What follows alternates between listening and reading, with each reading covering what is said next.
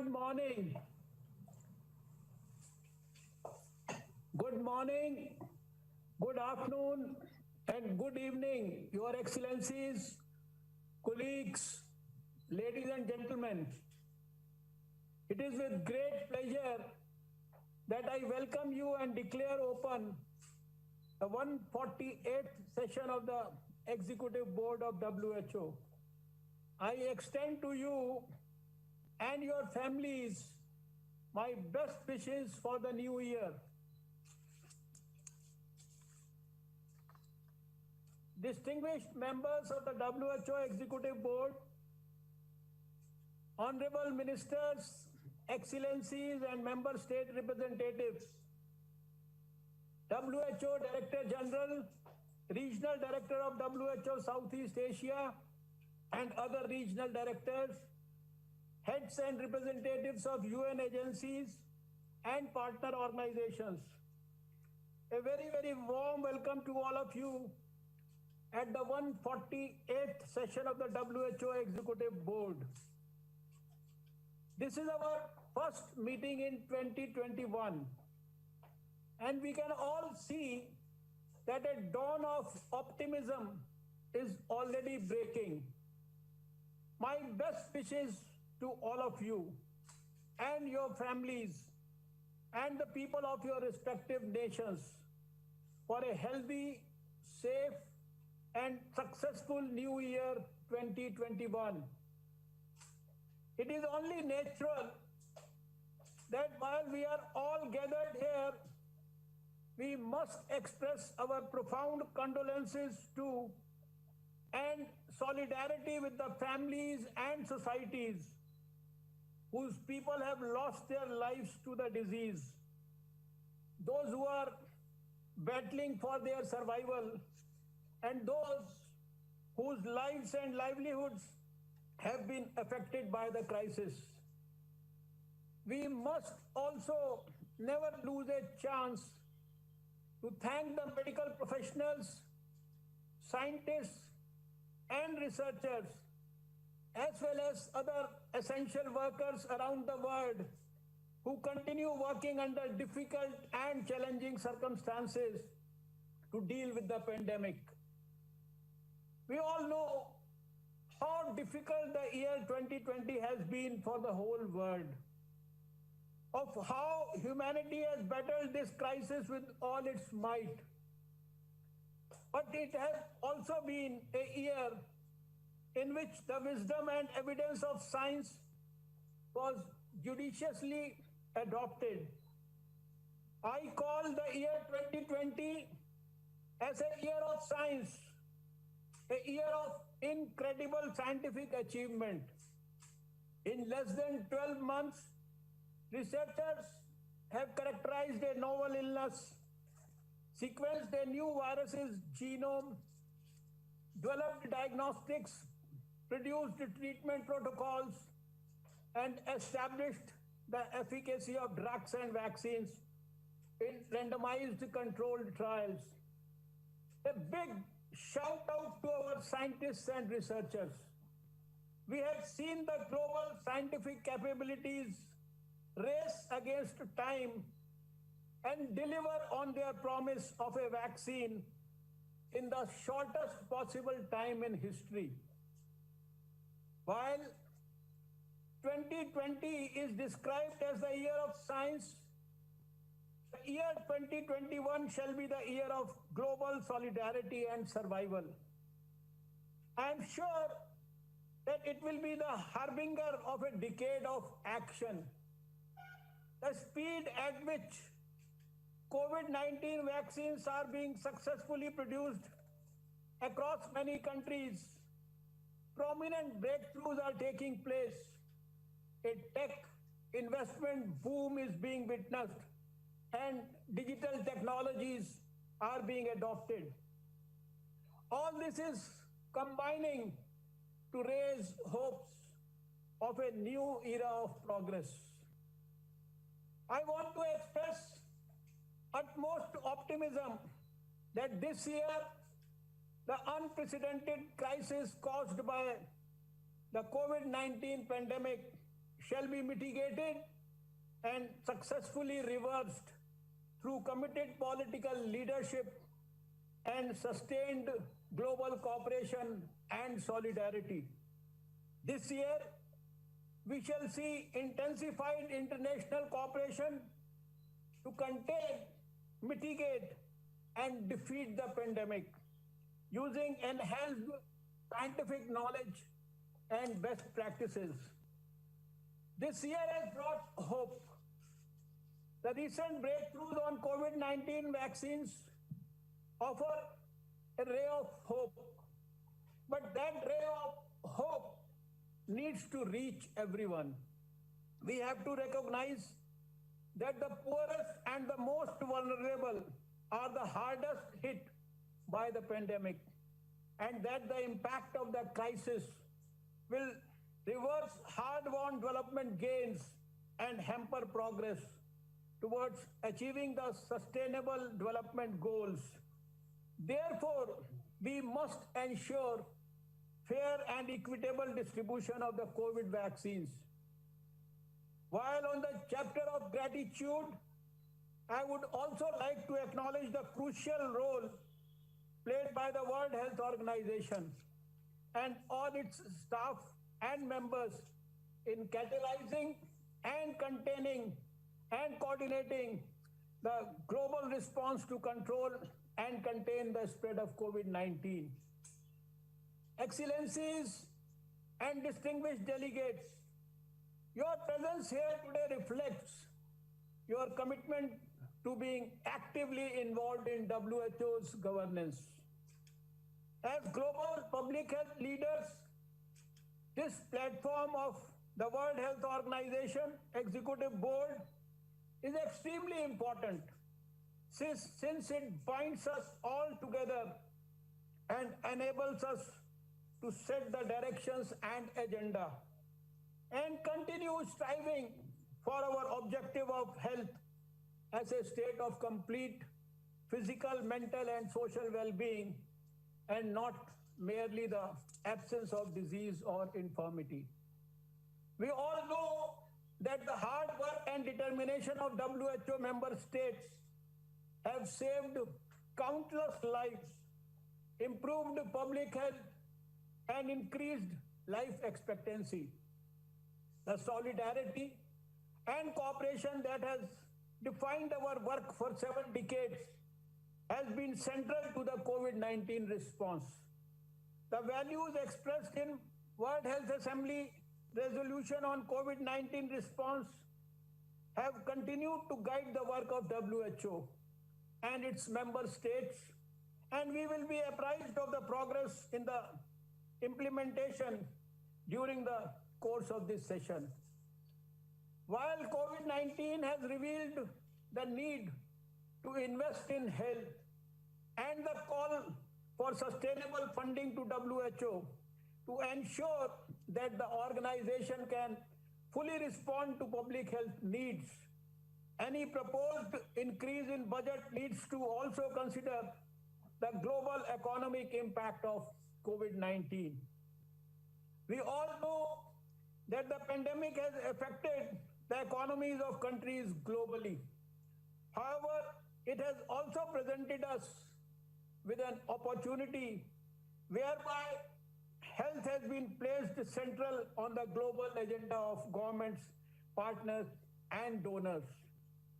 Excellencies, distinguished delegates, and partners, COVID-19 has provided a new lens through which to view how healthcare is delivered and what is possible to achieve. How can we seize this once-in-a-generation opportunity to realize our shortcomings and yet at the same time seize the opportunities? I have mentioned on earlier occasions also and would like to reiterate that as chairperson of the executive board, my focus is on equitable, affordable, and accessible healthcare for all, particularly to protect the health of those without wealth. You will agree with me that there is always a scope of improvement in what we have done. We improve ourselves by learning lessons from the past and by imagining the future. We need to see what worked best and what reforms we should make for a better tomorrow. We can find satisfaction in the fact that collectively we faced unprecedented challenges with resilience, even as we were grappling with uncertainties and the fact that essential healthcare services continued despite setbacks in the initial response period. However, we need to do much more going forward. While each country has its unique approach in dealing with public health based on the strengths of their existing health systems and national policies and programs, I am sure that together we will continue to bring about improvements aligned with our collective discussions. The response to this pandemic has been stressful and challenging, and we will continue to be asked to deliver our best in the ongoing response and beyond into the recovery phase.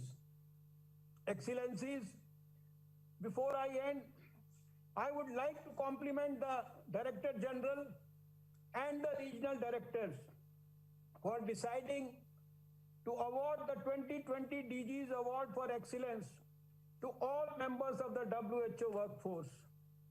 It is indeed a very thoughtful decision, and for the exceptional contributions made by all the WHO staff in supporting the pandemic response, a well-deserved achievement. My friends, the beginning of this year has been a very humbling experience. The last 20 days have been a victory for science and humanity. People have started getting vaccinated across many countries of the world, and that's overwhelming. Hopes are high, but there is still much to learn and many barriers to overcome. New cases of COVID-19 continue to be recorded. There is no room for complacency. Today, I call upon all of you to renew your commitment to help people and societies in special situations, especially the weakest and the most vulnerable, and recognize that many governments have offered their assistance and support to others in a spirit of solidarity and mutual support. Today, let us also pledge our commitment to the decade of action and delivery for sustainable development, and continue relentlessly to work to mobilize a coordinated global response to the pandemic. Today, all governments must rise to the challenge. Only then faster growth and higher living standards will be within their reach. The 2020s began with a cry of pain, but with the right policies, the decade could end with a roar. I once again thank all of you for reposing your faith and trust in me, and look forward to our discussions in this session. Many thanks for granting me the privilege of addressing all of you. Thank you.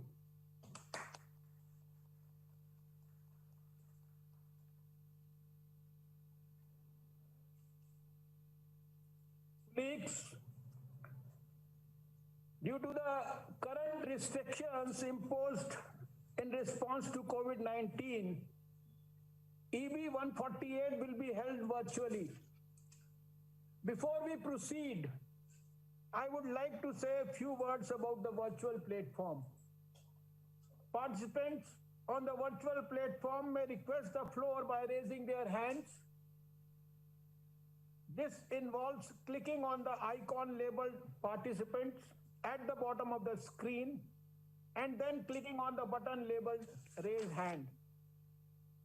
In terms of procedural motions, member states wishing to raise a point of order or exercise a right of reply should do so by sending a message to the following telephone number by SMS text or by WhatsApp: +4179 467 2870. I repeat, +4179 467 2870. The number is the same that member states used during other recent governing body meetings, and it may be used for points of order, requests for rights of reply, or other procedural motions only. It may not be used for any other matter. The telephone number can also be found in the practical guide for decision making and procedural issues on the virtual system contained in the document EB 148/info/5.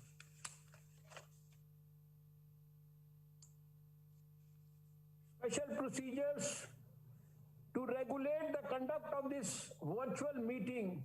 We shall now take up the draft decision contained in document EB 148/2 concerning the special procedures to regulate the conduct of this virtual session of the Executive Board.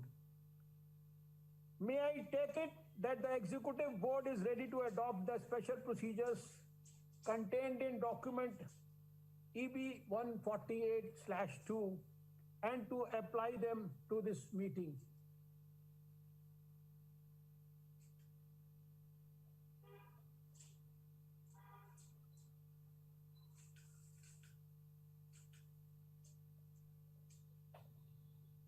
I see no objection.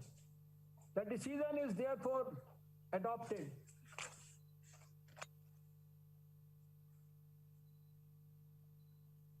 The special procedures set out, among other things, how delegations may address the meeting.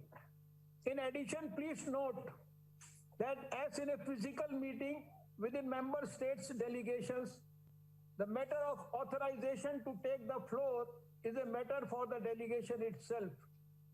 Accordingly, and in line with normal practice, if an alternate or an advisor who has been duly registered as part of the delegation presents themselves to speak or vote on behalf of a delegation, it will be assumed that they are authorized by the delegation to do so. In addition, I would like to make clear that I propose to accord the right of reply if sought at the end of each day. Delegates are kindly required to keep their interventions as brief as possible, and in the interest of time, it would be appreciated if the interventions could be limited to up to 3 minutes. May I take it that the board is content to proceed on this basis?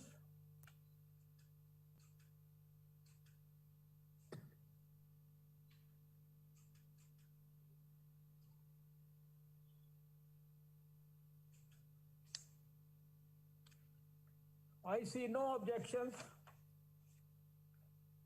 Let us now turn to the consideration of the agenda for this session of the board. In accordance with the provisions of the rules of procedure, the board has before it this season's provisional agenda contained in documents EB 148/1 and EB 148/1 annotated. In accordance with Rule 8 of the Rules of Procedure of the Executive Board, the officers of the board met with the Director General on 16th September 2020 to review the draft provisional agenda of the 148th session of the board that had been circulated to member states on 19th June 2020. Proposals received from member states by the deadline of 11th September 2020 were considered. Following the resumed 73rd meeting of the World Health Assembly, The officers of the board and the Director General met again on 27th November 2020 to review an updated version of the draft provisional agenda. You will find the details of the consultations and the recommendations on page 8 to 10 of the English version of the document EB 148/1 annotated. I now wish to draw your attention to item 17.5. This is amendments to the financial regulations and financial rules, if any. The Secretariat has informed me that there are no amendments to the financial regulations and financial rules. In view of this, I propose that this agenda item be deleted. May I take it that this proposal is acceptable?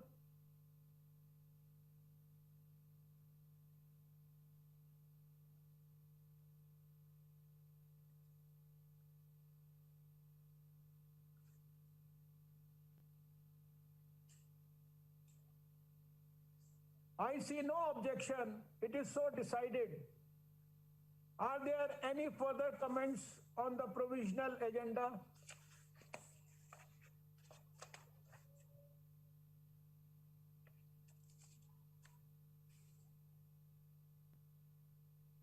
Thank you. The agenda is therefore adopted.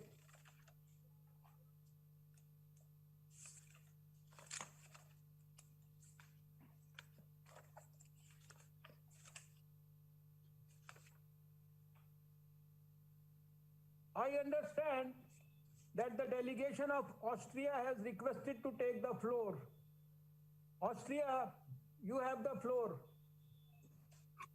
Thank you very much, Mr. President, Director General, members of the Executive Board, dear colleagues.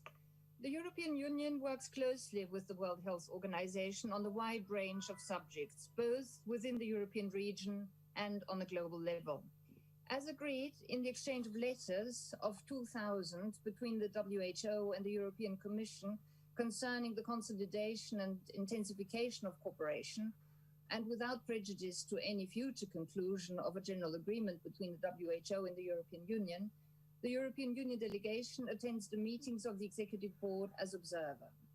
As in previous EB meetings, we ask the Executive Board to kindly agree that the European Union delegation is also invited to attend and participate without vote in the deliberations of the meetings of its committees and subcommittees, drafting groups, or other subdivisions thereof, addressing matters falling within Union competence in the sessions of the Executive Board.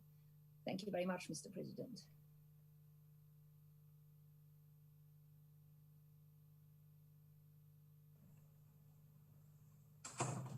Are there any objections to this proposal from Austria?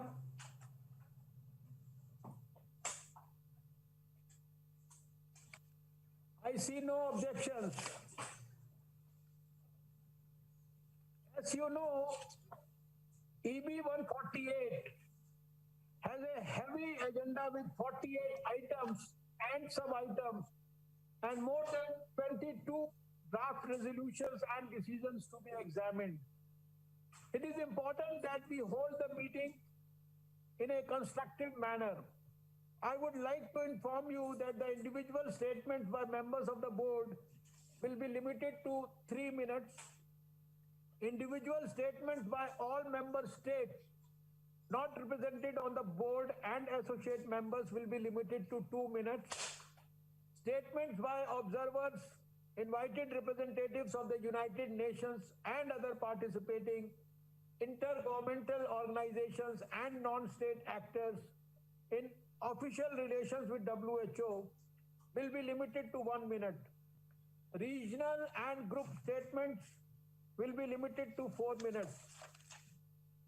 When we move to the agenda items considered last week by the PBAC, I propose to build on the good work of that committee by focusing on discussion on the PBAC report and its recommendations, rather than having another full discussion of each of the documents. May I take it that these proposals are acceptable?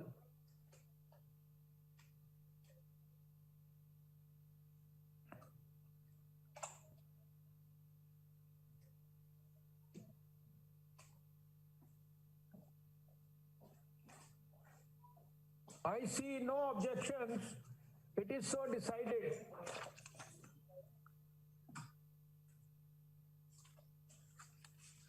Let us now review the preliminary daily timetable contained in document EB 148/DIV/2. After we complete our discussion of item 1, we will take up item 2, the report of the Director General, and the Director General will present his report. Then we will consider item 3, report of the regional committees to the Executive Board. Next, we will turn to pillar 2 and take up item 14, public health emergencies, preparedness and response. We will consider sub-item 14.1, COVID-19 response, and a technical update will be provided by the Secretariat.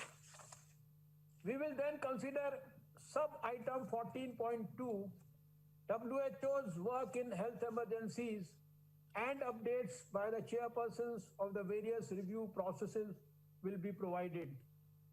When we turn to pillar 4 and take up agenda item 4, report of the Program, Budget and Administration Committee of the Executive Board, an update on the prevention of sexual harassment and abuse will be provided following our consideration of the report. In terms of items that will be taken up together, the provisional daily timetable proposes the following. Under pillar 1, item 10, substandard and falsified medical products, and item 11, standardization of medical devices nomenclature will be considered together. Under pillar 2, sub-items 15.1, poliomyelitis eradication, and 15.2, polio transition planning and post-polio certification will be considered together. Under pillar 4, I propose that sub-items 17.2, update on the financing and implementation of the program budget 2020-21, and 17.1, proposed program budget 2022-23 be taken together. Consideration of these sub-items will be followed by a separate discussion on sustainable financing. We will also take sub-items 17.3, scale of assessments 2022-23, and 17.4, status of collection of assessed contributions together. Similarly, under item 21, staffing matters, I propose that we take together the following sub-items. 21.1, statement by the representatives of the WHO staff associations. 21.2, report of the Ombudsman. 21.3, human resources update. 21.4, amendments to the staff regulations and staff rules. 21.5, report of the International Civil Service Commission. Do I take it that the board agrees with these proposals?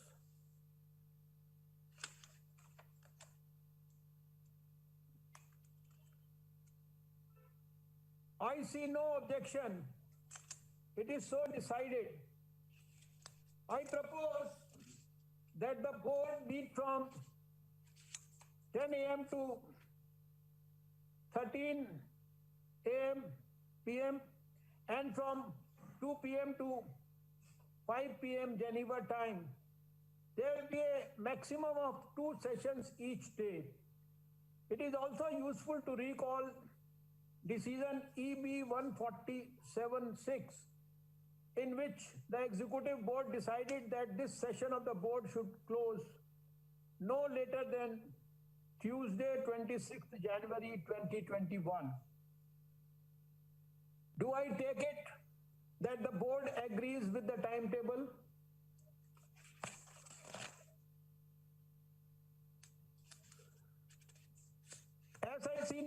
objection, it is so decided. When delivering statements, I would like to remind delegates to speak at a moderate speed that allows for its interpretation and ensures their message is conveyed clearly and accurately. Please send a copy of your written statements in advance to the email address interpret@who.int. This does not prevent you from making changes on delivery, but will facilitate clarity and accuracy in all languages. If you want your statement to be posted on the WHO website, or if you have a longer statement with information you would like to share additionally, you may send it to the email address statements@who.int. Please note that written statements will not be included in the summary record of the meeting. May I take it that these proposals are acceptable?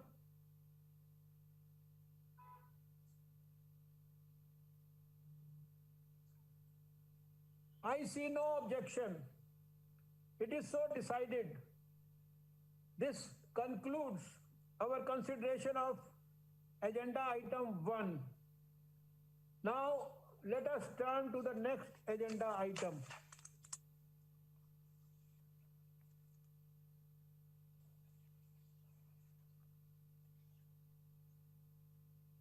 We shall now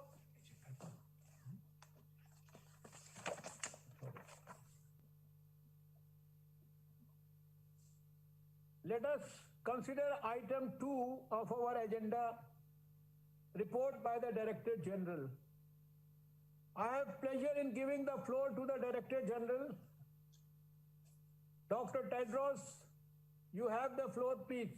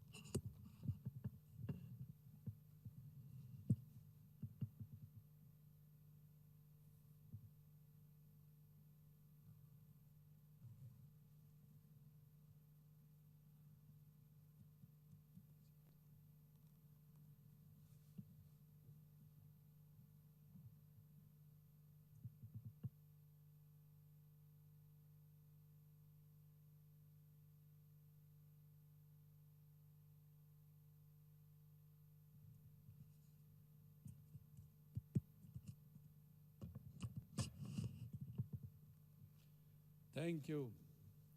Thank you, Your Excellency. Thank you for your leadership during these difficult times, Your Excellency Dr. Harsh Vardhan, Chair of the Executive Board, and Excellencies, dear colleagues and friends. Good morning, good afternoon, and good evening to you all, and a Happy New Year. 40 years ago, a new virus emerged and sparked a pandemic. Life-saving medicines were developed, but more than a decade passed before the world's poor got access to them. 12 years ago, a new virus emerged and sparked a pandemic. Life-saving vaccines were developed, but by the time the world's poor got access, the pandemic was over. 1 year ago, a new virus emerged and sparked a pandemic. Life-saving vaccines have been developed. What happens next is up to us. We have an opportunity to beat history, to write a different story, to avoid the mistakes of the HIV and H1N1 pandemics the development and approval of safe and effective vaccines less than a year after the emergence of a new virus is a stunning scientific achievement and a much needed source of hope. Vaccines are the shot in the arm we all need, literally and figuratively. The recent emergence of rapidly spreading variants makes the rapid and equitable rollout of vaccines all the more important.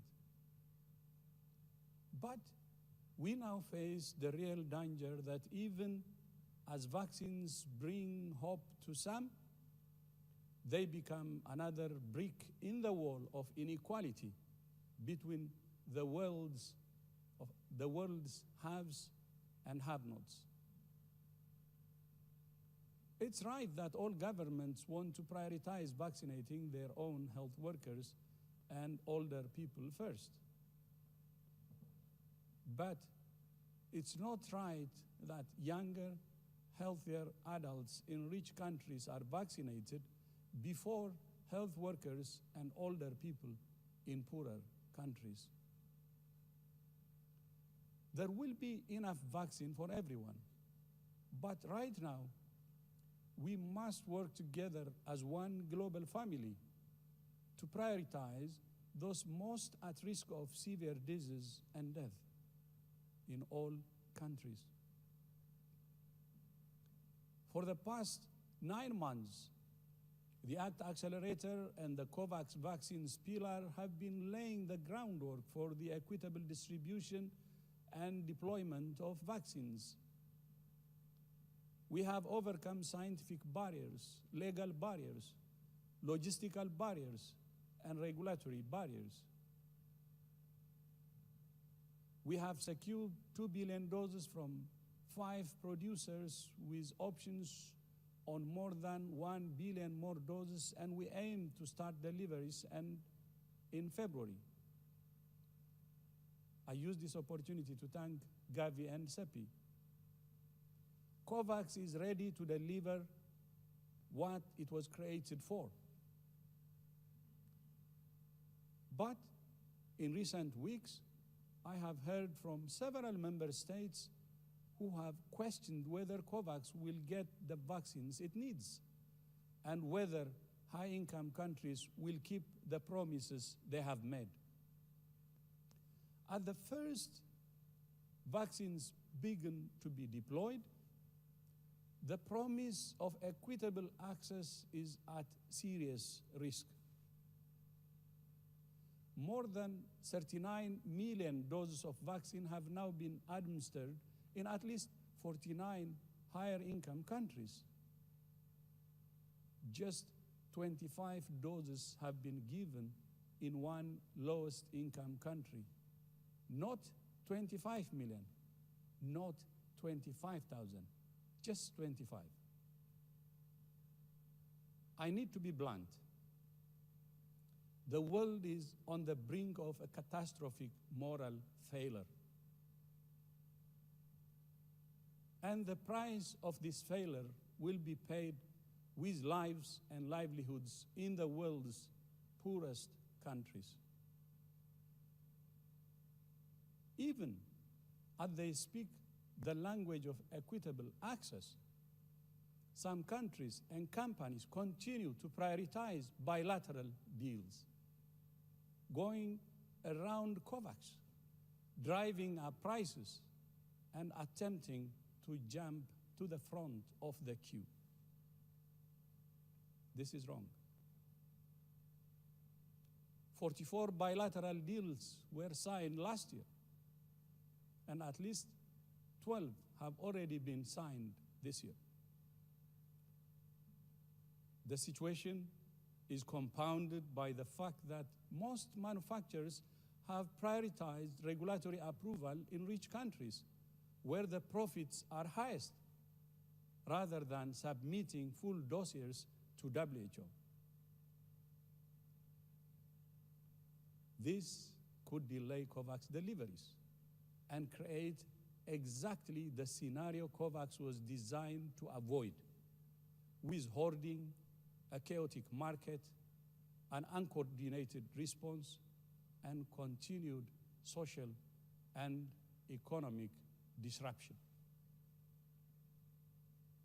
Not only does this me-first approach leave the world's poorest and most vulnerable people at risk, it's also self-defeating. Ultimately, these actions will only prolong the pandemic, prolong our pain. The restrictions needed to contain it, and human and economic suffering. Vaccine equity is not just a moral imperative. It is a strategic and economic imperative, and we know it. A recent study estimated that the economic benefits of equitable vaccine allocation for 10 high-income countries would be at least $153 billion in 2021, rising to $466 billion by 2025. That's more than 12 times the total cost of the ACT accelerator. It's not too late. I call on all countries to work together in solidarity to ensure that within the first 100 days of this year, vaccination of health workers and older people is underway in all countries. It's in the best interest of each and every nation on earth. Together, we must change the rules of the game in 3 ways. First, we call on countries with bilateral contracts and control of supply to be transparent on these contracts with COVAX, including on volumes, pricing, and delivery dates. We call on these countries to give much greater priority to COVAX's place in the queue and to share their own doses with COVAX, especially once they have vaccinated their own health workers and older populations, so that other countries can do the same. Second, we call on vaccine producers to provide WHO with full data for regulatory review in real time to accelerate approvals. We also call on producers to allow countries with bilateral contracts to share doses with COVAX and to prioritize supplying COVAX rather than new bilateral deals. And third, we call on all countries introducing vaccines to only use vaccines that meet rigorous international standards for safety, efficacy, and quality, and to accelerate readiness for deployment. The theme for World Health Day this year is health inequality. My challenge to all member states is to ensure that by the time World Health Day arrives on the 7th of April, COVID-19 vaccines are being administered in every country as a symbol of hope for overcoming both the pandemic and the inequalities that lie at the root of so many global health challenges. I hope this will be realized. Excellencies, dear colleagues and friends, the pandemic has lessons for all of us, for every member state, and for the Secretariat. All of us must have the humility to learn, to change, to innovate, and to grow.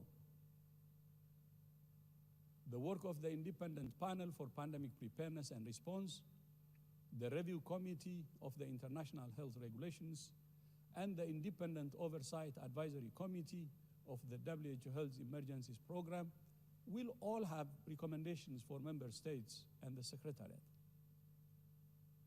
But several lessons are already staring us in the face. First, preparedness and response. COVID-19 surprised even some of the world's richest and most powerful nations.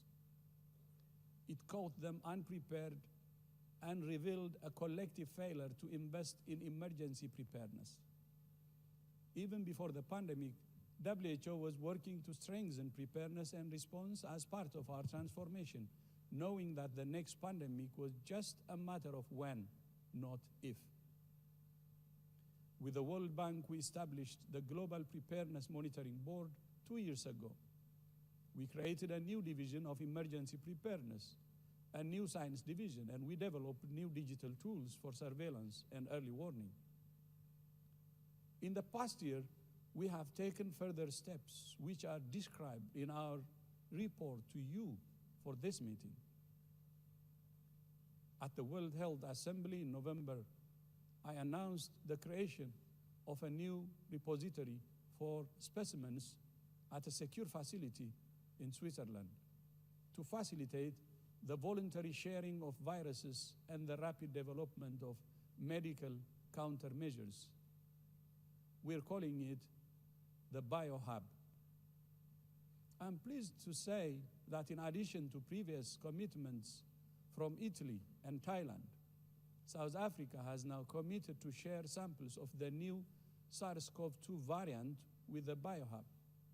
We encourage all member states to share data and samples of the new variants in a timely way.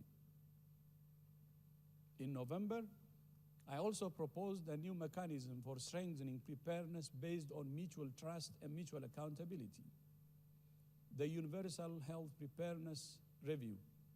And I thank Benin and the Central African Republic for proposing the idea on behalf of the Africa Group.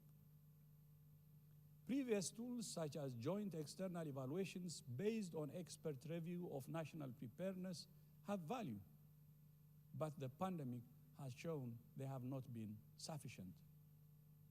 The Universal Health and Preparedness Review is based on a voluntary mechanism of peer-to-peer review led by member states to promote greater, more effective international cooperation by bringing nations and stakeholders together in a spirit of solidarity.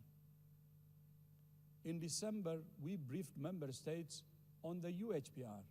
We have begun discussions to develop the tool, and in the coming weeks, we plan to begin a pilot phase with the first group of countries that have volunteered. We encourage all countries to engage actively and to help us build this initiative together.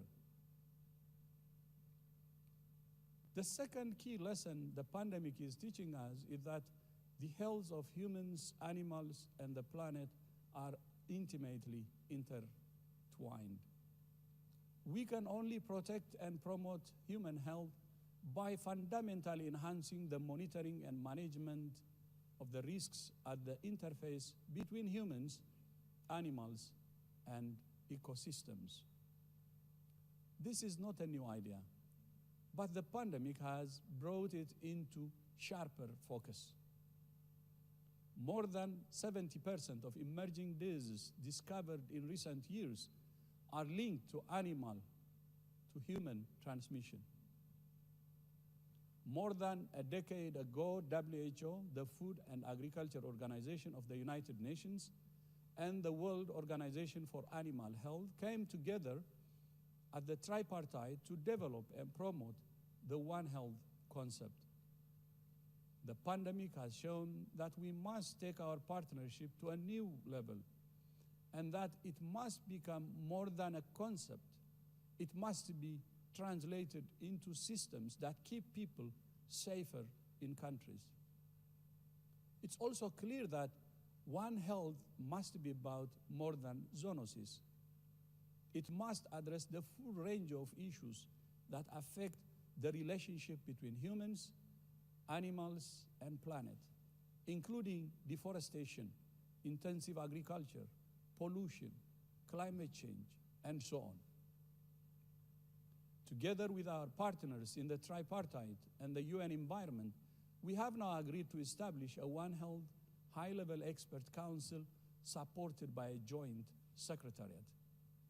The council will analyze scientific evidence and policy responses in countries and advise the 4 agencies on actions to take and recommendations to develop. Its first priority will be to examine and advise on immediate priorities for the prevention, prediction, detection, monitoring, and response to emerging zoonoses with epidemic and pandemic potential. We expect the first meeting of the Council by the World Health Assembly in May, and we will keep you updated as the Council and its agenda takes shape. At the same time, we must translate this high-level work into concrete systems at the most local level possible to pick up signals of new outbreaks and contain them at source where possible. At last year's assembly, member states also requested the Secretariat to work with our partners to identify the zoonotic source of the virus. As you know, 14 members of the international mission studying the origin of the virus have now arrived in China. Another 3 are working with the team remotely. No one should be in any doubt that this is a scientific exercise. The objective is to understand how and when this new coronavirus emerged, so that we can all take steps to prevent the emergence of other zoonotic pathogens in future. The third major lesson the pandemic is teaching us is that the world needs a strong WHO. Again, this is not a new realization. Those of us who have been working in global health for any length of time know the strengths and weaknesses of WHO. Strengthening WHO is the focus of the transformation journey that we have been on together for the past 3.5 years. I provided an update on transformation in my remarks at the Assembly in November. I also refer you to the detailed progress report we published in December, and we look forward to your further feedback this week on the paper on transforming for enhanced country impact. We appreciate the broad support for transformation expressed by member states to date. And we welcome the comments made by the chair of the Independent Expert Oversight Advisory Committee during PBAC last week that transformation is delivering results. But we have also heard your call for more focus on transformational impact in countries.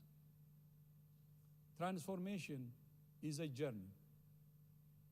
We have already come a long way, and we still have further to travel.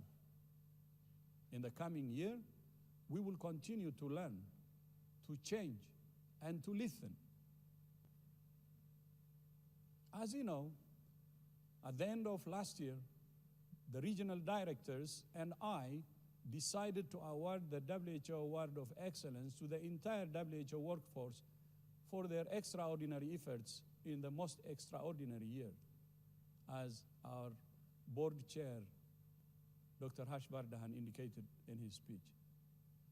And in recognition of 2021, at the International Year of Health and Care Workers, we have also decided to make 2021 the year of the workforce, to focus on making WHO an organization that attracts the best people, gives them the best environment, inclusive, diverse, and enables and empowers them to do and be their best. Member states have themselves identified that one of the biggest barriers to WHO being the best it can be is sustainable and predictable financing. We know member states are serious about strengthening WHO, so they must be serious about sustaining sustainable financing. and about addressing the gulf between what is expected of us and the sources we have to do it. I would like to thank France and Germany for taking the lead on this issue. As you know, the Secretariat has made significant efforts to address this issue through the first WHO investment case, a new resource mobilization strategy, the first Partners Forum, and most recently through the formation of the WHO Foundation as part of the transformation which we started in 2017. The WHO Foundation is an independent legal entity that aims to generate $1 billion in the next 3 years from sources that WHO has not accessed before. Between 70 and 80% of those funds will be for WHO, and the remainder will be for other public health organizations focused on civil societies. The foundation has a strong board led by Dr. Thomas Zeltner, with representation from all regions, and its first chief executive officer, Anil Soni, began his work at the beginning of this year. We anticipate that the foundation will help to diversify WHO's donor base and will be a source of further flexible funding. Some of the strategic solutions that we proposed during the diagnosis when we started the transformation.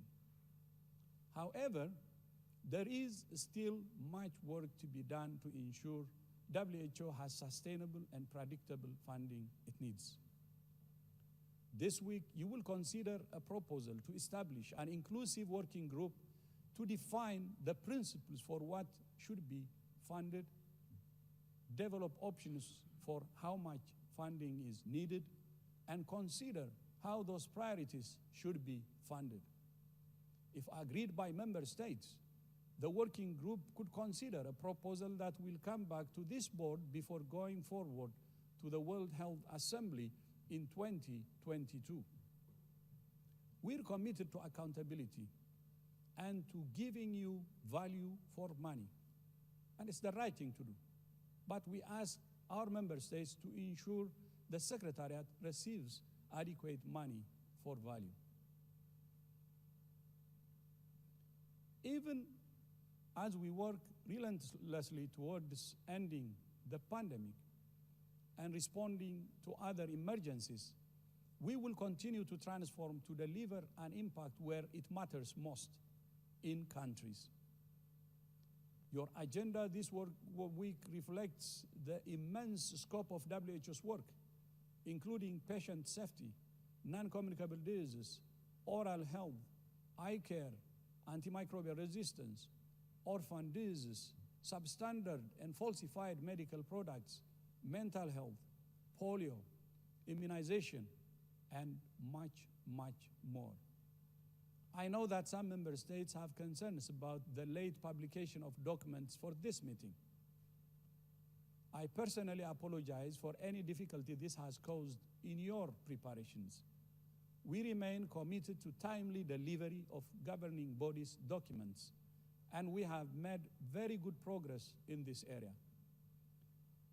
We seek your understanding given the exceptional circumstances under which our staff have been working, and the very tight turnaround between the resumed World Health Assembly in November and this session of the Executive Board. We look forward to a constructive discussion this week as we work together to address the myriad other health challenges the world's people face every single day. By the end of this year, we expect to deliver up to 90% of the work we committed to at the beginning of the biennium. To respond to the disruption to essential health services in many member states, WHO is implementing a boost initiative to assign staff virtually from headquarters to work with regional and country offices in line with country needs. Full alignment of the 3 levels of WHO. In the first phase, staff have been assigned to 20 countries for system and community strengthening, financing, diagnostics, therapeutics, surveillance, and more. We will continue to support countries to progress towards universal health coverage through intensified technical assistance for primary health care and to maintain essential health services, including for immunization and sexual, reproductive, maternal, newborn, child, and adolescent health. We will support member states to protect and expand fragile gains against HIV, TB, malaria, hepatitis, sexually transmitted infections, and neglected tropical diseases.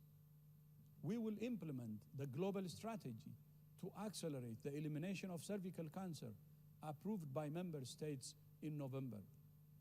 We will intensify our support for countries to progressively cover 1 billion additional people living with NCDs and mental health conditions by 2023 with essential health services and medicines. Despite setbacks last year, we remain totally committed to the twin priorities of polio eradication and polio transition, and to using polio infrastructure for the rollout of COVID-19 vaccines. At the request of member states, we're developing new strategic policy directions for nursing and midwifery. In light of the significant toll that COVID-19 has taken on older people, and to increase the quality of care they receive, we're studying the organization and financing of long-term care systems. We will continue strengthening country capacity to implement national action plans for antimicrobial resistance while strengthening surveillance of AMR and antimicrobial consumption. In response to increasing requests from member states, we will work to strengthen local production of and access to quality, safe, effective, and affordable medicines and other health products. Following approval of the global strategy on digital health, we're developing tools to support member states to implement national digital health strategies, including a digital vaccination certificate. We will work with countries to implement the policy prescriptions recommended in the Manifesto for a Healthy and Green Recovery. In June, we will host a virtual health summit for small island developing states, focusing on resilient health systems that can respond to the twin threats of non-communicable diseases and climate change. We will support national health data system strengthening through the SCORE technical package. We will continue to hold ourselves accountable through delivery stocktakes to track progress towards the 3 billion targets. We will strengthen the development of normative guidance to ensure it's timely, relevant, based on the latest evidence, and easy to access. We will strengthen capacity for high-quality ethical research in all countries and ensure accelerated scaling of innovations and health products to meet public health needs. And we will continue to strengthen collaboration with our multilateral partners through the Global Action Plan on Health and Well-being for All to reinforce vaccine equity, drive recovery, and support member states to get back on track for the Sustainable Development Goals. At the same time, we're also looking ahead to the next biennium, which is supported by the draft program budget for 2022 and 2023 that you will be considering this week. The draft budget reflects the need to forge ahead with the work we have to do, implementing the lessons we have already learned from the pandemic, even while we wait for the recommendations of various review processes. We have therefore developed a flexible program budget built around 4 key strategic themes. First, the urgent need to accelerate progress towards the 3 billion targets and the Sustainable Development Goals, including appropriate resourcing of country offices. Second, the need to strengthen health emergency preparedness and response at all levels. Third, the need to build resilience through stronger primary health care as a foundation of both health security and universal health coverage. And fourth, the need to advance WHO's leadership in science and data. The budget document explains each of these themes in more detail. It also proposes extending the deadline for the triple billion targets by 2 years to 2025. Extending the deadline will allow us to identify the specific areas in which countries are lagging behind and potential solutions to accelerate progress. Excellencies, dear colleagues and friends, 1 year into the greatest crisis of our time, there is no question that we still face unprecedented danger. But we also have an unprecedented opportunity to make health the heartbeat of development and the foundation of a more secure and more equitable world. In the past year, we have lost more than 2 million of our sisters and brothers to this pandemic, including many health workers who gave their lives in the service of others.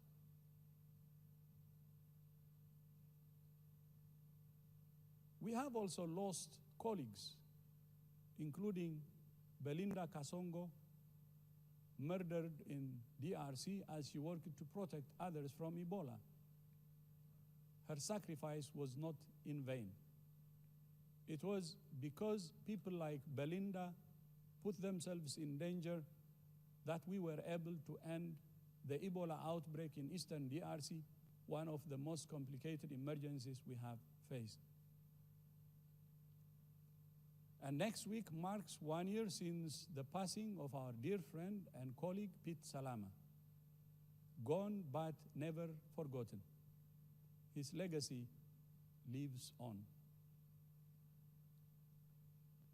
We owe it to all of them to ensure that whatever challenges we face, we overcome them. Whatever lessons the pandemic is teaching us, we learn them. And whatever opportunities we have to build a healthier, safer, fairer world, we take them. I thank you.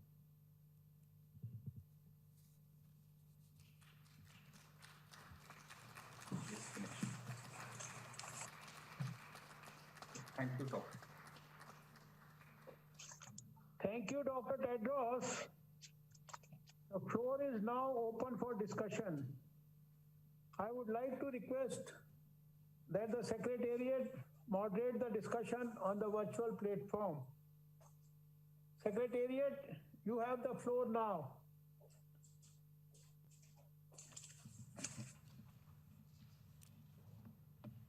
Thank you, Your Excellency, Mr. Chair. May we kindly remind those wishing to make an intervention to please raise their hand in the Zoom platform. I should now like to call upon the distinguished delegate of Burkina Faso to be followed by Austria and Finland. Thank you. Burkina Faso, you have the floor.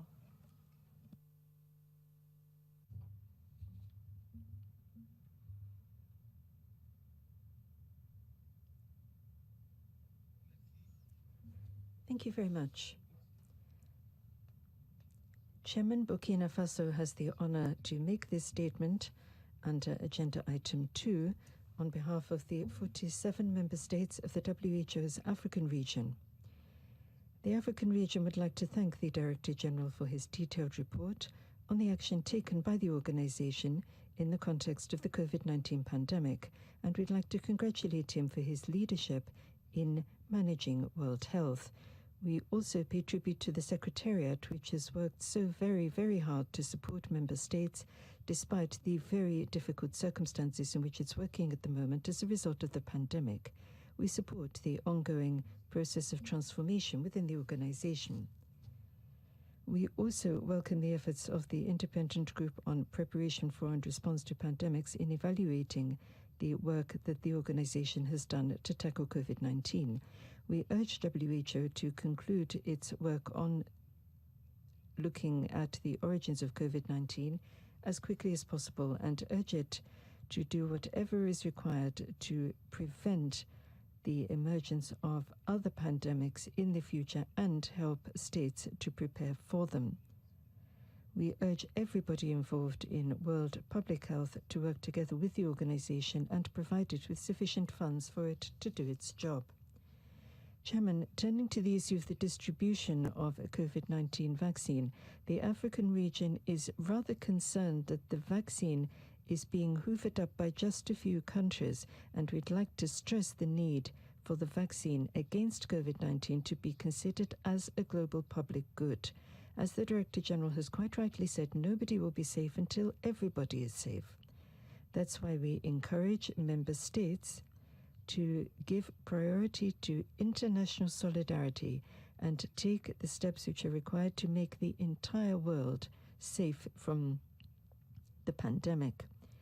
The member states of the African region would like to underscore the urgent need for equitable vaccine distribution to all countries, whatever their level of development.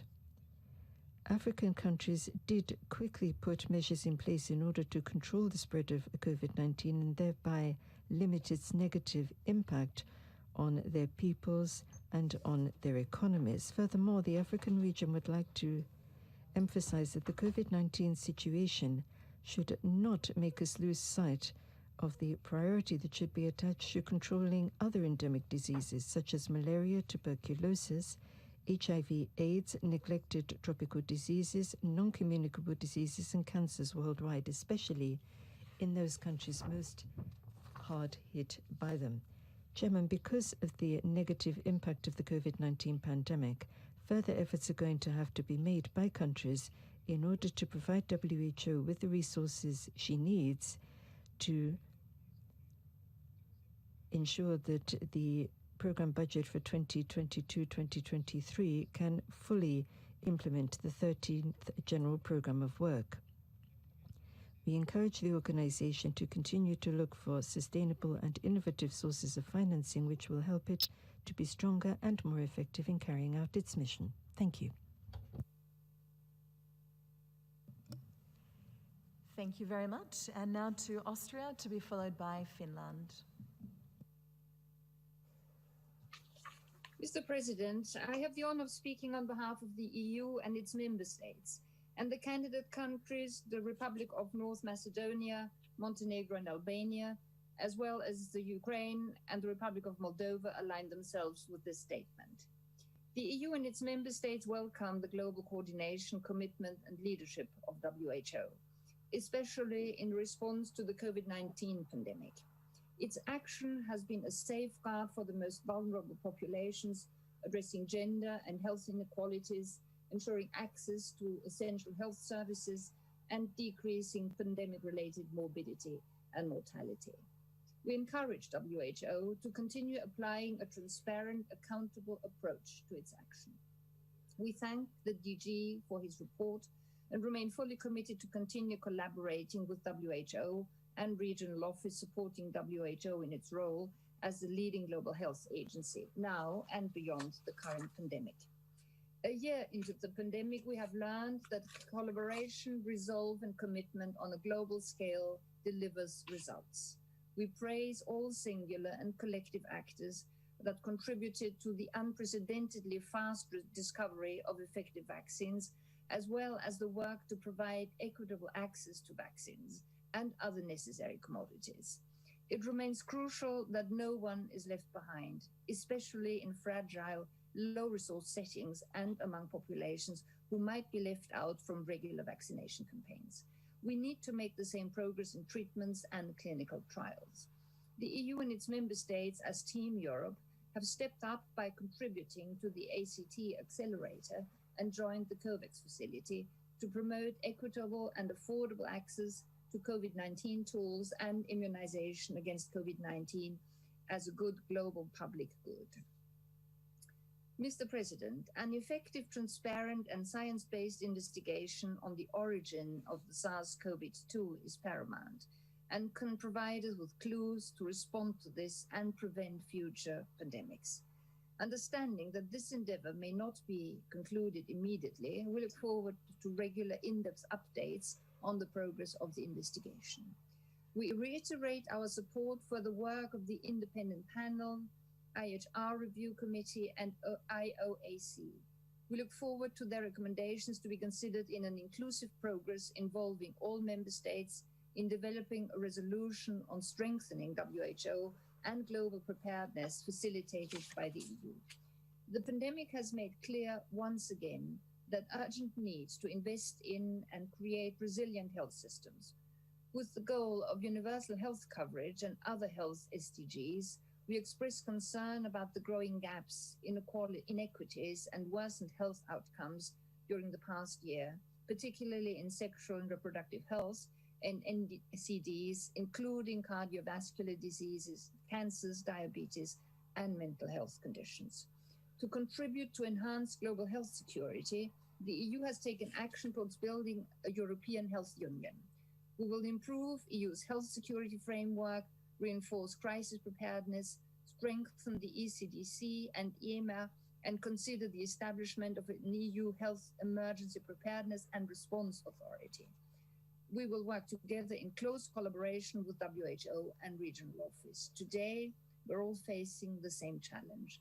The EU and its member states will continue to be a driving force for multilateralism in addressing them and learn our lesson to be better prepared.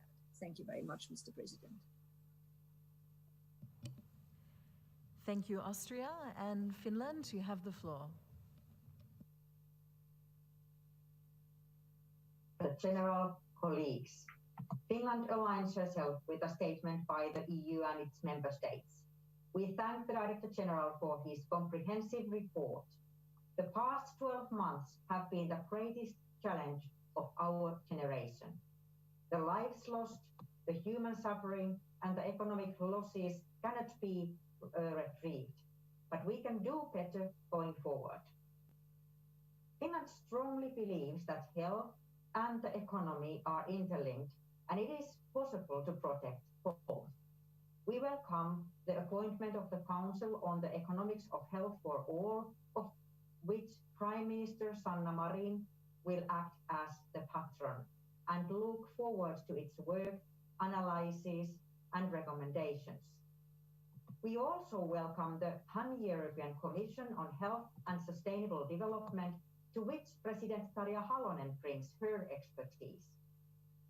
Scientific, strategic, political, and moral leadership have never been so critical in guiding the global community and individual countries through this crisis.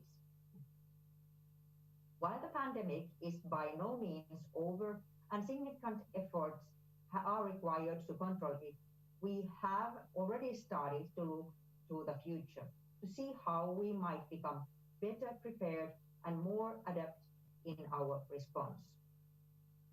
Considering the lessons learned is a must. At the same time, we should not fall into the trap of predicting the future based on the latest experience. We can never know what the next crisis may be. We must be prepared for anything. The good news is that by taking an all-hazards approach and working together across different sectors and at all levels, including through multilateralism, we can take precautions for any eventualities. To strike the right balance between health and the economy in a sustainable manner, we must start investing more in preparedness at country level and globally. By building back better and by supporting people's health and well-being, we can mitigate the long-term impact of the pandemic and help restore progress on the Sustainable Development Goals. Thank you.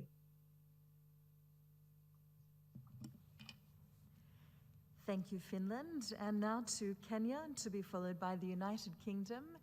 Thank you. Well, it's not allowing. Thank you, Chairperson.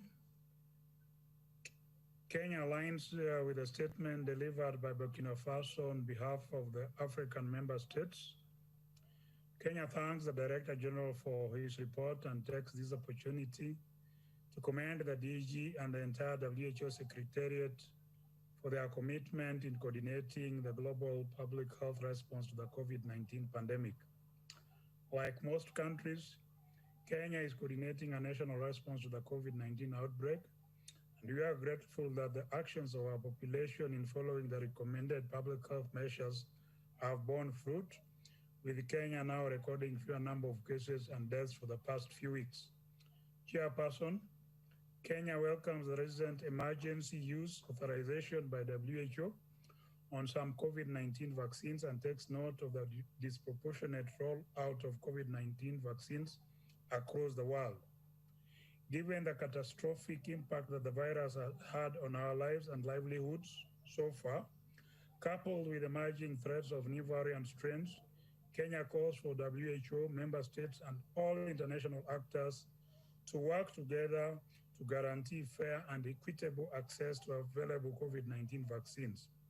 We regret to note that history is repeating itself yet again and calls for global solidarity, going silent over vaccine delivery and distribution to low and middle income countries. As a member of the COVAX Facility Advanced Market Commitment, Kenya continues to support calls for vaccine manufacturers to swiftly facilitate the transfer of the required technology and know-how to other manufacturers so as to end the acute phase of the pandemic. Through the relevant UN organs, we also support initiatives aimed at easing intellectual property rights, which pose barriers to access to affordable medicines and vaccines for vulnerable people around the world. In conclusion, Chairperson, Kenya welcomes the preparation of the WHO program budget and takes note of the proposed 4 key strategic themes. We request the Secretariat to maintain the GPW13 focus on equity and progress towards universal health coverage as we accommodate the emerging priorities brought on by the COVID-19 pandemic. We stand ready to support the process and request the Director General to ensure that the needs of the most vulnerable are factored into the next budget. I thank you. Thank you very much, Kenya. And now to the United Kingdom, to be followed by Romania.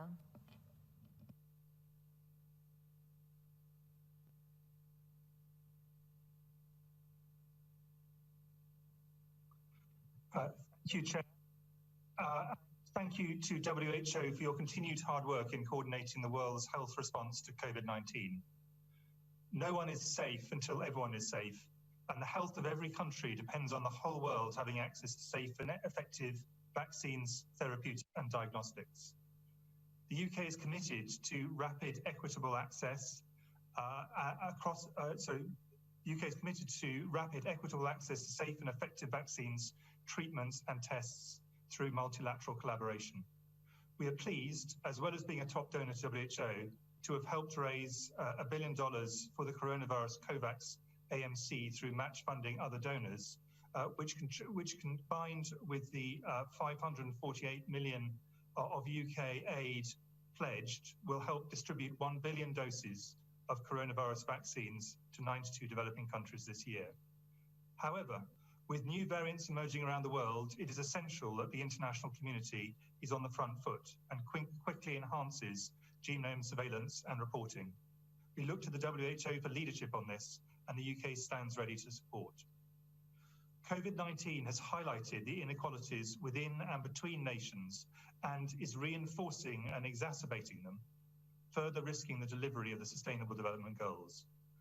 Continued collaborative effort will be required to tackle these inequalities, strengthening health systems and halting the backward slides in progress made against global health outcomes in recent years. It is important that the 148th Executive Board has met not just to discuss and make decisions on issues directly related to COVID-19, but also on a range of other important health topics, including AMR, patient safety, HIV, NCDs, and disability. Yesterday, our Prime Minister officially launched the UK G7 presidency, We are pleased that this will include a health track. This will continue a focus on the response to the challenges of the ongoing health crisis, whilst looking ahead to how we can do better for the future. And the UK will continue to look at how we can globally build back better as we host COP26 in the autumn. Climate change continues to be an important global health issue. The public health motives for action are based on strong and compelling science, and health systems are key to mitigating the health impacts of climate change, whilst they themselves are vulnerable to its impacts. It has been a challenging 12 months for us all, but I'd like to finish by expressing our profound gratitude to health and social care workers and scientists around the world who have been working tirelessly to save as many lives as possible. Thank you.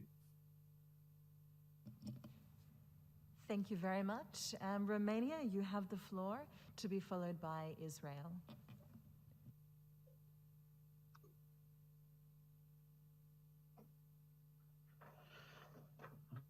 Thank you very much, Mr. President, Director General, Excellencies. Romania fully aligns itself with the UN and its member state statement. We'd like to thank the General Director for the comprehensive report presented. Romania highly appreciates the continuous efforts of the World Health Organization as the leader of the international public health architecture and believes that the UN system must be central to our global action. The COVID-19 pandemic has shown once again that global challenges require common action, solidarity, and cooperation. Romania values the essential role of WHO in the fight against COVID-19, supporting member states in the implementation of their health policies, strengthening effective health system, mobilizing the international community for the development of the new diagnostics, therapeutics, vaccine, but also putting in place the instruments for equitable access to them. Our debates take place almost 1 year after the outbreak of this pandemic. The current global situation remains dire as many healthcare systems are overstretched and need to find adequate answers. There are reasons for hope given by recent evolution in the vaccine development, production and distribution, and by the beginning of the immunization campaigns. Ensuring equitable access to COVID-19 vaccine is essential, and WHO role is crucial to avoid discrimination between countries and people. We have all faced new, complex and difficult situations in the past year due to the pandemic, and also to the need to continue ensuring the necessary health services for our pandemic and for our population. It is of utmost importance to use in a most efficient and pragmatic way the experience we have accumulated and the lesson provided in order to consolidate and to adapt our health system for future pandemics or other public health global emergencies. This has to take place in an articulated manner at national, regional, and international level, with WHO having an active participation to this process. We need to continue our debate on different proposals of strengthening the WHO pandemic preparedness advanced by the member states.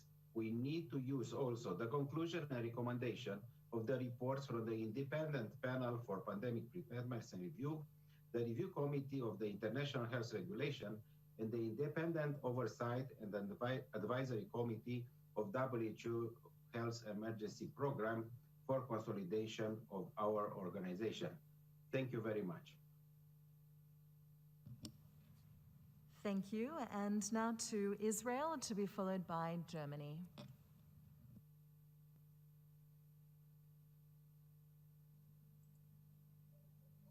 Thank you, Chair.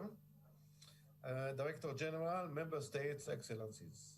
1 year ago, the world as we know it changed forever. Now more than ever in the history of public health, coordination, cooperation, and collaboration have been vital in minimizing the damage to health systems, economies, and of course the individuals affected by this outbreak. First, we must stop and acknowledge all the frontline workers, from EMTs, paramedics, pharmacists, nurses, and doctors, to cleaners, orderlies, caregivers, social workers, drivers, IT and security personnel, and everyone else whose work has been an integral in dealing with this pandemic. During the last year, the State of Israel has been grateful and proud of the work we have done with the WHO in dealing with the COVID-19 pandemic.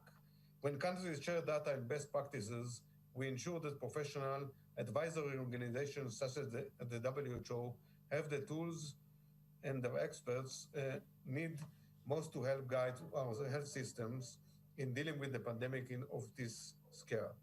The WHO's publishing of hundreds of COVID-19 related guidance materials have been invaluable to Israel and our partners in managing our pandemic response, and the transparent, evidence-based information has been especially important. Going forward, it is important to ensure that we continue to strengthen the systems set up during this pandemic, including early detection, verification, and warning of novel virus strains, and data sharing and reporting mechanisms. The WHO serves as the nucleus of World Health, and the organization must be able to disseminate accurate information worldwide as soon as data is available to ensure maximum efficiency in dealing with any health crisis in the future. We must also remember, while thanks to the efforts of biologists, chemists, genetics, pharmacologists, and doctors worldwide have given us hope that the pandemic must soon be behind us. Even in Israel, where we have vaccinated over 2 million residents, we must not allow pandemic fatigue to negatively impact our decision-making. We are actively sharing the knowledge we gain from this process with WHO and other countries. The WHO has also been integral in ensuring that not only do we not fall into pandemic fatigue, but that we also don't become too pandemic focused. And we must continue working to ensure that all essential health services are supported even during these tiring times. Lastly, as countries prepare to vaccinating their population, we will again be fighting against misinformation and uncertainty. The WHO will play an important role in advising all countries on managing potential anti-vax movements with positive messages and transparent data-based information campaigns. The end is in sight, and we must continue our important cooperation to get there. Thank you. Thank you, Israel. And now to Germany, to be followed by Austria.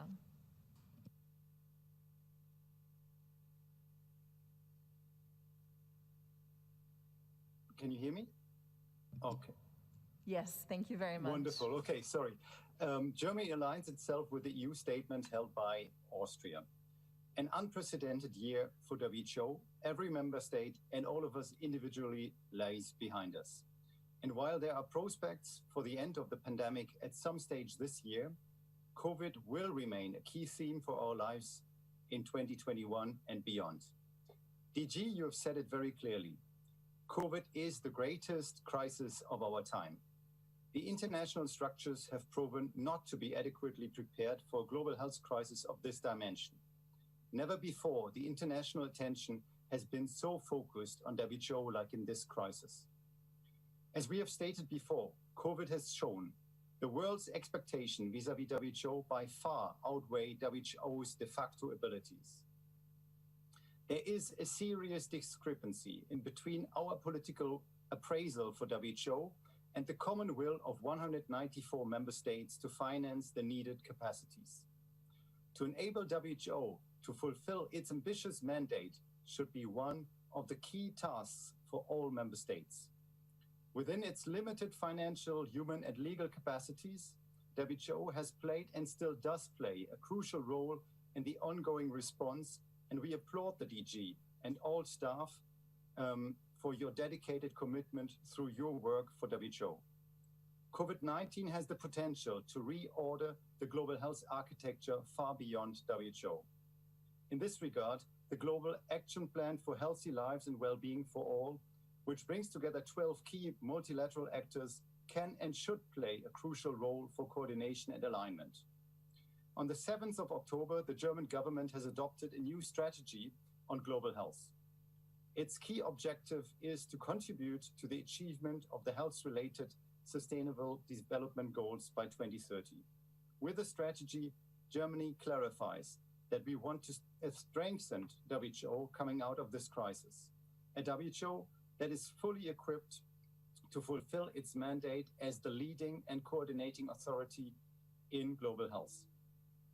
Given the lessons learned process, the year 2021 will be decisive and a unique opportunity to align WHO's financing governance, and mandate in order to ensure its leading role in global health. Germany is fully committed to bold reforms. Only a truly enabled and strengthened WHO can serve as the needed safeguard for global health and health security for all in the future. I thank you.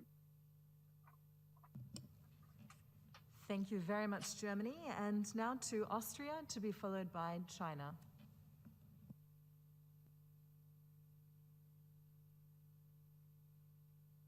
Thank you, Honorable Chair, Director General, members of the Executive Board. Austria aligns itself with a statement made by the European Union and member states, and not to be confused, this is our national statement as a member of the Executive Board, not on behalf of the European Union. Austria thanks the Director General for his report and constant personal engagement in this challenging period of the COVID-19 pandemic. Austria reassures you of its continuous engagement in the multilateral system of securing global health. We appreciate all the valuable work on coordination and information provided by WHO and its tireless staff during the pandemic, while we reaffirm the need for a flexible and prompt handling within the governance structure, in particular in crisis times. And you know also my criticism that the Executive Board as a governing body is not playing its role as it should, and I'm looking forward to have our retreat convened as soon as we can meet again face to face. Dear Dr. Tedros, regarding COVAX facility, I want to direct some questions directly to the management of Gavi COVAX. We are here the Executive Board, the governing body, so I think we need some answers directly from there, because it's not directly you, Director General, who is doing this crucial work. The basic principles of COVAX are a fantastic idea, no questions. Equal access to vaccines are crucial. But I see substantial shortcomings of COVAX to deliver, and it's on its heroic goals. COVAX is slow, has not closed the crucial numbers of contracts, and therefore substantial numbers of vaccines being timely delivered to the member states. So there are questions to be answered. What did the management of Gavi COVAX do to create a transparent and inclusive work process towards reaching its goals? What do I mean? I'm personally the co-chair of the steering board of the procurement group of the 27 EU member states and the European Commission. Since early June, we have been meeting each and every week at least once, if not 3 times, making strategic decisions, putting together a broad portfolio of vaccines. Our joint negotiation team is practically meeting daily. So transparency and inclusiveness is a key for success on delivering our vaccine plans and the procurement processes behind it. I want to state clearly, we did do our homework within the European Union to secure the needs for our 450 million US citizens to have access to this urgently needed vaccines. We were in the European Union skeptical that Gavi COVAX had the means and the capabilities to fulfill its task to negotiate the necessary contracts and to secure the needs of our citizens. More, the proposals that Gavi negotiated side by side with the European Union, with the producers, was rejected by the management of Gavi COVAX. So I would like to express the clear statement that the European Union and its member states are exercising its global solidarity, and we are the single largest donor when it comes to supporting Gavi COVAX facility. Another crucial question: why and on which grounds did the management of Gavi COVAX decide earlier last year not to include the mRNA vaccines in the portfolio of COVAX? This was a major mistake, taking into account that the mRNAs are the early ones on the market and the golden standards now when it comes to COVID vaccines. What are the detailed delivery plans of Gavi COVAX management? So what numbers of vaccines can member states expect to be delivered? I don't see any clarity on this matter. Dr. Tedros, I personally know about your efforts to secure access to vaccines to all member states around the world. And you are fighting a heroic fight in this question. So I'm not directing my criticisms to the person. With respect, we would have to state clearly that Gavi COVAX has to do a better job. The glass of delivering is not even half full. Thank you very much, Chair. Thank you very much, Austria. And now to China.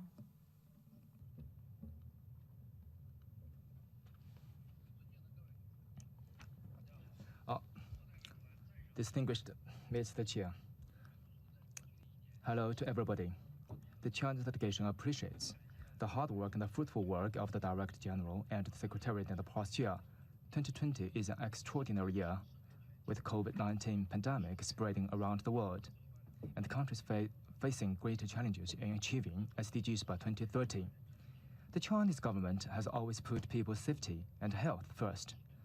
President Xi Jinping personally commanded and deployed the COVID-19 prevention and control, and this is still, China is still doing so in a constant manner. We are now in winter, and China is facing greater pressure of prevention and control. While doing our own prevention and control, we are, as always, supporting the DG and the Secretariat in implementing the COVID-related resolution of WHA 73. After consultation, the WHO International Expert Group on Virus Origin Investigation arrived in Wuhan on January 14th. They are following the quarantine regulations and epidemic prevention requirements, showing a high degree of professionalism and dedication. They have had several video exchanges with the Chinese working group, and the two sides will further jointly carry out scientific cooperation in investigating the origin of virus. China supports and has joined the COVAX facility.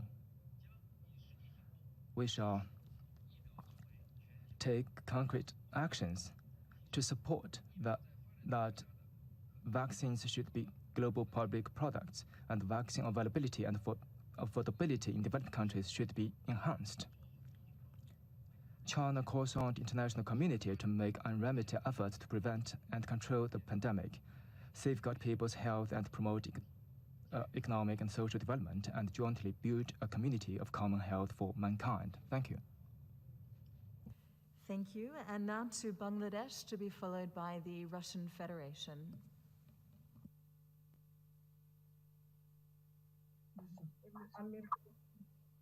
Yeah.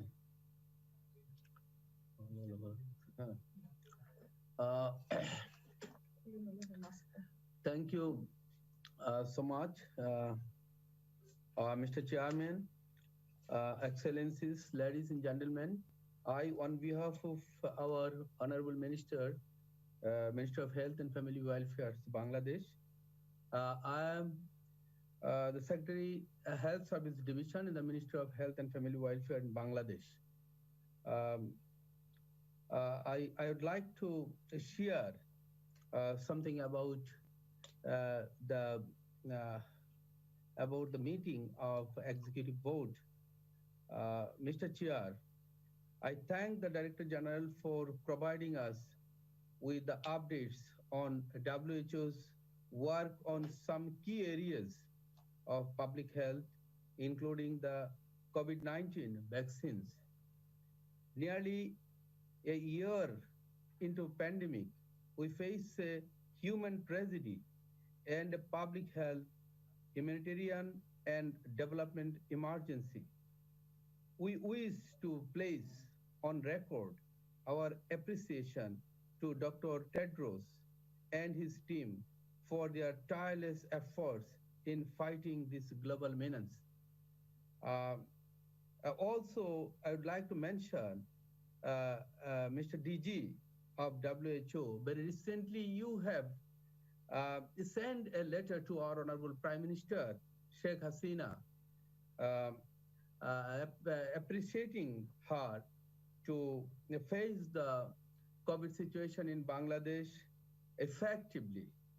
And as a resilient country, Bangladesh, in facing a COVID situation rightly and with a very important, having a very important steps.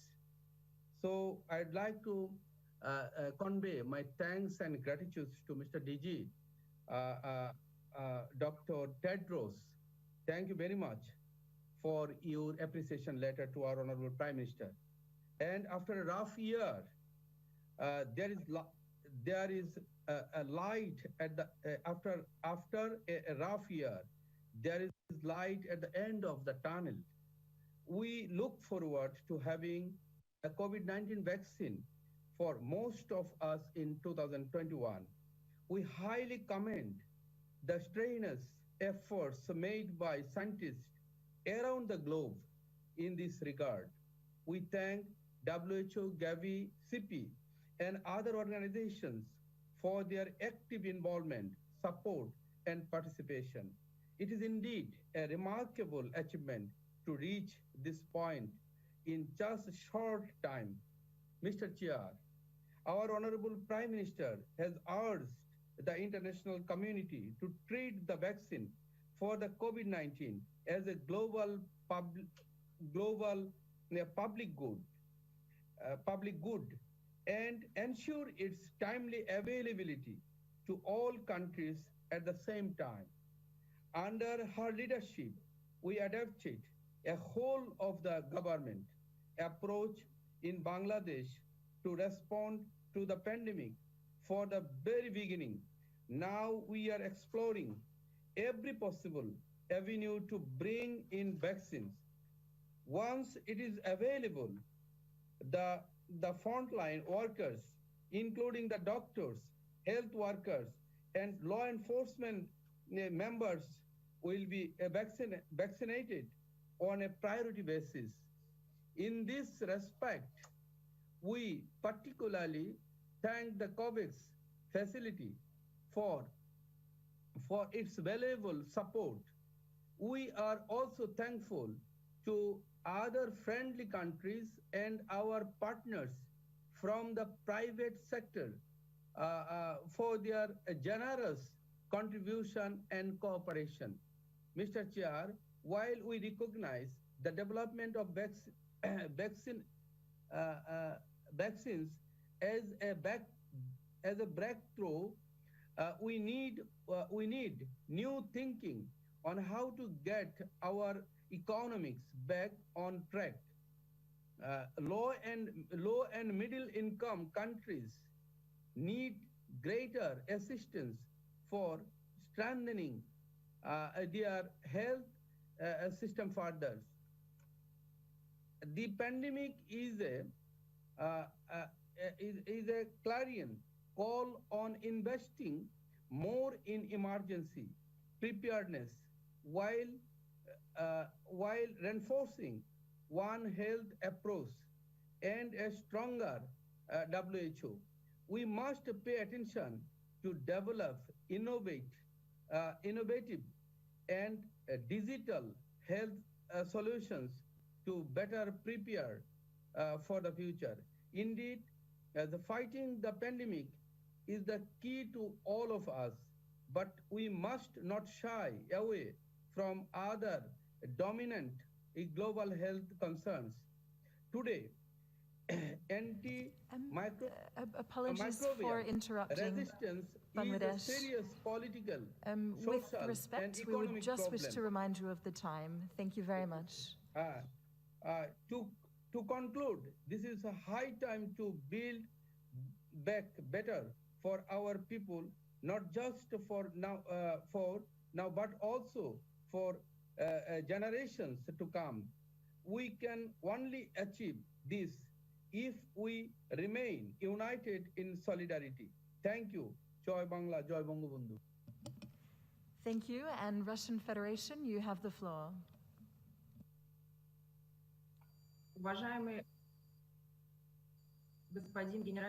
Distinguished Director General of the WHO, distinguished Chairperson, I would like to begin my statement with thanks to all of the medical workers throughout the world who have been fighting the pandemic, which has been a threat to the entire international community. The events and to work against and prevent COVID-19 have allowed us to have a positive development and prevent. We have worked on a number of innovational technical vaccines to fight COVID-19. The Russian Federation has begun to roll out its vaccine in all regions of the Russian Federation, since they need special transport. Currently, we have more than 1 million people that have been vaccinated. We haven't seen any major negative impacts. They are effective vaccines and has allowed us to reliably protect the entire population. Recalling the declaration of the G20, we opened a collaboration effort to ensure access to the vaccine and equitable manufacturing. We would note the key role of the WHO in fighting COVID-19. The organization has been able to operationally and quickly respond to this infection and create a number of different collaboration mechanisms for countries. However, we would underscore the importance of transparency in information and protecting against new diseases. We would recall the high level of economic interdependence of member states. It depends on the development of the vaccine. And we need to make sure the quality and the methods of information and all of the different indicators and the impact of course, the vaccine on the international society. We would like to thank the Euro Bureau of the WHO, and we thank them for the initiative to create a commission. We note the need to strengthen the guidelines. Would you take over, please? We note the duplications in a number of WHO regulations and the coordinating role in fighting the pandemic, as well as the need for an rule regulation regulator. Would you please? We note the work of the IPPR and the Commission. However, the report of the IPPR, which was published this year, requires more work and contains a number of imprecisions. It should be fully aligned with the normal standards of the UN agencies to have a review. We'd also recall that according to the last report of the WHO, over the last 10 years, no infectious disease has led global mortality such as this one. This has demonstrated the need to increase global attention to this issue. We, of course, call for support for global preparedness to pandemics. I thank you very much for your kind attention.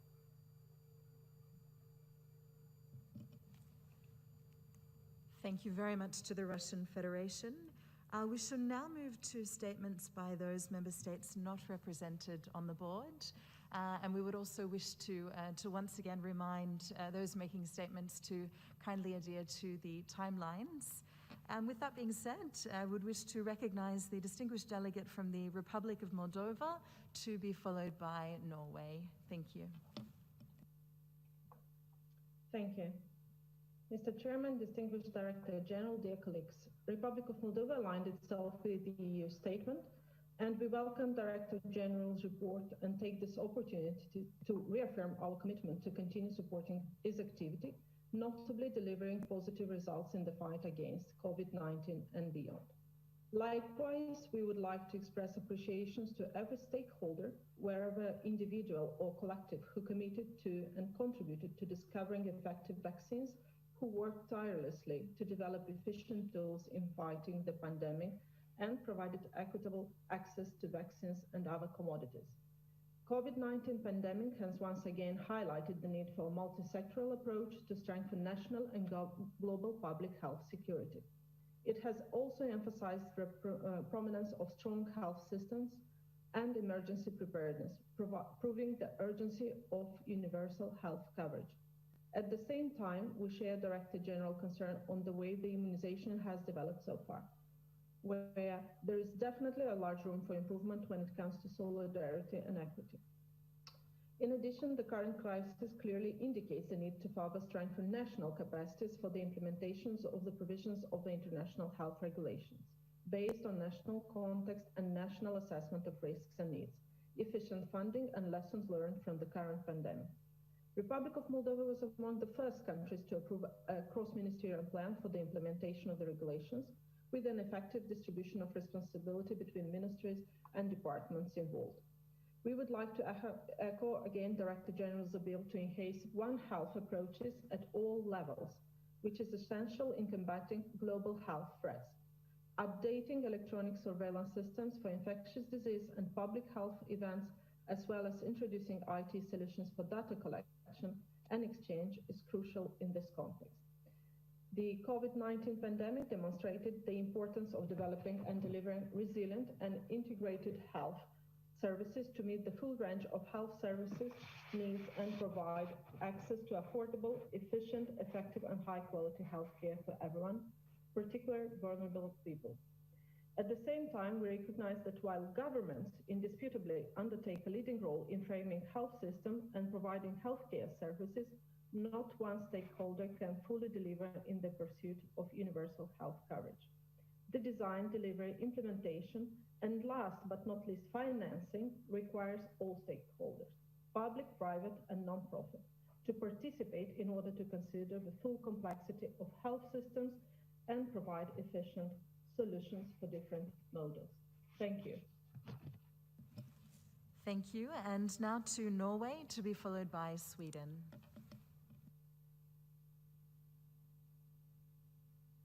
Director General, ladies and gentlemen. Norway thanks the World Health Organization's continued leadership in dealing that the World Health Organization-led mission gained access to China to pursue the origins of the COVID-19 virus finally started. This is an important development. During pandemics and health emergencies, we look to the World Health Organization for leadership.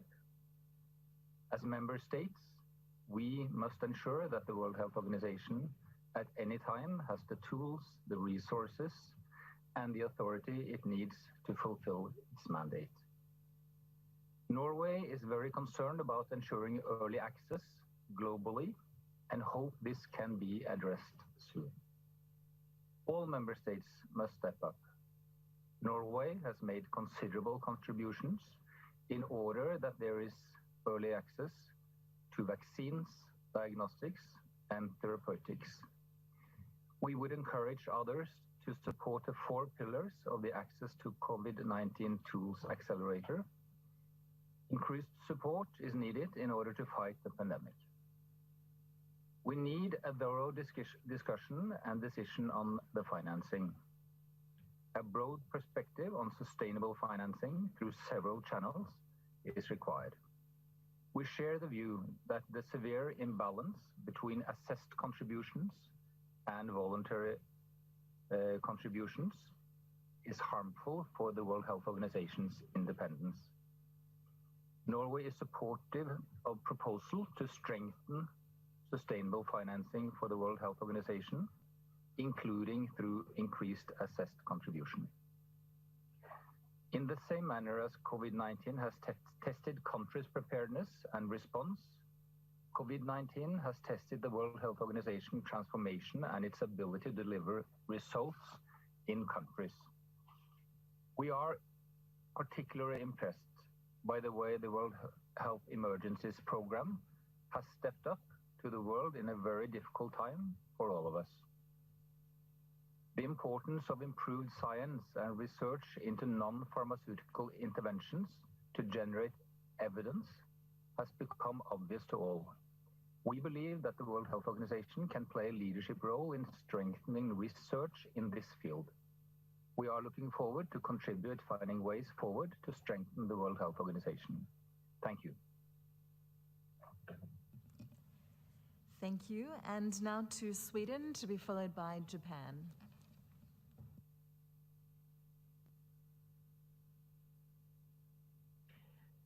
Thank you, Chair.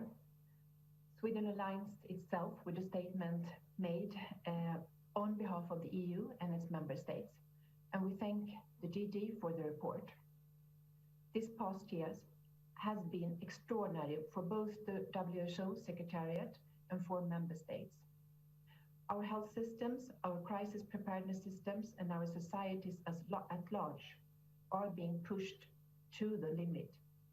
Our efforts to safeguard universal health coverage, increase protection from health emergencies, and promoting healthier lives are challenged. The work of WHO is important for all of us. And this past year has shown the world the importance of health for all. That's why we need a strong WHO that is fit for purpose, adapted to the needs in countries and underpinned by sustainable finances and strong governance systems. The COVID-19 pandemic has, like never before, illustrated the need for global leadership in health, and Sweden reiterates its strong commitment to the role and leadership of WHO, and we thank you, Dr. Tedros, for your leadership during this difficult period, and we thank the WHO staff for their extremely hard work. The challenge ahead are vast: to curb the spread of infection, ensure equal, equitable, and swift distribution of safe, affordable, and effective vaccines, minimize indirect impacts, to rebuild health systems and reinforce crisis preparedness.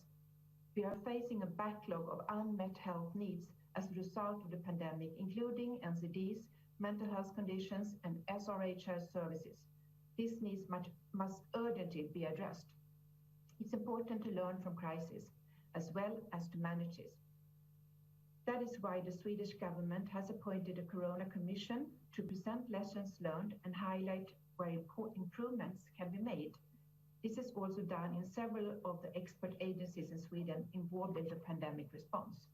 Sweden would welcome a similar approach from the Secretariat and would be interested to learn how internal work processes in the WHO Secretariat have been affected and if there are lessons to be learned from that. Finally, Sweden reaffirms its support for the work of the independent panel, the IHR Review Committee, and IOAC, and look forward to discussions on how to take the recommendations forward to create more resilient health systems, promote healthier lives, and improve global preparedness for new health emergencies. I thank you all. Thank you, Sweden. And now to Japan, to be followed by Jamaica.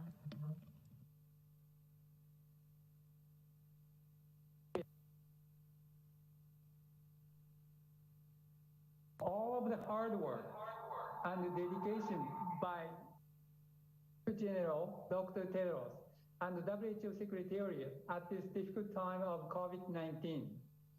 Taking this opportunity, I would like to make a few comments. First, we believe that a strong and resilient health system is essentially needed, underlying the importance of universal health coverage. To achieve this, we need pharmaceuticals, medical devices, human resources, and sustainable health financing. The COVID-19 pandemic reminded us of the renewed importance of resilient, efficient, and agile health system. In addition, vaccine is a key tool to contain this crisis. Japan decided to join the COVAX facility at the earliest date, which is expected to speed up and scale up global vaccine production and allocation in an equitable manner. Second, as for WHO reform, we think an impartial, independent, and comprehensive evaluation is necessary to review WHO's responses and the country's initial response to the spread of infection. Third, Japan has been focusing on international cooperation in global health, jointly tackling COVID-19 and other emerging infectious diseases. Furthermore, we have been supporting global health agenda, including polio eradication, antimicrobial resistance, and non-communicable diseases, which we are happy to discuss during this executive board. To conclude, I would like to affirm our strong commitment to tackle health priorities at the global level.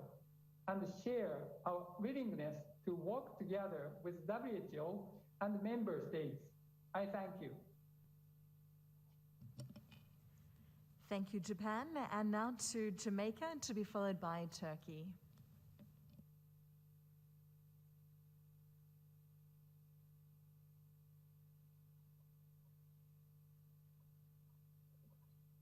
Chair, Jamaica wishes to thank the Director General for his report. We commend the DG and his team for, in particular, efforts related to the equitable distribution of vaccines as a global public good.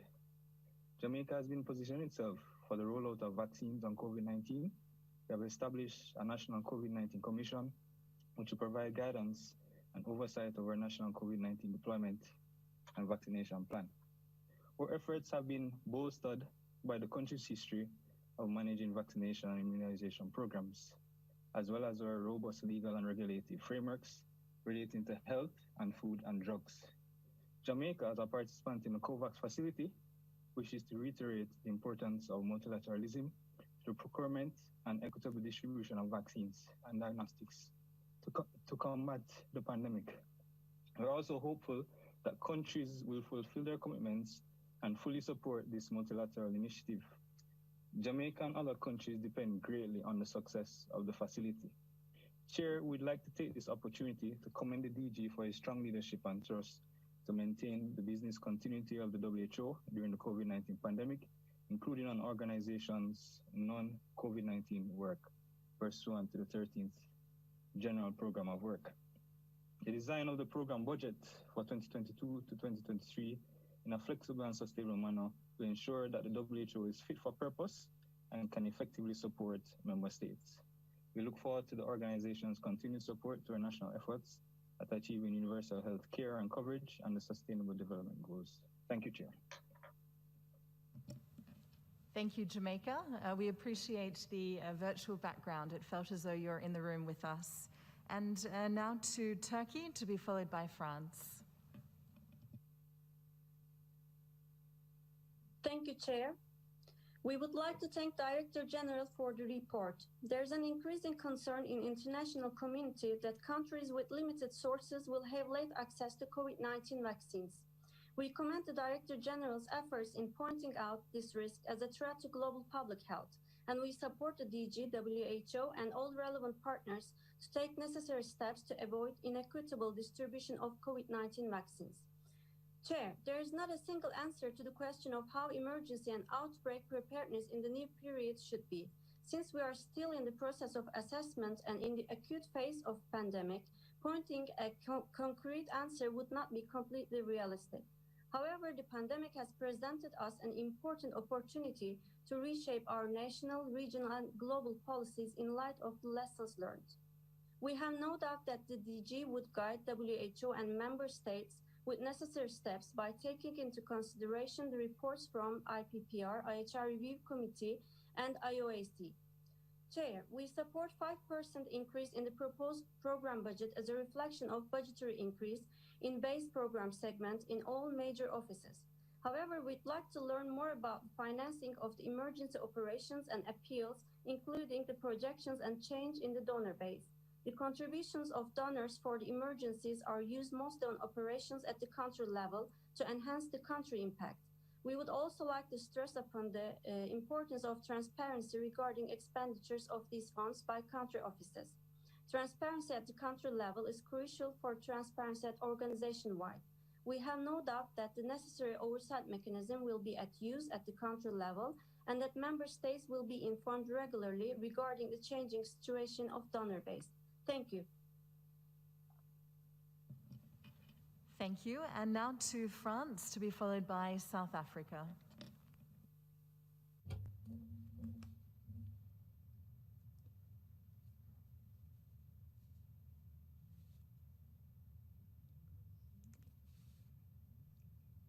Thank you, Chairman. Chairman, Director General, France would like to associate herself with the statement made on behalf of the European Union. The current health crisis has reminded us more strongly than ever that health is a common good, which requires our determined and continuous commitment. Because global health depends on our ability to meet health challenges together, we need a strong and recognized WHO.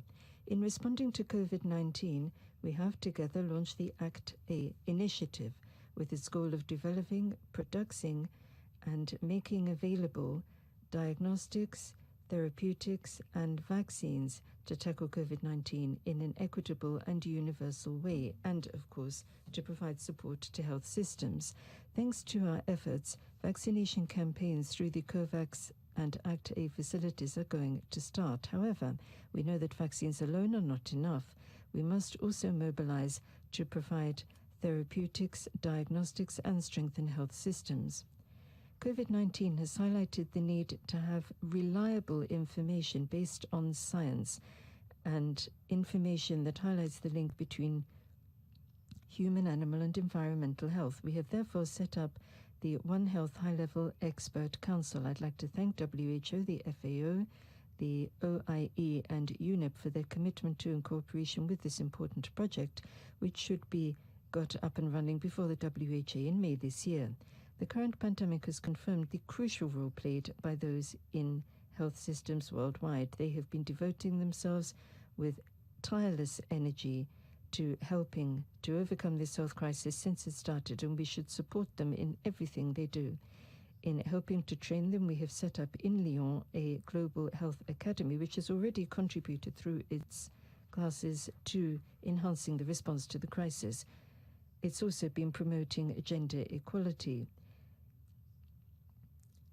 With a view to the forthcoming Generation Equality Forum in June this year, France would like, alongside WHO and Women in Global Health, to get countries to commit themselves more strongly to better including women in those structures which make major decisions about health, and to guarantee health professionals, the most of whom are women, safe and decent working conditions. 2020 was a year when we asked ourselves many questions. We hope 2021 will be that when we can answer them and bring an end to the pandemic. Thank you. Thank you, France. And now to South Africa.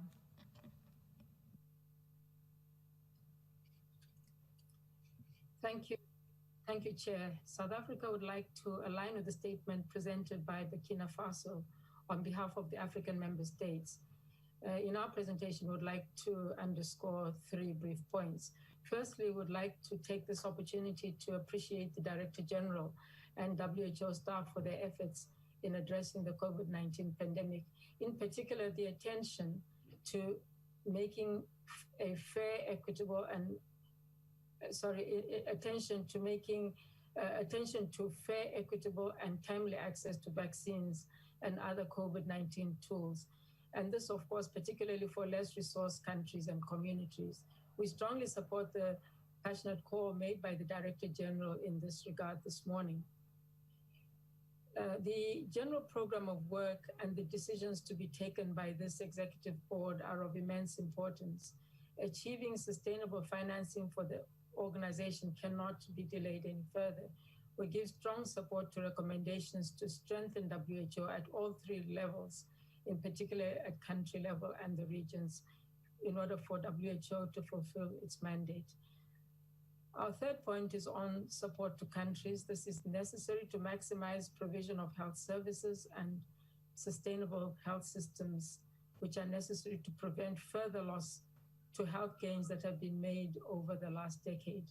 Our focus on improving health outcomes through universal health coverage cannot be overemphasized. We also recognize that health systems are the delivery mechanisms for all the COVID-19 tools. And so we believe that we really need to be giving support to countries to be able to fulfill these mandates. I thank you, Chair. Thank you, South Africa, and thank you to all of those member states who made live interventions. I understand we also have 2 pre-recorded statements, those being from Poland and Spain. If we may now play those. Thank you very much.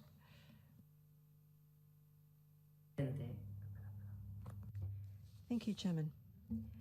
Chairman, Director General, distinguished ladies and gentlemen, Spain subscribes to the statement delivered on behalf of the European Union, and would like to thank the Director General for his statement and his report on WHO's work in the last 12 months.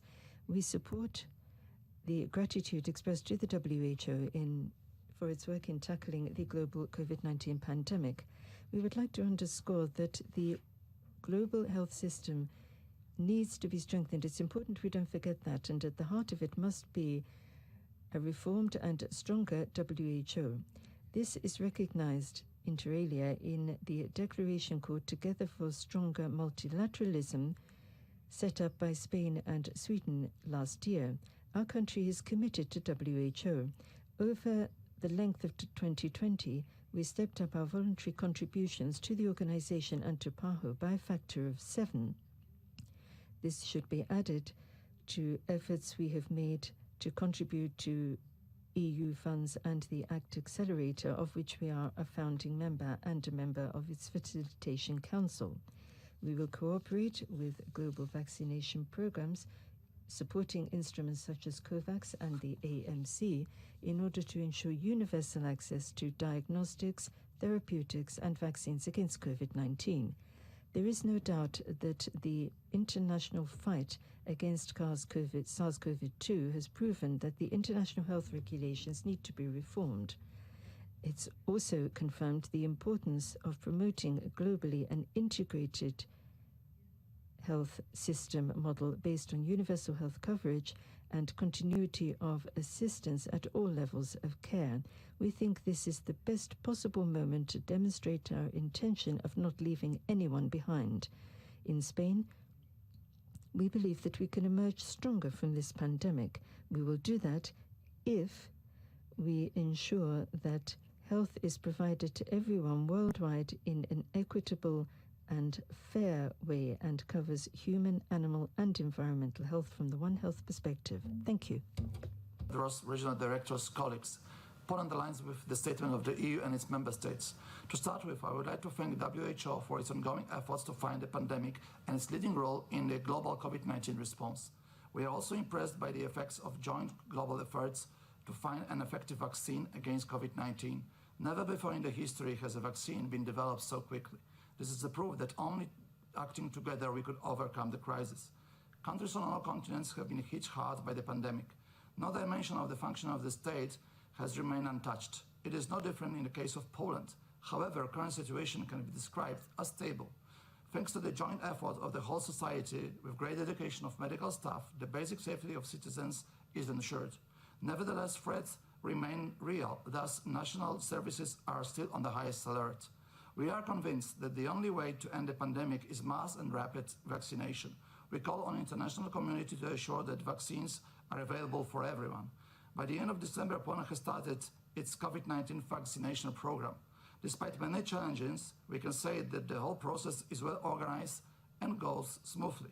In addition to the logistical challenges, including the availability of adequate number of vaccines in a short time, we also recognize refusal to vaccinate as a potential threat in overcoming the pandemic.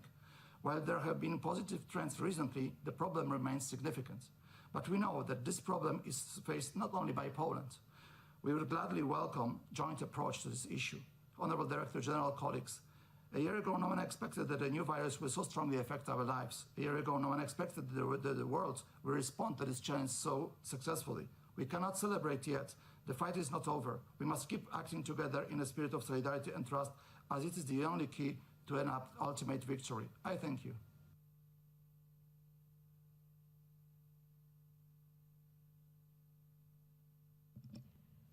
Thank you very much. And now back to His Excellency, Mr. Chair.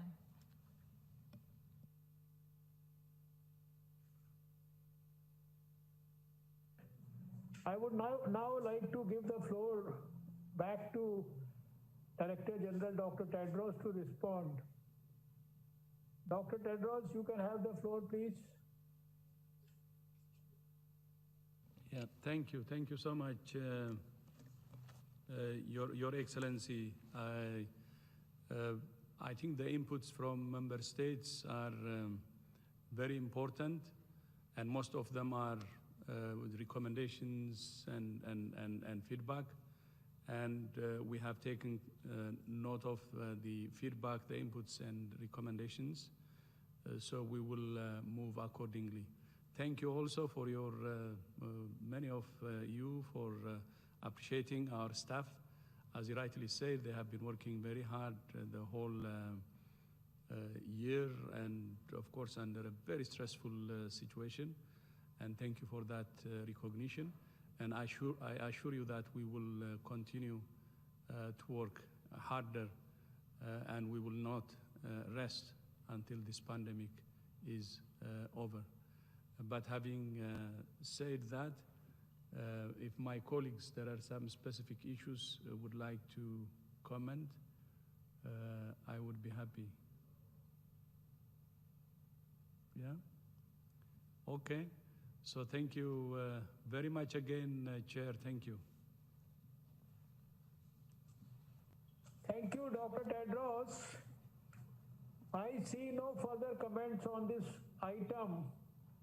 Let me thank the Director General and the Board for this fruitful discussion. This concludes the Board's consideration of Agenda Item 2.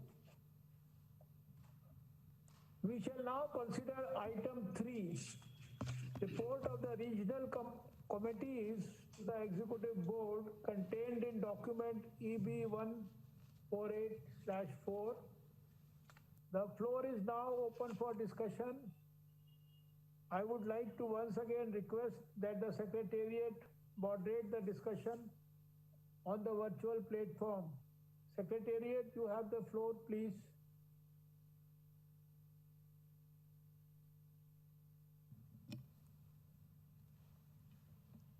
Thank you, Your Excellency, Mr. Chair. May we kindly remind those wishing to make an intervention to please raise their hand once again in the Zoom platform. I wish to recognize Austria would wish to take the floor. Thank you. Austria, the floor is yours.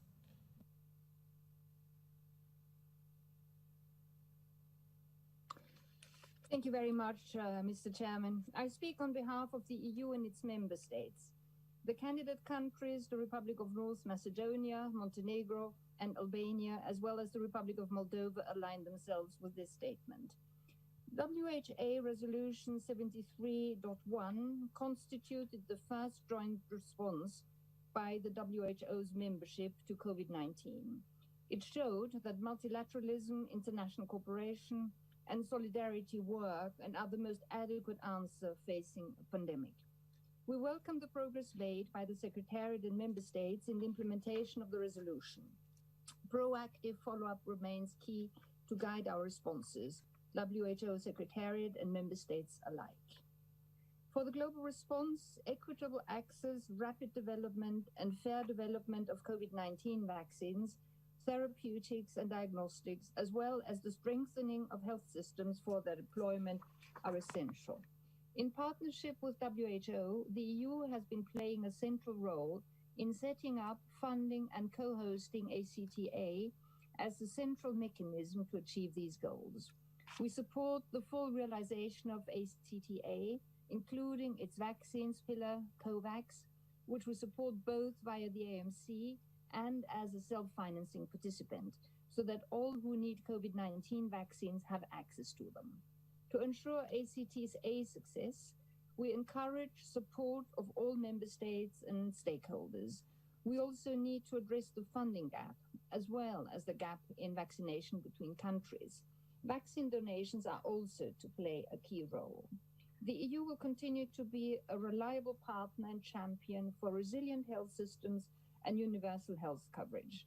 The One Health approach at all levels and the objectives of the Global Action Plan for Healthy Lives and Well-being for All to reach the SDGs and to strengthen cooperation among health actors. Mr. Chairman, WHO is an evidence and science-based organization for global health. In this spirit, the resolution asks for an investigation of the source of the virus. Understanding the origin will enable us to better control and respond to this pandemic and future health threats. We welcome that the international expert team was finally allowed to travel to China to start their investigation in cooperation with Chinese counterparts. We attach great importance to this investigation, which requires transparency, access to locations and data, and full cooperation, and we request to be regularly briefed on the progress. Given the danger posed by emerging mutations of the virus, we understand the importance of sharing of genetic sequence data. We thank the UK, South Africa, and other countries for sharing insights and data quickly, and welcome WHO's increased efforts to expand scientific cooperation. 2020 was a year of doom. We all hope that 2021 will be a year of hope. However, the pandemic is far from over. We all must continue working hard nationally, regionally, and globally through multilateral cooperation, trust, and solidarity. With the help of the evaluation processes currently underway, we also need to learn from our mistakes and make bold moves to better prepare for and respond to future pandemics, even whilst combating and recovering from the current one. Thank you very much, Mr. President. Ambassador, thank you for that intervention. I believe you were actually intervening under item 14.1. The topic we are now discussing is item 3, report of the regional committees of the Executive Board. So if in fact you were intending to make an intervention on item 14.1, I would ask that potentially you would revisit that intervention when we open item 14.1. With that, thank you. I'd like to hand the floor back to the moderator for interventions on the report of the regional committees to the Executive Board, item 3.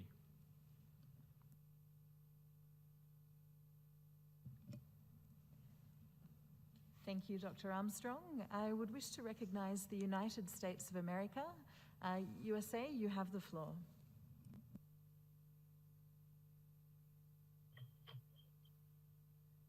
The United States notes the committees and wishes to highlight the contributions of the Pan American Health Organization, PAHO, and the Western Pacific Regional Office, where the United States participates as a member state. We were very pleased to sponsor the PAHO governance reform that is mentioned in the report and commend our fellow PAHO members in adopting this reform measure unanimously. We would also like to thank Canada, Brazil, and Mexico for their leadership during the Executive Committee and the Directing Council. The United States appreciates the leadership of Dr. Etienne and Deputy Director Valdez and our close and collegial relationship. Their leadership in the midst of the pandemic has been exemplary. Going forward, the Americas, so hard hit by the pandemic, must work shoulder to shoulder to improve global health in our hemisphere and at the same time rebuild our economies. We are confident that the countries of the Americas will come back stronger than ever and hopefully more united. We look to PAHO to take its rightful leadership role on public health issues in the Americas. And in the Western Pacific, we hope to learn from our friends and partners how they were able to largely contain SARS-CoV-2. Thank you very much.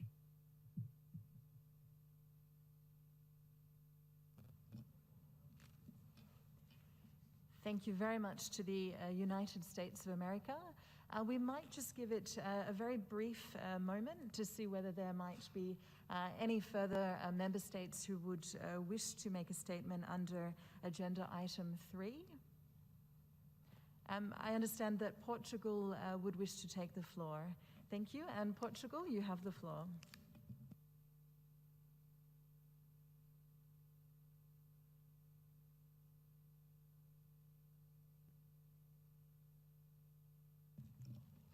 Portugal, it seems that we're unable to hear you at this time. We would just ask that you double check the sound. We will do the same. Thank you. Like this? Hello, can you hear me? I can confirm we can. Thank you very much, Portugal. Thank you very much. Apologies. So, Mr. Chair, Director General, Excellencies, Portugal endorses the report of the regional committees and praises the important role that WHO plays through their regional offices, particularly in implementing, supporting, and advancing health policies and country-level priorities. We commend the new and timely program of work of WHO Euro, stressing its 3 core priorities, which we also take as our own. We highlight the importance of moving towards universal health coverage. While this translates directly into our national service, cornerstone of social inclusion and the guarantee of universal health care in which access and equity are safeguarded. Mr. Chair, the COVID-19 pandemic has dominated the global public health agenda as few health issues have done before. We highlight the progressive efforts of WHO in preparedness of countries, strengthening their capacities and ensuring coordinated and effective support when faced with cross-border health threats. We expect these threats to be more and more frequent. We emphasize the future role played by the EU in strengthening regional preparedness, synergistically with WHO, as well as the relevance of the International Treaty on Pandemics proposed by the European Council. These actions will be crucial in order to face future health emergencies anchored in international mobilization and solidarity, allowing us to better anticipate, prepare for, and respond to future pandemics. A stronger and better prepared EU means also a stronger world, and we are all in the same battle against the same common enemy. Thank you. Thank you very much, Portugal. And now to Guinea-Bissau.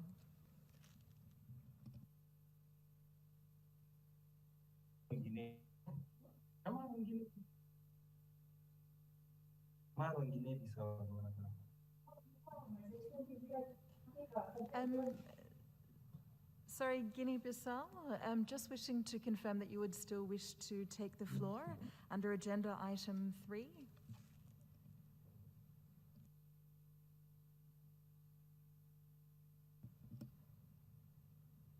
It seems not to be the case.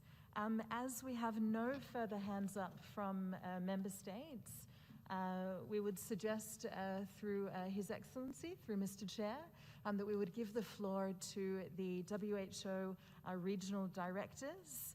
I understand that the regional director for Southeast Asia, Dr. Poonam Singh, would wish to take the floor. The floor is yours. Thank you very much. Chair, Excellencies, Director General, the 73rd session of the WHO Regional Committee for Southeast Asia was held on 9-10 September last year, with Thailand as the host. It was chaired by His Excellency Mr. Anatun Chanvirakul, Deputy Prime Minister and Minister of Public Health, Royal Thai Government.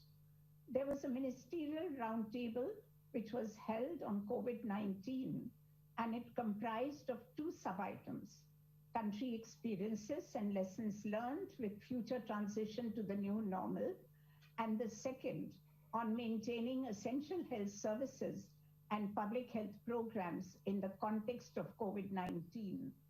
The committee adopted a resolution endorsing a ministerial declaration on collective response to COVID-19. The declaration highlights member states' commitment to maintain essential health services while building on the region's many strengths in responding to the pandemic. It calls for securing the occupational safety of health workers, strengthening health information systems, and the uptake of digital health technologies, and advancing health policy and systems research on COVID-19. The midterm review of the Decade for Health Workforce Strengthening in the Southeast Asia region was discussed, which highlights the region's progress on human resources for health, and a report on improving retention of health workers in rural and remote areas. Case studies from 6 countries of WHO Southeast Asia region highlighting good practices on successful rural retention policies were presented.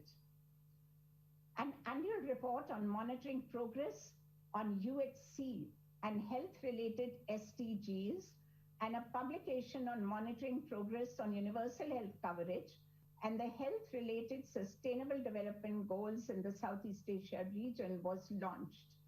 The committee reiterated the importance of achieving UHC and of making tangible progress towards achieving SDG 3 and the GPW 13 triple billion targets even in the ongoing COVID-19 response and recovery. On the WHO transformation, the committee noted the draft report on transforming for enhanced country impact, as well as the report from the Director General titled WHO Transformation and Overview. In the discussions that followed, the region's progress on the transformation agenda, particularly in relation to the region's flagship programs, was discussed. As part of WHO's transformation agenda, an accelerating implementation of Pillar 2 of GPW 13 on an innovative mechanism like CRF was appreciated by the member states. This financing mechanism for preparedness and response and its linkages with health system strengthening will go a long way in building community resilience. It is noteworthy, by the end of 2018-19 biennium, 80% of all resources in the region were being allocated to the country level, an increase from 70% from 2014-15. All countries of the region have carried out a country program and administrative review, more than half have aligned their country cooperation strategies with GPW 13. The region has achieved zero overdue DI reports, and just 1% of all donor reports have been overdue. Region and country office programs are now aligned with the GPW, as are the regional office budget centers. Notably, the Regional Committee adopted a decision on the Global Patient Safety Action Plan, requesting that regional actions be prioritized in keeping with the Global Action Plan, the regional strategy, and country context.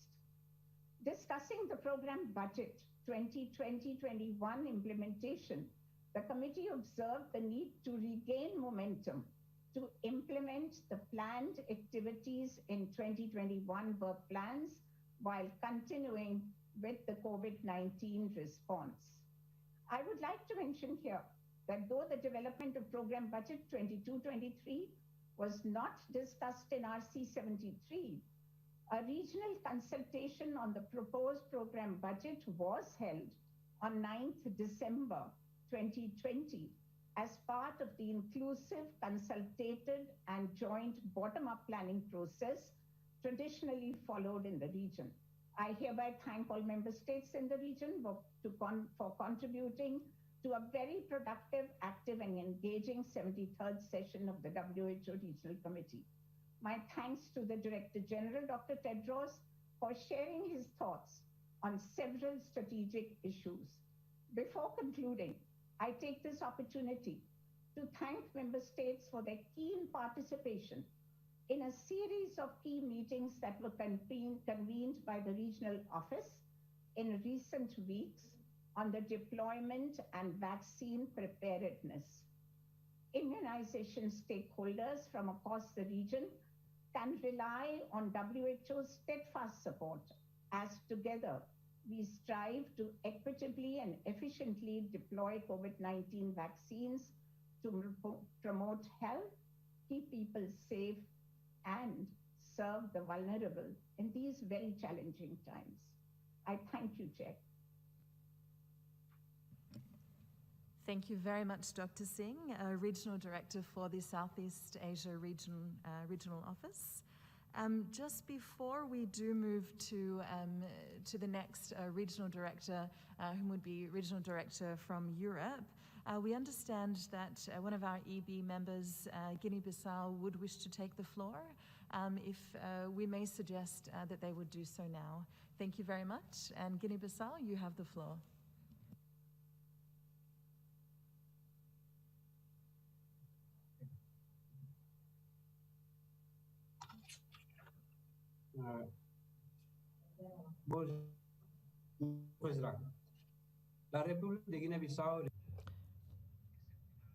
Good afternoon. Guinea-Bissau is making this statement, and it's a great honor for us to do so.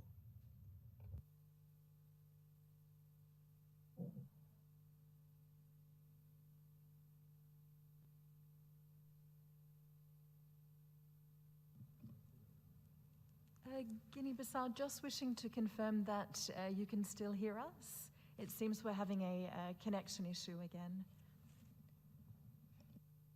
Okay.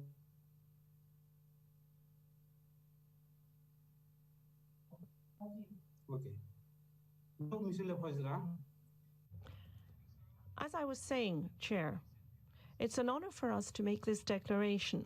We're speaking on behalf of the 47 member states of the African region of WHO. Member states of our region very much commend the work that has been done by regional committees, and we would like in particular to express our deep thanks to the chairs of the regional committees for all that they have done. We have taken due account of the difficult and different circumstances in which regional committees were held last year. We know that there was a very particular set of circumstances, and we would like to thank all of those who worked together to ensure the smooth running of governance mechanisms at all levels of WHO. Consultations were undertaken with a view to developing the WHO's forthcoming program and budget. And here again, we have to think about the context in which we have had to work. We would very much encourage the Secretariat to continue to consult broadly with Member States on the program and budget in order to achieve consensus on this as quickly as possible.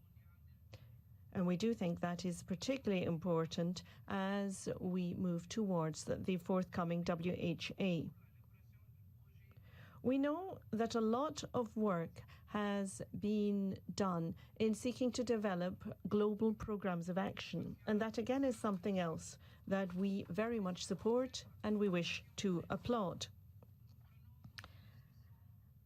At WHO as global at the WHA, we know that some very important resolutions will have to be adopted, and I would like to highlight that for Africa, we really saw some historic developments in our region. We really are able now to look to the future with much greater serenity, thanks to what we have achieved at regional level. And we think that our input to the forthcoming WHO can only benefit from that. We do, however, wish to emphasize the need to work in particular on certain further vaccines and other kinds of medication that can allow us to ensure that polio eradication is something that we can continue to be proud of in our region in future. And we know that we are in a much better state than was the case recently, but we still need to consolidate what we have achieved. I would also like to highlight the fact that we were able to have in Africa the first kind of regional health summit that we have ever seen that gave rise to a strategy that gives us a clear pathway forward in seeking to strengthen our healthcare services and ensure that they are better tailored to meet the needs of the African region. We think that at our regional committee level, we were able to adopt a number of very important documents, especially on country presence, that will allow us to guarantee universal health coverage throughout Africa. This is something else that we can be very proud of. We think we have again taken a significant step forward, and we now look to country offices throughout Africa to ensure that we can create the synergies we need and use the comparative advantage that we have in order to guarantee UHC for our continent. We were able, at the regional committee, also to adopt a report on healthcare systems.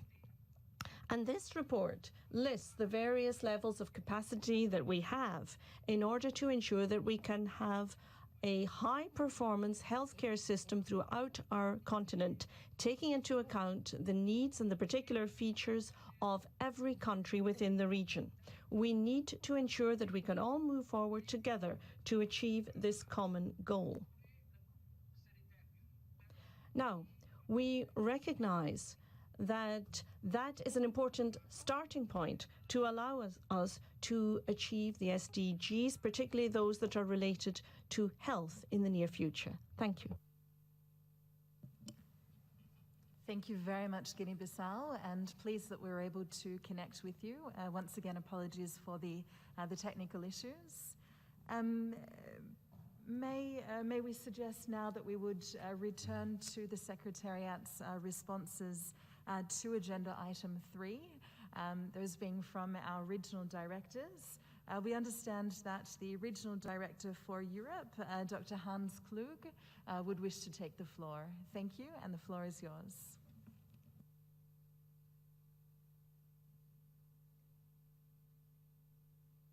Thank you very much, Chairperson, distinguished board member and delegates.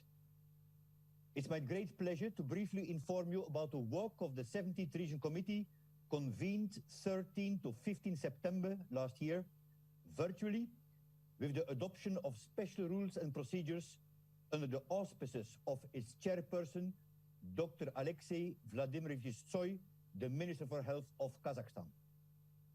Encouraged by calls from member states, we introduced a paradigm shift in the format, the culture, and the substance of the Regional Committee, reducing the format to 2.5 days and organizing the sessions according to 3 dimensions. The first day focused on the political dimension, the second on the technical, and the third on governance, transformation, and financing. I would like to thank our then SERC Chair, Dr. Søren Brøstrøm from Denmark, and all SERC members for supporting this innovation.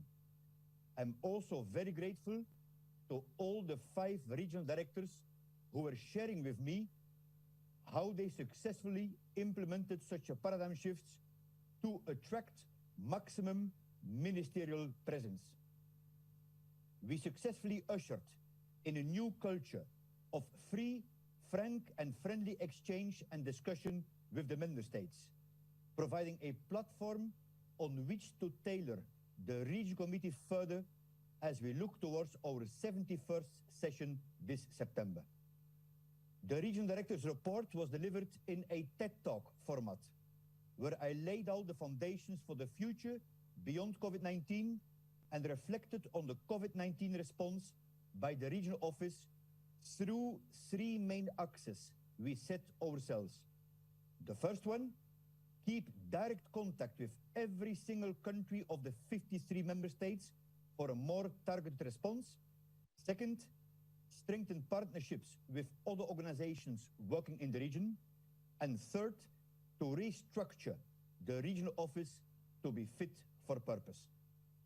We had keynote addresses from our patron, Her Royal Highness the Crown Princess of Denmark, as well as from Her Highness Queen Mathilde of the Belgians, the EU Commissioner for Health, Dr. Stella Kyriakides, and Professor Mario Monti, who highlighted some very important issues on our agenda, such as the inauguration of the Pan-European Commission on Health and Sustainable Development to rethink policy priorities in the light of pandemics, the role of the health workforce during the pandemic, the importance of mental health and our plans to launch a mental health coalition, the need for closer coordination and partnership among international organizations, and the longer-term implications of COVID-19 for health and social care systems in Europe. We had an overwhelming support from the member states for the approval of the European Programme of Work 2020-2025, United Action for Better Health in Europe, a year ahead of what was originally planned. The EPW aligns the regional actions and priorities with the global strategic priorities of GPW 13, also placing people squarely at the center by drawing on the legitimate expectations of citizens vis-à-vis their health authorities. Member states also endorsed the 4 new flagship initiatives on mental health, digital health, immunization 2030, and behavioral and cultural insights, and appreciated that the EPW reflects the impact and early lessons learned from the pandemic, not losing sight of the continuity of essential health challenges and services, fully subscribing to the WHO transformation process. Finally, let me reiterate my great appreciation to the chairperson, Dr. Alexei Tsoy from Kazakhstan, who in heart and mind was close to us, but in distance far away, and virtually did a fantastic job, as well as the other officers of the Regional Committee who helped and supported us tremendously to making the 70th session of the Regional Committee for Europe a truly historical one. Thank you for your attention. Thank you very much. And now to the Regional Director for the Americas.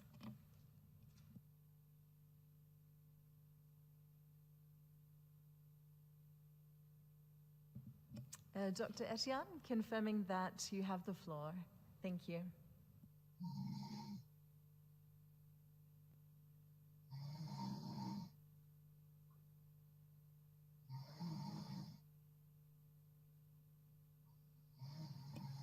It would seem that we are unable to connect you at this time.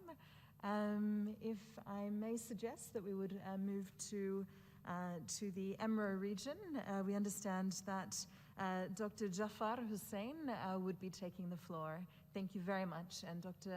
Hussein, the floor is yours.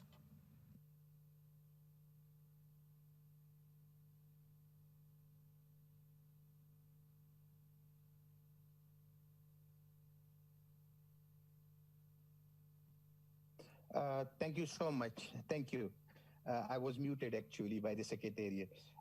Mr. Chair, Director General, Your Excellencies, I have the privilege and honor to present the brief report on the 67th session of the Regional Committee on behalf of the Regional Director, Dr. Al-Mandari. The session was chaired by Her Excellency, the Minister of Health of Egypt, Dr. Hala Zayed. She was physically present in Emro, but the session was otherwise a virtual session. All other 21 member states were connected virtually. The regional committee was for 2 days, 12th to 13th of October, as decided by the program subcommittee before the actual happening of the regional committee. In the inaugural session, after the session was inaugurated by Her Excellency, the Minister of Health of Egypt, a keynote speech was presented by Her Royal Highness, Princess Muna, on the health workers, midwives, and nursing and their role in the COVID-19 pandemic. The session took into account various important global and regional health agenda items. The committee considered several reports relating to the impact of COVID-19 pandemic in the region. It was noted that despite a proactive response in the region, the pandemic was having an alarming impact, including serious disruption to essential health services. The member states called for further action to tackle the pandemic and maintain essential health services, and endorsed a new regional strategic framework on emerging and epidemic-prone infectious diseases. It was noted that the pandemic had also highlighted concern about access to medicine and vaccines in the region, particularly in countries in complex emergencies in the Eastern Mediterranean region. And in response, the committee endorsed a landmark new regional strategy to improve such access. The committee agreed to establish a new regional subcommittee on polio eradication, noting that EMR is the only region where polio is still endemic, to ensure high-level oversight of this vital work. Several member states during the regional committee expressed strong interest in joining the subcommittee on polio eradication and outbreaks. In several other resolutions, the committee approved a new procedure for accrediting regional non-state actors, not in official relation with WHO, to attend its meetings and endorsed a strategic action framework to improve access to assistive technology. Several items of business, including the proposed approach to develop the new program budget, the draft Global Patient Safety Action Plan, and the Global and Regional Report on Transformation, were presented as documents, but were not discussed during the paucity of time. Finally, on behalf of the Regional Director, I would like to extend gratitude to all the honorable ministers of the 22 member states to have shown solidarity and collegiality during this very painful time of the pandemic, where many member states came forward to support those member states who required the much needed support. I thank you, Mr. Chair, Director General, and honorable colleagues, and over to you, Secretariat. Thank you. Thank you very much, Dr. Hussein of EMRO, and to the regional directors of CIARO and Euro for their statements. We understand that the regional director of the Americas would wish to come in. If we may try once more to connect with you. Thank you very much. And Dr. Etienne, you have the floor.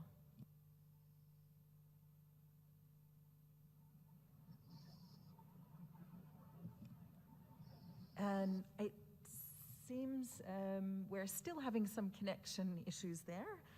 With that being said, I would hand back to His Excellency, to Mr. Chair. Thank you very much. Thank you, Secretariat. As I see no more comments now, I take it that the board wishes to take note of the report.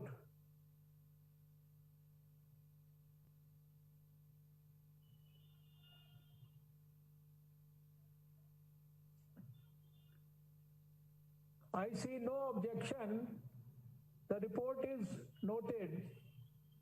This concludes the board's consideration of item 3.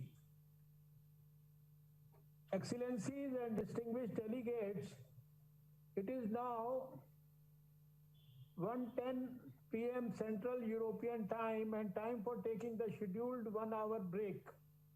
We will reconvene at 2:10 p.m. Central European Time and resume our discussions. Thank you.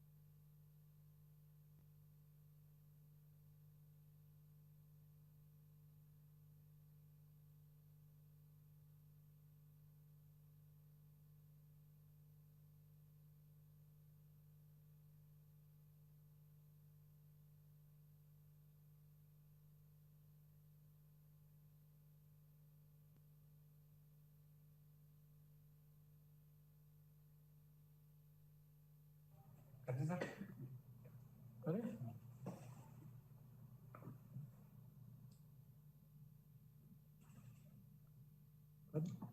Shall I start? Yes. Welcome back after the break. I hope you all had a very refreshing break. We shall now consider sub-item 14.1, COVID-19 response. The report by the Director General is contained in the document EB 148/16. The board is invited to note the report. Before I open the floor for discussion, I would like to give the floor to the Secretariat to provide a technical update. Secretariat, you please have the floor.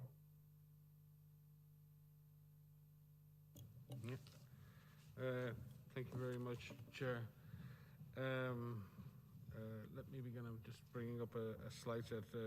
This afternoon, both myself and Dr. Bruce Aylward will provide you with updates on the operational and technical response to COVID-19 and on the ACT Accelerator. Slide 1.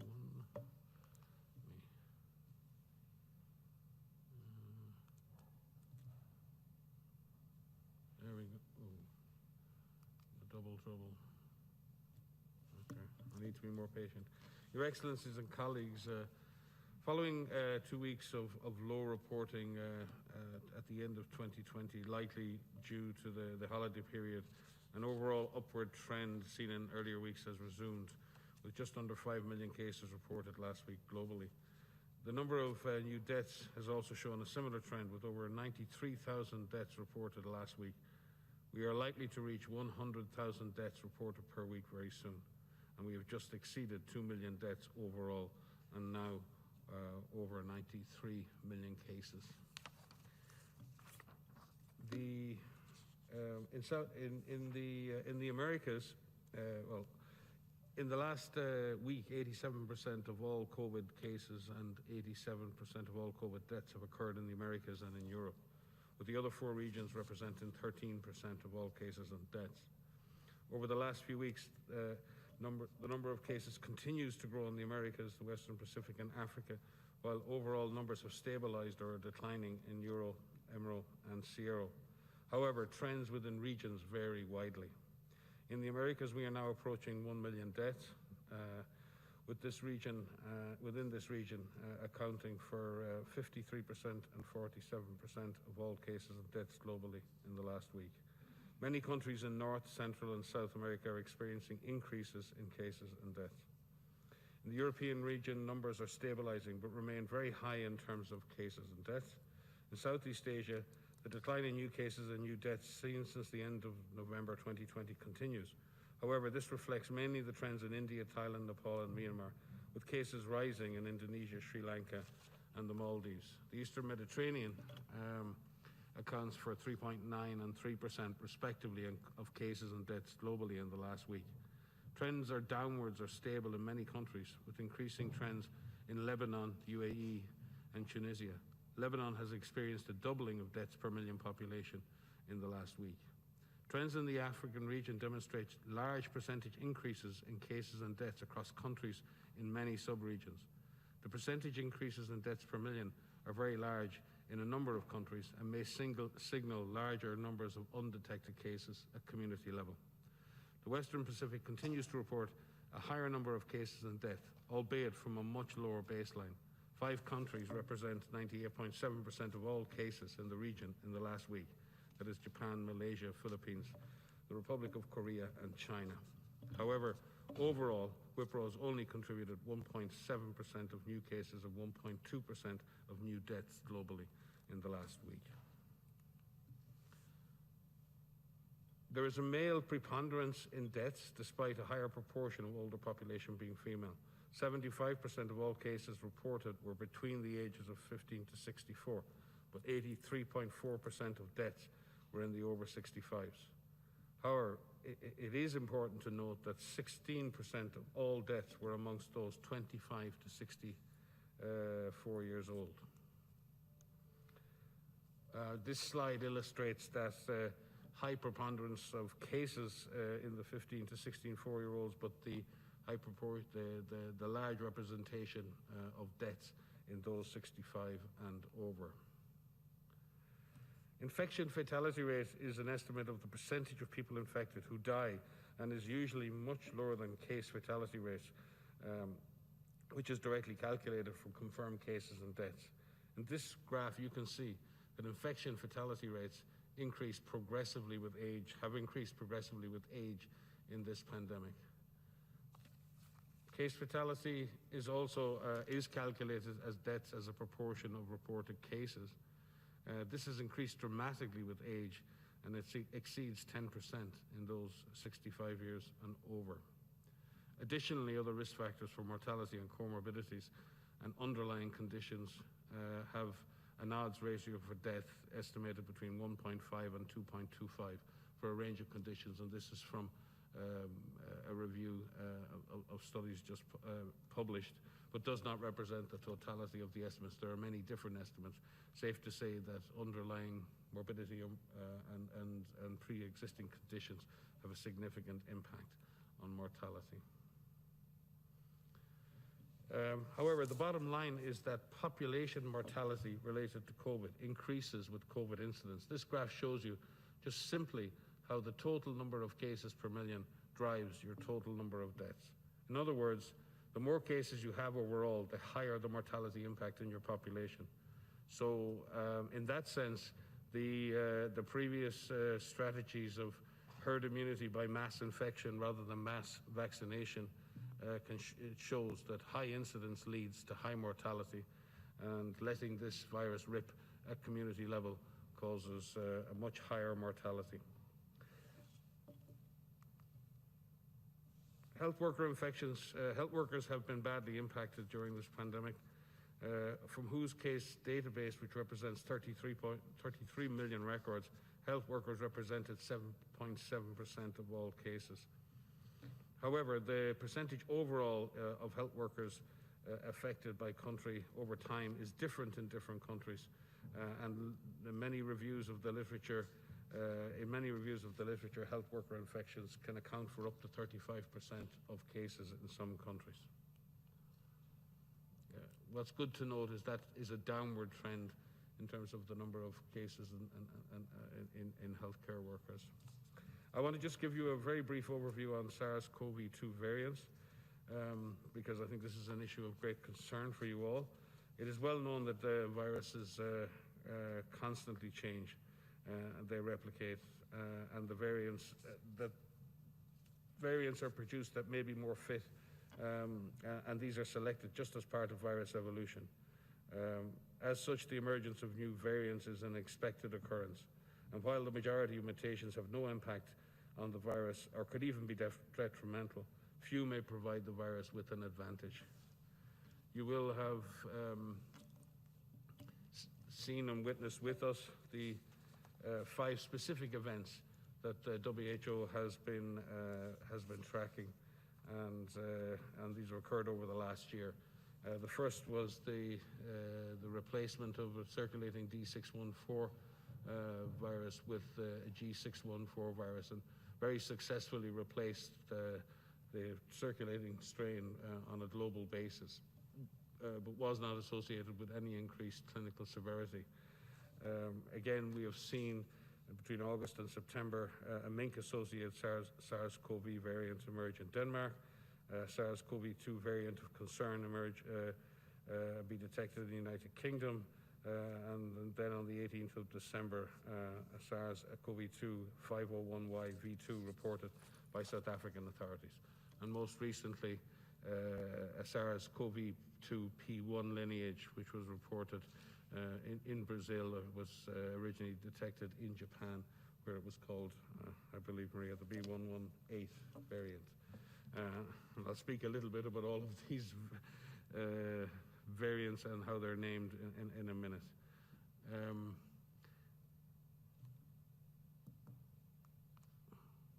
Okay, this slide just shows you how the G614 variant spread and successfully replaced the previously circulating variant over time. In the mink-associated variant in Denmark demonstrated the importance of the animal-human interface in potentially driving virus evolution. The ability for the virus to evolve quickly in high-density small mammal populations was clearly demonstrated, but the efforts by Denmark to contain the variant are to be commended, both on the animal and the human side. The detection of a variant of concern in the UK, first reported on the 14th of December. This, I'm sure most of you have seen this many times in the news, and has been extensively investigated and reported by the authorities in the United Kingdom, and has spread and been detected in over 50 countries, I think 58 countries as of the 17th of January, across 5 regions of WHO. In England, this has been detected in all regions and almost all local health authorities, and they've been using an S gene target failure on the detection in order to use as a proxy or indicator of carriage of the variant of concern. Again, you'll see here how the variant spread very quickly across the UK, both in terms geographically and in terms of the proportion of cases that were caused by this variant of concern. Those purple, the increasing purple on that top line tells you just how intense and how quick that transformation was. The analysis using contact tracing data has showed higher transmissibility, secondary attack rates, and I believe in other studies higher viral loads have been confirmed. So this has been the main reason for this virus being of concern. On the 18th of December, South Africa reported a variant 501YV2, and since then that has been detected in 22 countries and territories, and again on 4 of the WHO's 6 regions. There are some data and modeling to suggest that this virus may be more transmissible, but this variant, and while this variant does not appear to cause more severe illness, the observed rapid increase in cases has put health systems under additional pressure.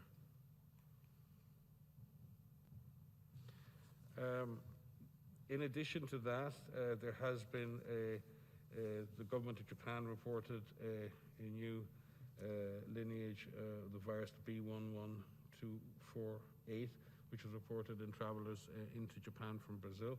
This has subsequently been called the lineage P1, which has been detected in Brazil, and has a unique constellation of defining mutations, and including several mutations of known biologic importance.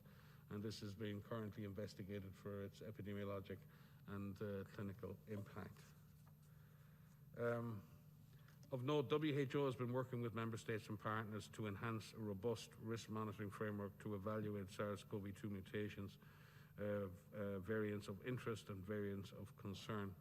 It's critical that we leverage existing sequencing capacities across SARS-CoV-2 reference laboratory networks, the Global Influenza Surveillance and Response System, and other networks, including polio, academic, private, and commercial sequencing platforms.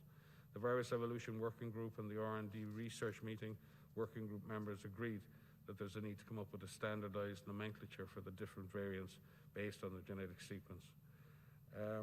We have outlined guidance on setting up enhanced SARS-CoV-2 sequencing, been reaching out to labs with surplus capacities to support countries that do not have those capacities.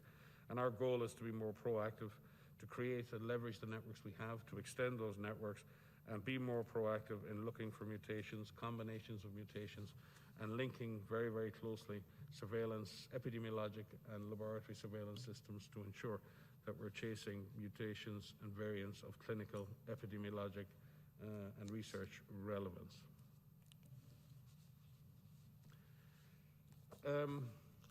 You're all aware of WHO's global strategy. The Strategic Preparedness and Response Plan was published on the 4th of February. We're currently reporting out on that now, and you should have by the end of the month a full report on the implementation of the SPRP 2020 on your desks. The core of the strategy was to suppress transmission, protect the vulnerable, save lives, and provide a comprehensive framework for containment of the disease.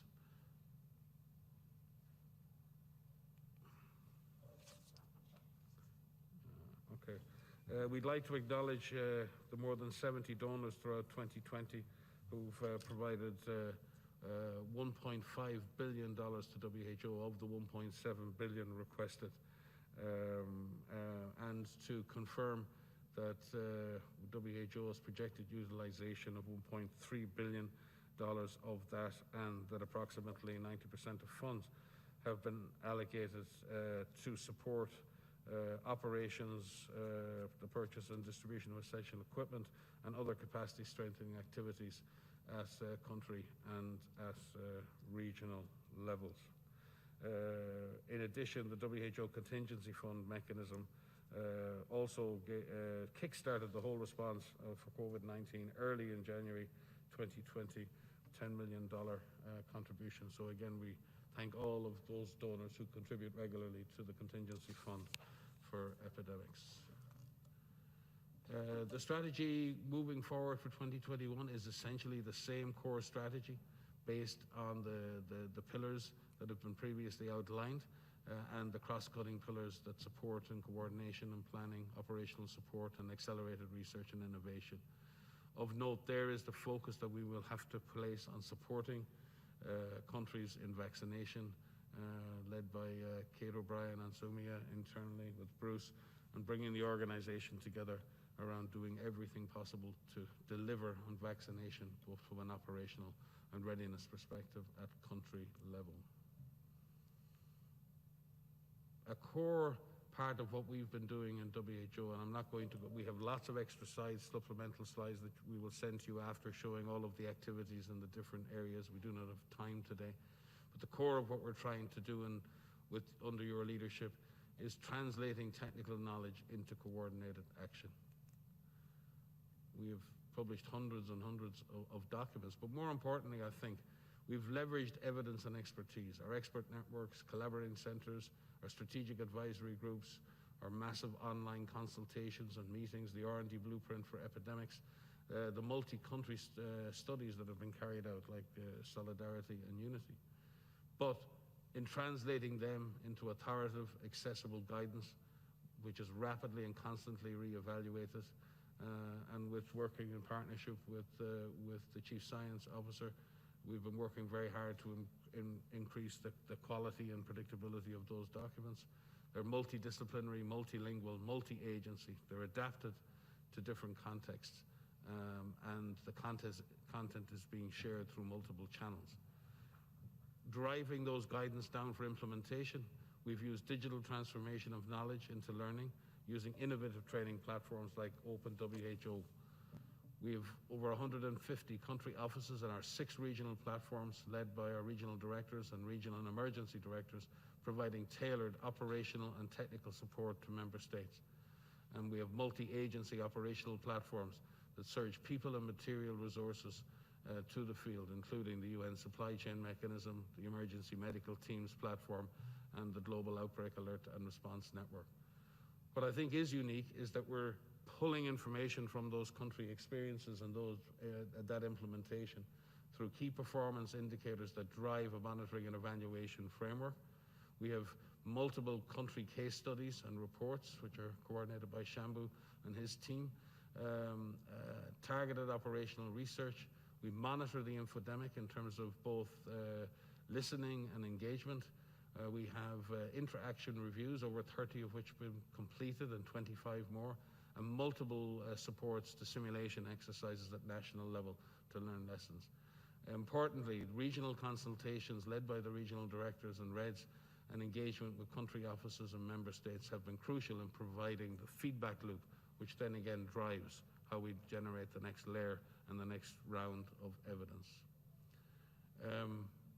I've spoken before about the COVID Partners platform, still going strong. and providing an integrated platform at country level for planning, funding and implementation, and spoken about the UN Crisis Management Team with its 9 work streams.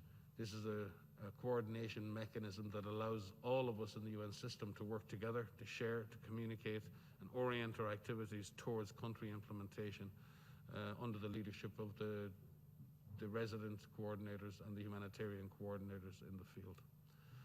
And looking ahead, just very, very briefly, currently our epidemiologic situation is dynamic and it's uneven. It's further complicated by variants of concern, but however, many countries continue to be able to suppress transmission. Suppression of transmission and control of this virus is possible. Healthcare systems and workers have saved countless lives, but they're under extreme pressure in many countries in terms of capacity, workforce, and supplies. Surveillance systems are finding it hard to cope with the high force of infection in many countries. Case and cluster investigations, contact tracing, and supported quarantine of contacts remain underpowered in almost every country. Communities are suffering and struggling to maintain public health and social measures, as well as suffering loss in social cohesion, education, income, and security. With regards to the epidemic, empowered communities have played a key role in the control of of COVID-19. Although misinformation and disinformation continue to undermine the application of evidence-based responses and drive individual behavior, science has delivered on solutions. And I'll say that again, science has delivered on solutions, and these are being scaled up and strong mechanisms exist for equitable delivery. I give you COVAX. However, in some cases, demand and utilization is suboptimal. We haven't expanded the use of rapid diagnostic tests as much as we would like. And equity is still under threat, as the DG outlined in his speech. So we collectively know much more than we did 1 year ago. We've developed the operational scientific solutions, but we have not yet applied that knowledge and those solutions comprehensively or evenly.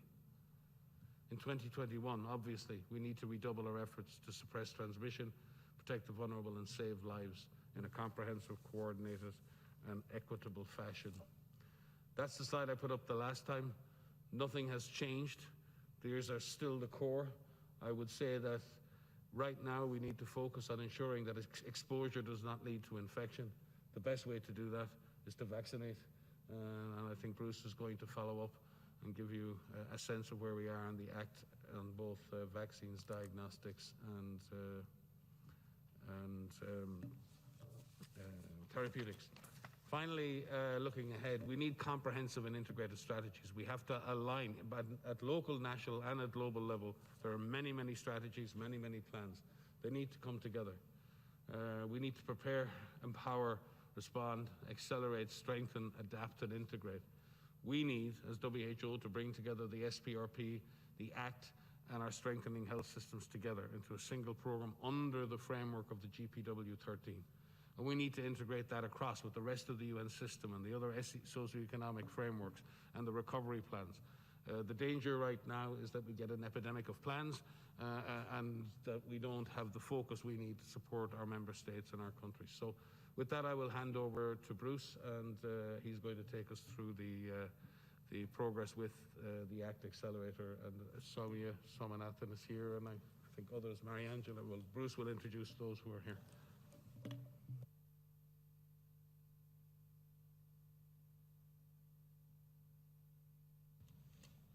Thank you very much, Mike. Good afternoon, Chair, Excellencies, ladies and gentlemen, Director General. Over the next 10 minutes, I'll provide you an update on what we're doing to accelerate access to vaccines through the ACT Accelerator and COVAX. We've prepared some slides that we thought might facilitate the member states' review of this issue, but I understand it'll take a moment or two to upload those.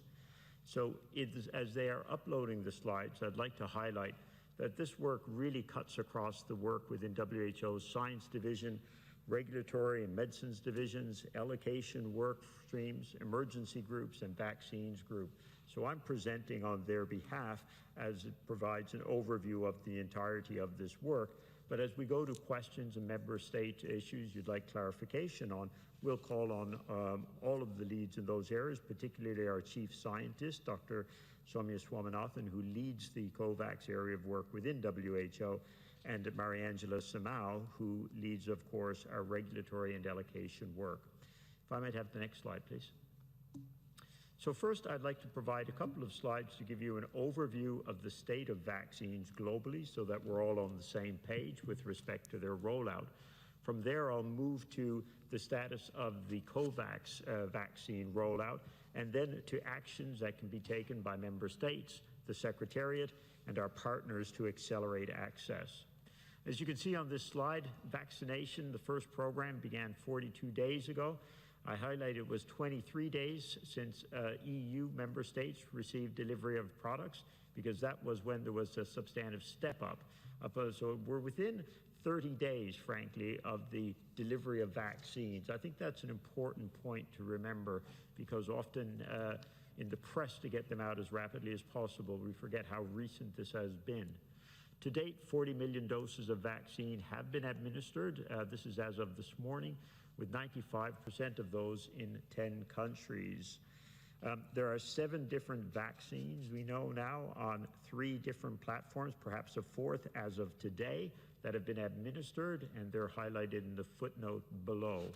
So vaccination at this point has started in 50 countries, and to the point the Director General made, this includes 40 high-income countries, 8 upper-middle-income countries, 1 low-middle-income country, and only 1 low-income country. If we move to the next slide, this map, which is not a WHO official map, it's simply for illustrative purposes from our world in data, demonstrates which countries have so far administered COVID vaccines.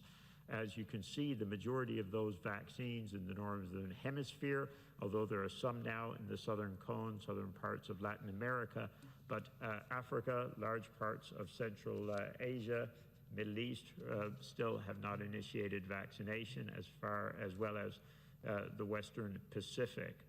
Important to note when you look at a graphic like this, however, are the products that are being used. Oh, by the way, excuse me, but the darker colors, of course, represent a higher number of vaccines per or administered per 100 people. If we just click once more on this slide, I wanted with the bottom panel to highlight which vaccines are being, which vaccines this is really relying on. And you can see in this bottom panel that of the 50 countries that are vaccinating, 44 of them are relying on the Pfizer-BioNTech vaccine, one of the mRNA vaccines, followed by Moderna, and then the other products which are built on a variety of platforms, viral vector platforms, inactivated products, etc. So 39 countries are using 1 vaccine, and 11 have started to use 2 vaccines.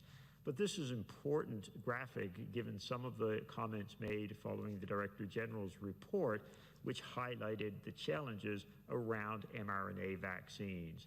The Pfizer vaccine, you'll remember, requires a non-standard syringe. It requires a diluent. It requires an ultra-cold chain at -80 degrees, and of course the capacity to manage a relatively high rate of anaphylaxis reactions. It is a difficult product to incorporate into vaccination programs in many countries. This is one of the reasons that many countries did not prioritize this as a product in the initial decision-making around these products. If we just click once more, I would also highlight that of all of the products that are currently in use, there's 7, 2 of them have currently received WHO emergency use listing and or emergency use listing by a stringent regulatory authority, that is emergency use authorization by a WHO recognized or WHO listed authority. Consequently, the world is, and COVAX facility, highly dependent on those 2 products as it moves forward before the other products that you see go through a regulatory process. If we just move to the next slide, please. Now I'd like to switch from what the situation looks like globally to the work being done in the COVAX facility to accelerate vaccination through the facility. The first thing I'd like to highlight is that the facility is in a strong position to begin vaccinating, and the aim is to initiate deliveries as soon as February. I'll come back to what the challenges to that will be and how member states may help.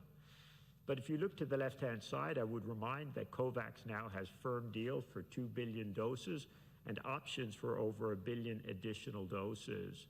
This is across 6 products as of Friday and 5 producers, and as I mentioned, over $1 billion in doses, in options.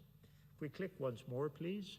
In addition, to complement the deals and recognizing that many of the doses and products that have currently been produced are actually controlled now or contracted by a very limited number of countries, COVAX put in place in December of 2020 a mechanism for sharing doses with the COVAX facility.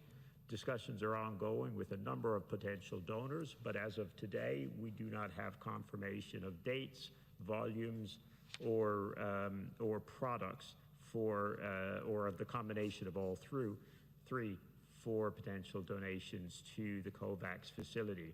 I'd highlight that these donations, while they would complement the deals that are already in place, they could be very important to early access to key products such as the Pfizer product in particular, which is already contracted by a limited number of countries with bilateral deals. If we move to the next slide, please, I'd like to switch to the country perspective, because we're often asked, great, you have the contracts, but are countries ready to use the vaccines? And I'd like to highlight here with some data the point the Director General made this morning, that COVAX participant countries are indeed ready to begin administering COVID-19 vaccines. If we look first in the area of country readiness, this is the on-the-ground work that needs to be ready to receive, to regulate, and then begin the rollout of vaccines. 88 of the 92 AMC countries have submitted their vaccine request form, which includes a detailed report on many elements of readiness. Through the extraordinary 100-100 initiative we've been talking about in member state briefings, over 120 countries now have completed their readiness assessments, including nearly over two-thirds now of the AMC countries. And we believe that about 50% or over 50 of these, have now got detailed national vaccine deployment plans in place, which means they have systematically worked through the cold chain, communications, policy, and related issues across 9 domains necessary to be able to roll out these products. So without a doubt, COVAX participant countries are ready to begin vaccinating. In addition, great work has been done to establish the necessary regulatory pathways for rapid in-country import and emergency use authorization. And perhaps one of the most challenging areas, which is right at the very bottom, are now being addressed or have been addressed. And these are in the areas of indemnification and liability. Because you'll remember what we're doing now is truly on a historic scale in terms of the rollout of an unlicensed product, a product with emergency use listing, which requires indemnification of companies in every country in which these are used, as well as a no-fault compensation mechanism to facilitate the use and the compensation of any severe adverse events. These are very difficult mechanisms to put in place, given that COVAX is working across 190 countries, 190 plus now, and 92 AMC countries. So a big breakthrough just this month, the last couple of weeks. Model indemnification language has now been established for all products and shared with all 92 AMC countries to facilitate the rapid establishment of the necessary indemnification agreements. In addition, again, through some extraordinary work by WHO's legal department, a no-fault compensation mechanism has been developed and will be concluded and rolled out in the coming weeks. This will not be a barrier to initiation of vaccination because of the provisions of the compensation mechanism over time. Next slide, please. Skip again, please. Next slide. This slide here, I would like to show you what the pipeline looks like in terms of the COVAX vaccines by time. And this responds to a specific question from member states this morning. What you can see here is of the 3 billion doses that COVAX is aiming to contract, so these are either contracted doses or option doses already, 2 billion will be ready for delivery in 2021. That's even after potential attrition as a result of supply or other problems. If you look at the color coding here, you can see the importance of 2 vaccines in particular, the AstraZeneca vaccine and the Serum Institute of India vaccine, the AstraZeneca one of the 2 vaccines they're making. As you can see, we have combined volumes contracted for over 130 million doses of those vaccines in the first quarter of 2021, which could begin rollout as early as February. The crucial thing right now is both products have got to go through a full regulatory review to ensure their safety, efficacy, and of course, quality. That process is well underway, and Dr. Samau may wish to comment on later. As you can see, as we move into the second and subsequent quarter of the year, the number of doses that will be distributed through the COVAX facility dwarf what has already been rolled out globally. I would remind you that that 135 million in the next 2 months compares against the total of only 50 million doses that have been rolled out globally to date, and more than half of which is just in 2 countries, those being the United States, of course, and America and China. If we move to the next slide, here are the crucial actions to make sure that that timeline you just saw is actually achieved. First and foremost is the WHO regulatory review of these crucial products I just showed you. The mRNA vaccines are important, but they're extremely difficult for many of the environments we work in, and many countries would prefer to have alternatives. They are also extremely expensive. If we buy some of the mRNA vaccines, it means we buy much less of others. And what we are gunning for is to get 20% of the world at least vaccinated this year and more, ideally. So we want the limited resources available to go as far as possible. Those decisions, by the way, on the mRNA vaccines were taken in consultation with the COVAX facility participants. So the 2 key sub-bullets you see under regulatory review. First is expediting the receipt of the full data and its review for priority contracted products. I mentioned the SII AstraZeneca product and the SK Bio product, that's the AstraZeneca vaccine in Korea. These are the crucial products to really scale up rapidly with programmatically manageable or more optimized, let's say, products.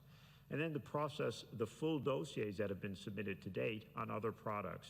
We'd like to appreciate the work of both Sinopharm and Sinovac, who have provided us with full dossiers, or what we believe are full dossiers as we go through them. So we are expediting the regulatory review of those products. Now, you see a link there just below the regulatory review, and I'd like to highlight this because if you click on that link at any time, you'll see a table like represented on the right-hand side that shows you exactly where each product is in the regulatory process, because I know member states, and the Director General highlighted this morning, want to assure products that are safe, efficacious, and quality assured. And if all the ticks in the box on the right-hand side are positive for each of the products that are listed, you will have confidence in that regard. To date, we have, of course, only provided an EUL, or emergency use listing, for one product, which is the Pfizer product, because that company provided full data in November, December. The second priority you see listed here is with respect to the COVAX portfolio itself. You've seen the importance of the Pfizer product to rolling out vaccines globally in the numbers I presented earlier. We are in, with thanks to the Director General, detailed discussions with Pfizer. We believe very soon we will have access to that product, and then we will look beyond in terms of extending the portfolio. We are also looking at other opportunities from other advanced candidates, such as some of those which have already submitted for regulatory review.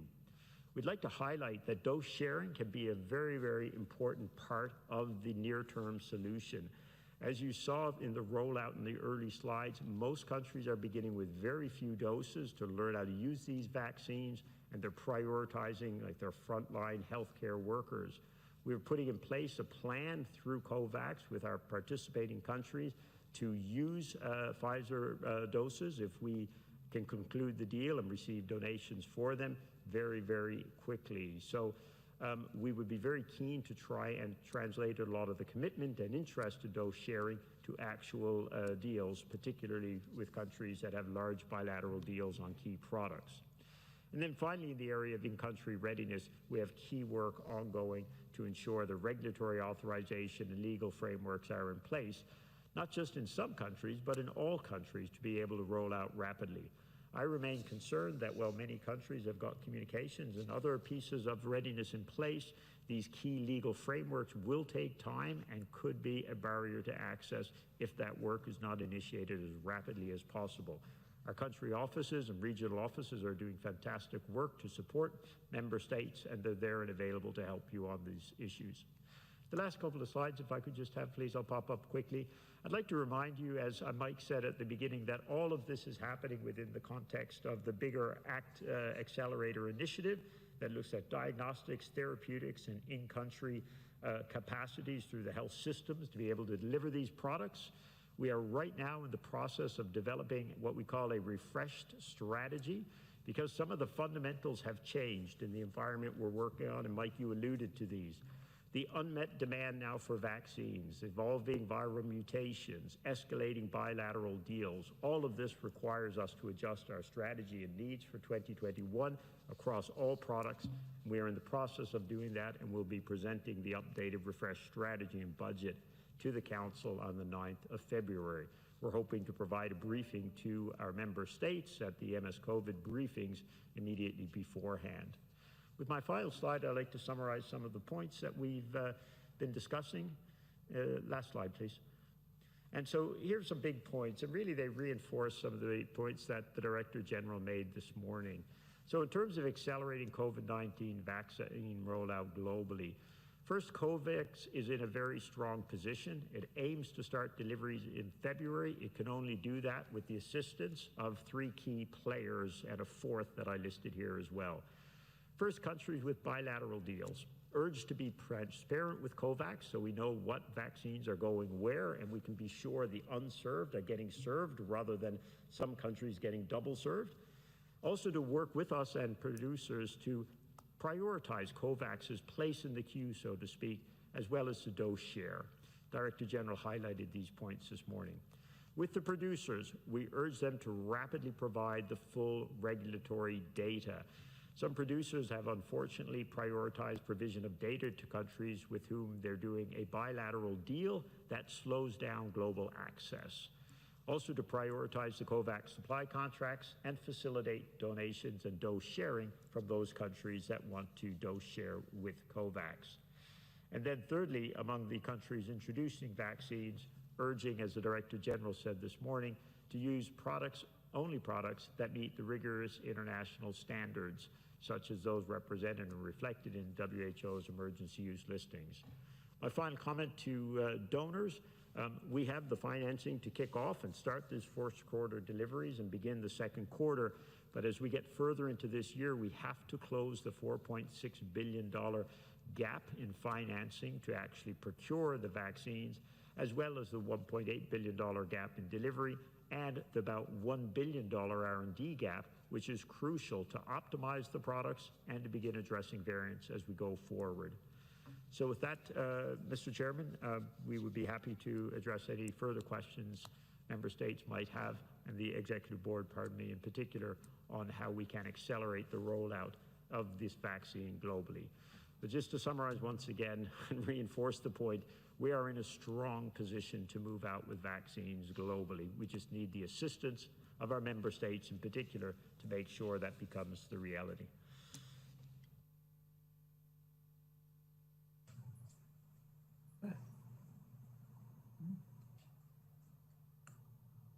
Thank you, Secretariat.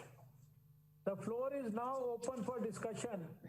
I would like to request that the Secretariat moderate the discussion on the virtual platform. Secretariat, you have the floor, please. Thank you, Your Excellency, Mr. Chair. May we kindly remind those wishing to make an intervention to please raise their hand in the Zoom platform. I should now like to call upon the distinguished delegate of India to be followed by Argentina. Thank you, and India, you have the floor. Thank you, Chair. India takes note of the report of the Director General on WHO's work in response to COVID-19 in the light of WHO Resolution WHA 73.1/2020. Challenges posed by the COVID-19 pandemic are enormous and multidimensional. In a way, it took UN system, WHO, the regions, and the member state by surprise and once again established that the world is still not prepared for a pandemic onslaught. Acknowledging the challenges posed by the pandemic and limitation of the global public health system, India feels that while World Health Organization performed well in many areas, however, there is scope for improvement in others. WHO's work in technical areas, such as providing guidance on almost all the aspects of pandemic capacity building in terms of training resources, situational awareness, etc., were commendable. However, operational areas like risk assessment and critical mission related to it, emergency response, and in particular deployment of emergency medical teams on international support mission, managing supply chain management, negotiation with key manufacturers and suppliers on COVID-19 related products are areas which needs more focus. This is crucial in the context of implementation of COVAX and ACT Accelerator for timely availability of cost-effective diagnostic, therapeutics, and vaccine. Chair, the timely detection of the new variant found in UK and South Africa was facilitated by epidemiological and technical know-how in these countries. WHO should create a collaborative network of laboratories capable of genomic sequencing of large number of samples, supporting less resource countries in early identification of mutation, if any, besides creating capabilities for analyzing large volume data and near real-time sharing of information with member state. Chair, India has always highlighted the centrality of WHO as focal point for global health. We look forward to additional measures at a WHO level to create a robust mechanism for technical support and guidance for any similar pandemic in the future. Thank you. Thank you, India. And now to Argentina, to be followed by Bangladesh and then the United States of America. Thank you. Argentina, you have the floor.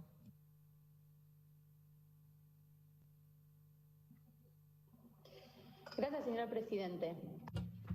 Thank you, Chairman. Argentina takes note of the report and is very grateful for them. We believe that that reports such as that by the IPPR should be published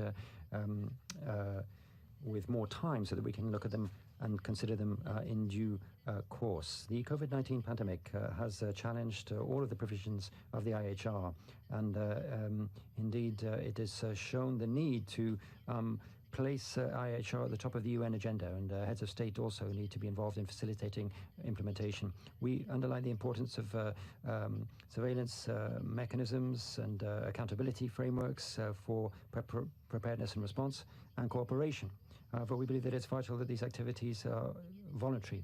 We are convinced that we have diagnostics and we need now to focus on responses.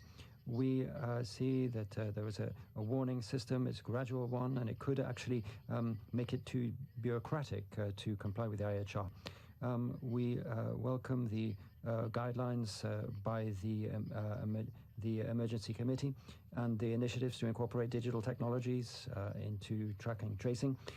However, we reiterate the importance within the member state recommendations for WHO to have a clear position on requirements for essential travel and non-essential travel, and considers it important to identify alternatives for additional measures. Finally, we call attention to inclusion in the conclusions of the document EB 14818, paragraph 12, referring to the proposal by the Council of Europe on a treaty for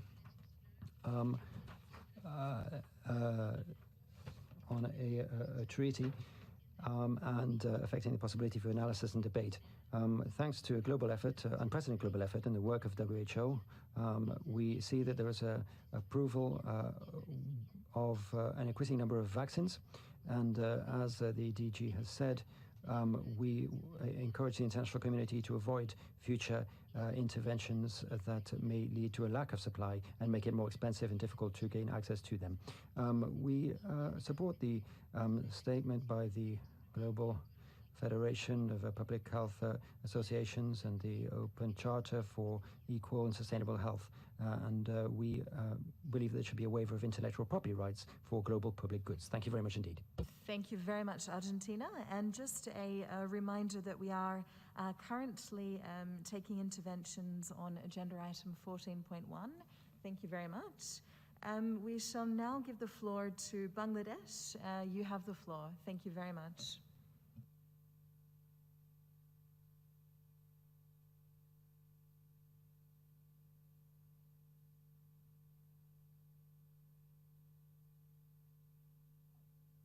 Thank you, Madam Moderator. Mr. Chair, I would like to thank the Director General for his report on the update about the Secretary's activities to combat the COVID-19 pandemic. Bangladesh attaches great importance to the cooperation between it and the WHO. The government of Bangladesh has been able to mitigate the onslaught of COVID-19 pandemic under the able leadership of our Honorable Prime Minister. However, the pandemic has already caused unprecedented devastation, affecting our way of living, the economy, our lives and livelihoods. Our National Preparedness and Response Plan for COVID-19 reflected a whole of this government approach to tackle this pandemic. The government has also allocated around 14.14 billion US stimulus package, which is equivalent to 4.3% of our GDP for sustaining and eventual recovery from this crisis. Mr. Chair, as you know, Bangladesh provided temporary shelter to over 1.1 million forcibly displaced Rohingyas from Myanmar. It has been more than 3 years, regrettably, not a single Rohingya could be repatriated. Despite multi-pronged challenges, our government, with the support of international community, has been providing necessary health facilities to them. Provisions of effective health measures have helped this community from this health outbreak. We are happy to know that the COVID-19 vaccines have been successfully developed and their distribution has already begun. In this connection, we would like to emphasize on ensuring fair and equitable access to COVID vaccines for all. The COVID-19 vaccines must be treated as global public good.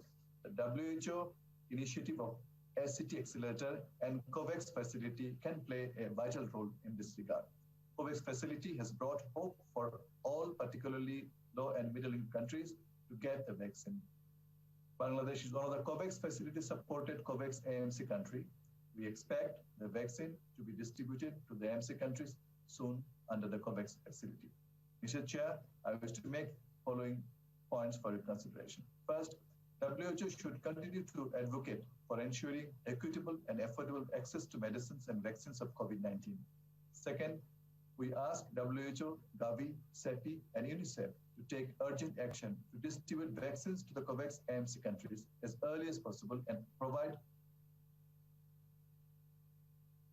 necessary training facilities to them for effective, efficient vaccination framework and protocol. Third, we request WHO to assess the impact of COVID-19 on mental health and assist the member states to mitigate the negative consequences in this regard. Finally, Mr. Chair, the pandemic has exposed the gaps in our efforts to build a robust and inclusive public health system. There must be a stronger international partnership to meet the needs of low and middle income countries through timely and adequate development, and technological assistance. I thank you, sir. Thank you, Bangladesh. And now to the United States of America, to be followed by Austria.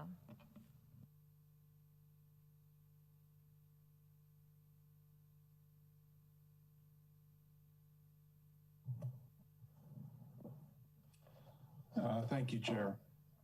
The United States thanks the Secretariat for the report on the WHO response to SARS-CoV-2. All WHO member states have been impacted by this pandemic. For all who have lost loved ones, we offer our condolences and sympathy. We resolve to continue to fight this scourge.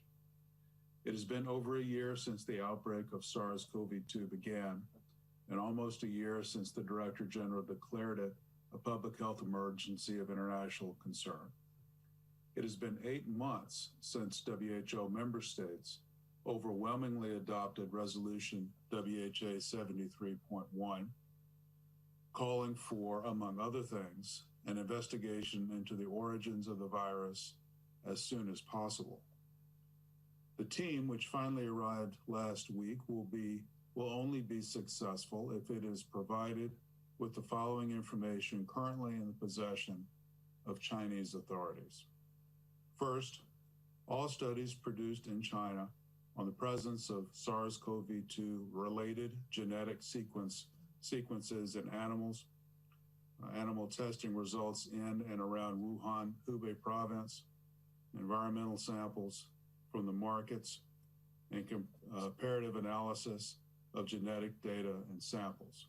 Also, all studies produced in China on human data, including but not limited to comparison of the earliest genetic sequence from humans, human SARS-CoV-2 serology data from 2019, and epidemiological spread data, as well as access to caregivers, former patients, and lab workers for interviews and medical data and samples.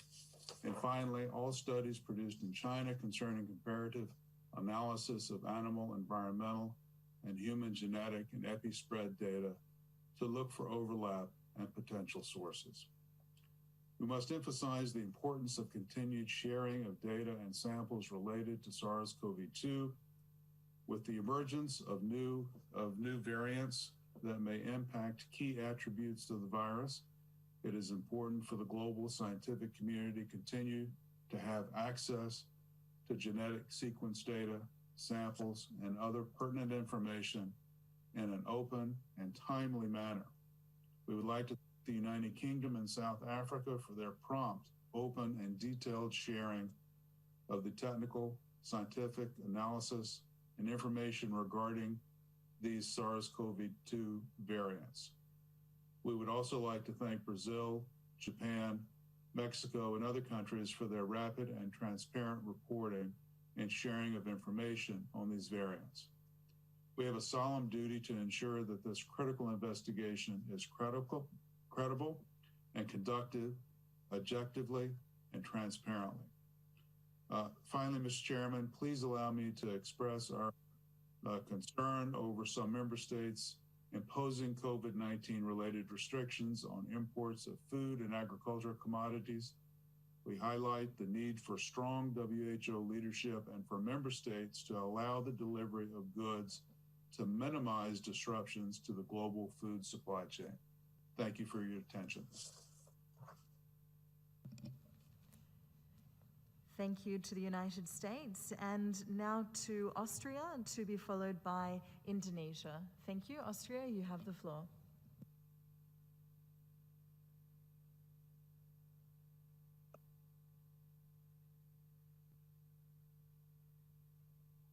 Thank you very much, Mr. Chairman. I speak on behalf of the European Union and its member states, and I apologize for having been somewhat overly eager this morning and presented the statement at too early a stage. This statement is also made on behalf of 3 candidate countries, that is to say the Republic of North Macedonia, Montenegro, and Albania, as well as the Republic of Moldova. They all align themselves with this statement. WHA Resolution 73.1 constituted the first joint response by the WHO's membership to COVID-19. It showed that multilateralism, international cooperation, and solidarity work and are the most adequate answer facing a pandemic. We welcome the progress made by the Secretariat and Member States in the implementation of the resolution. Proactive follow-up remains key to guide our responses, WHO Secretariat and Member States alike. For the global response, equitable access, rapid development, and fair deployment of COVID-19 vaccines, therapeutics, and diagnostics, as well as the strengthening of health systems for their deployment, are essential. In partnership with WHO, the EU has been playing a central role in setting up, funding, and co-hosting ACTA as a central mechanism to achieve these goals. We support the full realization of ACTA, including its vaccines pillar, COVAX, which we support both via the AMC and as a self-financing participant, so that all who need COVID-19 vaccines can have access to them. To ensure ACT's success, we encourage support of all member states and stakeholders. We also need to address the funding gap, as well as the gap in vaccination between countries. Vaccine donations are also to play a key role. The EU will continue to be a reliable partner and champion for resilient health systems and universal health coverage on one health approach at all levels, and the objectives of the Global Action Plan for Healthy Lives and Well-being for All to reach the SDGs and to strengthen cooperation among health actors. Mr. Chairman, WHO is an evidence and science-based organization for global health. In this spirit, the resolution asks for an investigation of the source of the virus. Understanding the origin will enable us to better control and respond to this pandemic and future health threats. We welcome that the international expert team was finally allowed to travel to China to start their investigation in cooperation with Chinese counterparts. We attach great importance to this investigation, which requires transparency, access to locations and data, and full cooperation, and we request to be regularly briefed on progress. Given the danger posed by emerging mutations of the virus, we underline the importance of sharing of genetic sequence data. We thank the UK, South Africa, and other countries for sharing insights and data quickly, and welcome WHO's increased efforts to expand scientific cooperation. Distinguished colleagues, 2020 was a year of doom. We all hope that 2021 will be a year of hope. However, the pandemic is far from over. We all must continue working hard, nationally, regionally, and globally, through multilateral cooperation, trust, and solidarity. With the help of the evaluation processes currently underway, we also need to learn from our mistakes and make bold moves to better prepare for and respond to future pandemics, even whilst combating and recovering from the current one. Thank you very much. Thank you very much. And now to Indonesia, to be followed by Australia.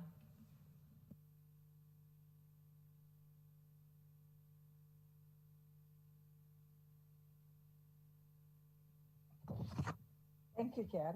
We appreciate the WHO works during the pandemic, such as issuing technical guidance and accelerating the development and ensuring access of vaccine, therapeutic, and diagnostic. We reiterate our support to the work of the accelerator to ensure the equitable access of COVID-19 tools. Are now at a critical in the COVID-19 response, where the early COVID-19 vaccine is being rolled out globally. The scarcity of vaccine supply and limited country readiness have prevented many countries, especially developing and LDCs, from starting their vaccination program. Moreover, lack of trust of the general public on the safety and efficacy of the vaccine also proved to be challenging. In line with the Emergency Committee observation last week, my delegation would like to reiterate that member states, WHO, and other stakeholders should ensure equitable access to the correct facility and technology transfer to increase global production capacities. Encourage vaccine manufacturers to rapidly provide safety and WHO for emergency use listing and treat COVID-19 vaccine as public good. Mr. Chair, Indonesia has started to roll out its first of our 4 stages of COVID-19 vaccination program. The first stage targets health workers and other frontliners before gradually vaccinating other population groups. This approach has been formulated based on the recommendation by both Strategic Advisory Group of Experts and Indonesia Technical Advisory Group on Immunization to determine the phasing and prioritizing approach. Given the increasing spread of COVID-19 infection that is being combined with the growing spread of the mutating virus, we continue to implement comprehensive approach to the COVID-19 response. This included through intensifying test tracing and treatment effort, public advocacy, enforcing health protocol, and ensuring the availability of resources for self-isolation and treatment. Although there are still challenges to control the transmission, the approach has showed good results such as in terms of cure rate.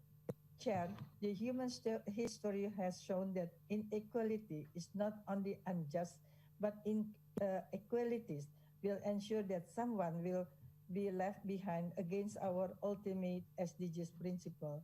Therefore, we should collectively address one of the current biggest challenges, that is ensuring that vaccines are distributed equitable to all countries. I thank. Thank you very much. And now to Australia, to be followed by Botswana. Australia, you have the floor. Thank you. Australia appreciates the substantial activity by WHO to support the global COVID-19 response, as clearly detailed in the report. The COVID-19 pandemic continues to test us all, and it's a powerful reminder of the importance of strong global systems, which allow us to respond collectively to problems that cannot be solved by countries acting alone. Inclusivity has never been more important as we confront the unprecedented health, economic, and social impacts of the pandemic, and it is essential that no population or potential partners are excluded. COVID-19 has put great pressure on the delivery of essential health services. Strengthening of country-level systems as first lines of defence against COVID-19 and other emerging infectious diseases, alongside full implementation of the WHO Health Emergencies Programme, is fundamental. We note substantial operational and technical support has been provided to many countries by the WHO. Additionally, the overview of the global situation, progress made, and impact in country, detailed in the Strategic Preparedness and Response Plan Monitoring and Evaluation Framework, provides useful guidance, identifying gaps for action. We appreciate WHO's efforts to support the preparedness of the Pacific region, in particular through targeted deployments of the Global Outbreak Alert and Response Network, as well as WHO's ongoing leadership, convening regional joint incident management team meetings, and providing up-to-date epidemiological reports. Clear and credible information also continues to prove vital to response efforts. WHO's role in providing authoritative, evidence-based, and timely information is fundamental to fight this pandemic. Australia is actively following the progress the WHO convened scientific study into the origins of COVID-19. We note the international expert team has arrived in China and expect they will have access to relevant data, information, and key locations to inform their work. We continue to seek transparency and look forward to WHO's regular updates on progress. Global participation in the COVAX facility will support rapid, fair, and equitable access to COVID-19 vaccines. Australia has invested in the COVAX Advanced Market Commitment to support lower-income countries and eligible small economies to access safe, effective, and affordable vaccines for their highest-risk groups. Australia is also committed to ensuring access to safe and effective COVID-19 vaccines for the Pacific and Southeast Asia through our Regional Vaccines Access Initiative. Finally, It is crucial that countries are ready to receive COVID-19 vaccines when they are available. WHO's ongoing work to support the development and finalisation of national deployment and vaccine plans is critical to ensure an equitable global rollout of COVID-19 vaccines. Thank you, Chair. Thank you, Australia. And now to Botswana, to be followed by Colombia.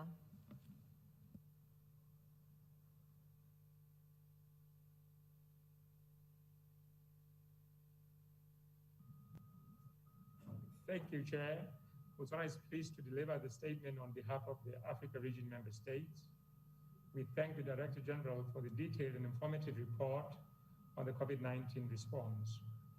The Africa Region commends the WHO leadership and the coordination role across all levels in the COVID-19 response.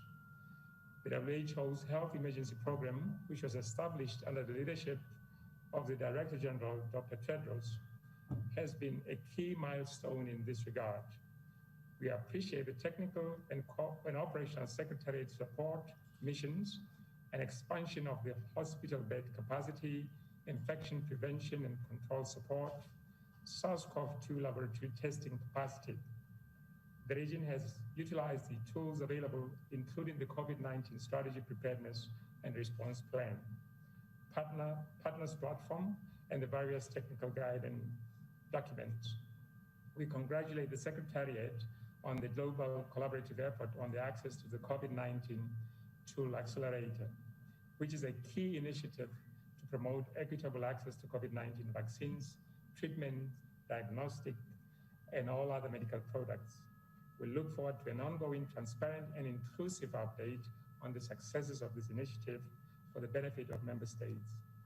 Chairperson, the Africa region is concerned about the disruption in the global supply chain, particularly during the initial phase of the COVID-19 crisis, which significantly affected our response. We are, however, confident that the Secretariat, in partnership with other UN agencies and philanthropic organizations, will continue to ensure equitable allocation of critical items, which include personal protective equipment comprising medical masks, respirators, oxygen concentrators, pulse oximeters, ventilators, and other essential biomedical items for clinical care, particularly to low and middle-income countries. The region notes with appreciation WHO's ambitious target for the distribution of the COVID-19 tools, including the provision of 2 billion doses of vaccine to all countries by the end of 2021, and 245 million treatment courses, and 500 million diagnostic tests to low-income and middle-income countries by mid-2021. Chair, as reported by the Independent Panel of Pandemic Preparedness and Response, there is a great inequality in the COVID vaccine availability and rollout amongst and between nations. The report indicates that our region will be the last to receive enough vaccine coverage for public health impact is deeply concerning. We therefore call for the urgent global solidarity to prioritize investment in affordable and safe COVID-19 vaccines and equitable allocation based on the principle of fairness of public health impact. Regarding research and development, we thank the Secretariat for supporting several scientific studies on the new diagnostics, vaccine, and therapeutics. It is important for WHO to continue to ensure that representation of public health researchers and scientists of the region in WHO multi-stakeholder forums in order to expertise and forge network and partnerships. We appreciate to assess member state readiness to deploy the new COVID-19 vaccines, diagnostics, and therapeutics effectively and efficiently as they become available. Chairperson, in conclusion, the Africa region commits to working with the Secretariat and partners for readiness of the vaccine introduction. I thank you. Thank you. And now to Colombia, to be followed by China.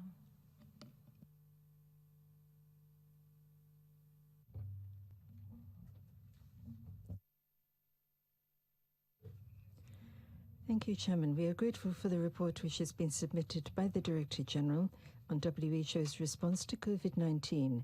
It also, of course, covered the support provided to countries to help them build national preparedness and response plans to deal with the current health emergency. We hope that WHO will continue to provide us with general support so that we can implement our plans most effectively.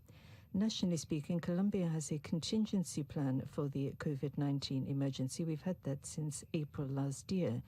And we also have a COVID-19 health response strategy. These plans include 169 different types of activity for the preparedness phase, 64 for the containment phase, and 70 for the mitigation phase, all of them based on scientific evidence which is available worldwide. At the moment, we're focusing on the mitigation stage, and under the leadership of the Ministry of Health and Social Protection, we have rolled out nationally a program for testing, tracing, and isolating cases so as to ensure that we can break the chain of transmission by picking up confirmed and suspect cases, isolating confirmed cases and their contacts, and carrying out testing. It has, however, been important to include financial support so that people will comply with self-isolation measures. Nonetheless, we still believe that the preparedness stage needs to be strengthened, and we would like to have support from WHO in this. Previous emergencies, such as the H1N1 and recently Zika, chikungunya, and measles outbreaks, have shown how necessary this is. They helped us, actually, those outbreaks, to improve our preparedness, and that has helped us to better tackle this pandemic. However, we still need to strengthen the preparedness phase further. We believe that WHO's support on the preparedness issue is essential so that we can learn the lessons which the COVID-19 pandemic has been teaching us. Last but not least, we'd like to encourage WHO to continue with its advice on designing and building vaccination programs and plans so that we can begin our campaigns to vaccinate against COVID-19. We also urge fair and equitable allocation of vaccines, treatments, and diagnostic kits, and we hope that the organization will continue to help us monitor the impact of the pandemic on our basic health services. Thank you. Thank you. And now to China, to be followed by Kenya. China, you have the floor. Thank you, Mr. Chairman. The Chinese delegation thanks the DG for his report and appreciates WHO for its tireless efforts in response to the COVID-19 pandemic. China holds that WHO's efforts in response to the COVID-19 pandemic are very effective.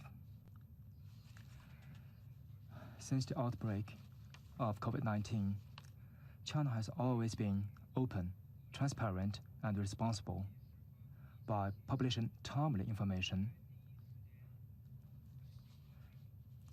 sharing genome sequencing, primer, and the probe of the virus, as well as the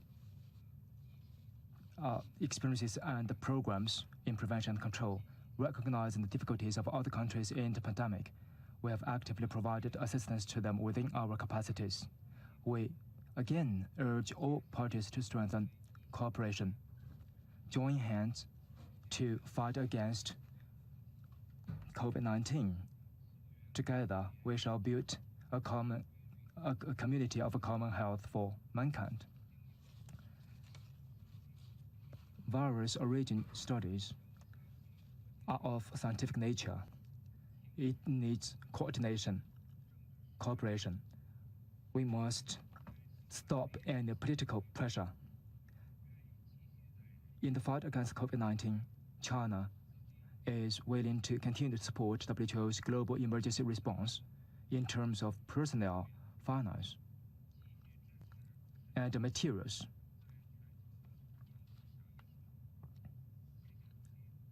Thank you, Mr. Chairman.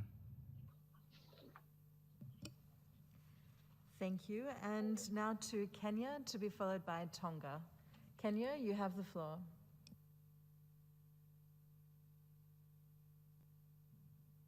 Kenya aligns her statement with that made by Botswana on behalf of the African member states.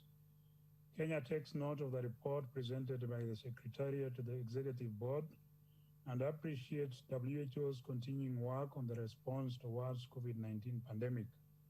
We also appreciate WHO's operational and technical support provided to countries in the pandemic response activities, including building laboratory capacity, epidemiology, infection prevention control, case management, and data management.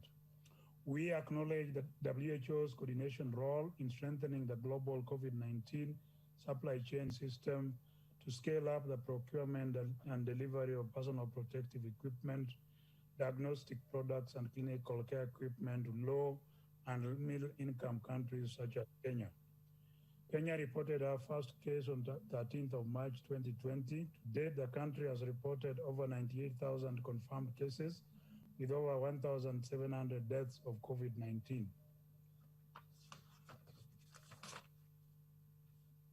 To curb the spread of the virus, Kenya continues to maintain heightened surveillance at the port of entry, increased diagnostic capacity, dusk to dawn curfew, mandatory screening for travelers, as well as continued implementation of public health measures such as social distancing, hand hygiene, and mandatory use of face masks in public places.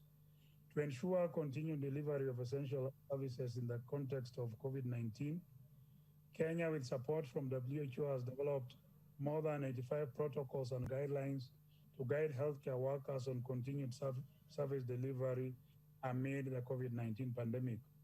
On COVID-19 vaccine preparedness, Kenya seeks to vaccinate its population against COVID-19 disease using a phased approach, starting with at least 20 million individuals, that is about 40% of the entire population, over the next 2 years. The first phase targets to vaccinate 1.25 million frontline healthcare workers and other essential workers by June 2021. A ministerial advisory committee on COVID-19 vaccine introduction has been established to oversee the implementation of the country's vaccine rollout strategy so as to ensure equitable access and that most at-risk and vulnerable populations are prioritized.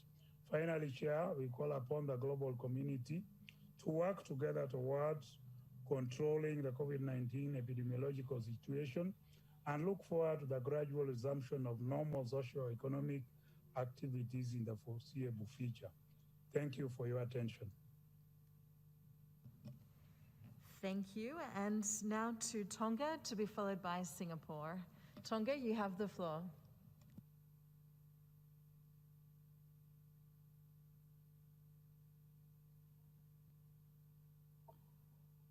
Honorable Chair, WHO Director General, Your Excellencies, Malo Elele from the Kingdom of Tonga. On behalf of His Majesty's government, I thank you, Chair, and wish to firstly acknowledge and salute the WHO DG's courageous global visionary leadership. I also wish to acknowledge the sacrifice of the WHO scientist team and staff, and global healthcare workers and researchers. We also would like to acknowledge the Regional Director, Dr. Takashi Kasai, ethical and inclusive leadership. The Kingdom wishes to acknowledge the WHO DD's report and his strong stance on equitable distribution of the vaccine. History will judge us tomorrow on what we did today, especially ensuring vaccines accessibility for those countries without wealth. We would like to acknowledge tremendous support provided by various partners. In the Pacific, we would like to acknowledge the support provided by Joint Incident Management Team, with major partners joining as team with WHO as Secretariat. While most of the Pacific countries remain free of COVID-19 or without community transmission, the pandemic has catalyzed governments' acceleration of actions to achieve our commitment to universal health coverage. We strengthen treatment and laboratory capacity for COVID, and this will also contribute to better health service delivery for the future. We have also engaged with community leaders, governors, district officers, community police officers, and that have been the fundamental essence, unifying a nation from the bedrock of communities.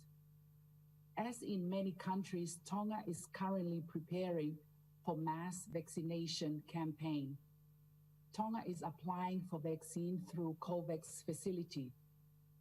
And with small island nation, the risk of a deadly pandemic can eradicate a generation. We have developed national deployment and vaccination plan. Under this plan, we will further strengthen our cold chain system, storage capacity, human resources, and health information, and pre-screening and preparation for potential side effects. We thank the continuous technical and financial support from countries and agencies. Finally, now is the time for supreme global, genuine leadership from all of us to ensure vaccination for all of humanity. Thank you, Honorable Chair. Thank you very much, Tonga. We are mindful of the time difference for you and for many other member states. We should now like to call upon Singapore to be followed by the United Kingdom. Thank you, and Singapore, you have the floor.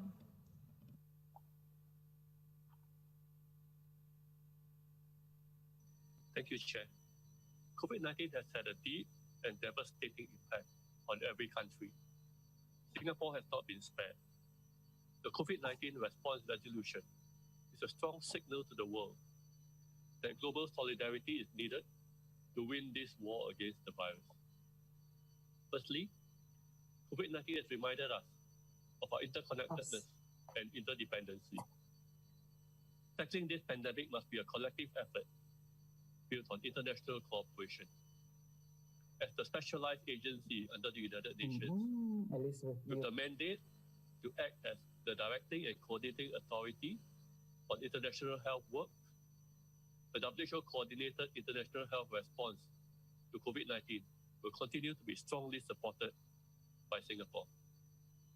Secondly, we commend Dr. Tedros and the WHO for its continued leadership in mounting a global response at the international, regional, and national levels.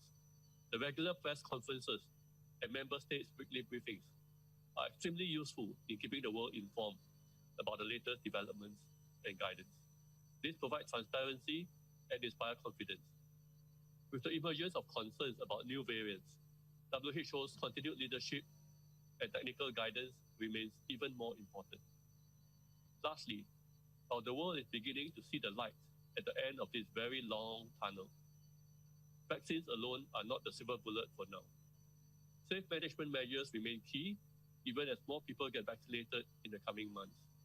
The world looks to WHO for leadership on technical guidance pertaining to the ability of COVID-19 vaccines to prevent transmission and how vaccination will interact with safe management measures. The next key challenge would be in the issue of verifying the vaccination status of travelers. An international authentication mechanism may be useful to aid the resumption of global travel and trade.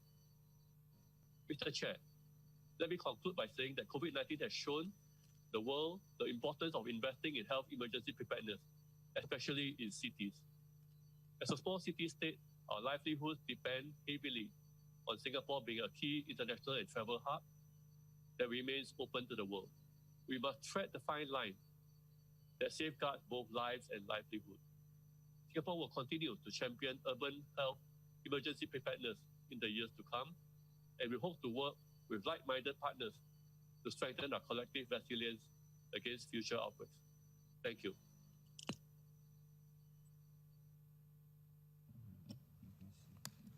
Thank you very much, Singapore. And now to the United Kingdom, to be followed by Sudan.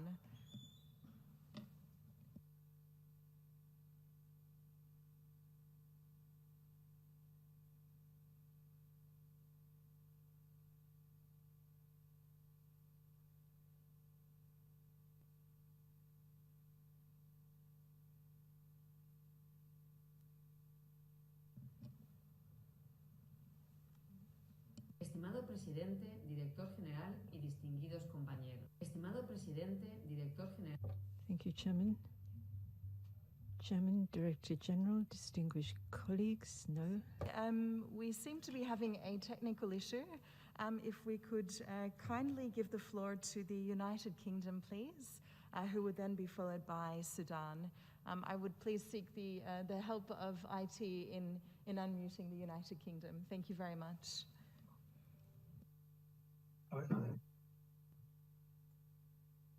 Thank you, Chair. Can I just check you can hear me? We can indeed, and we can see you. Thank you so much. Thank you, Chair. Science will reduce the impact of COVID.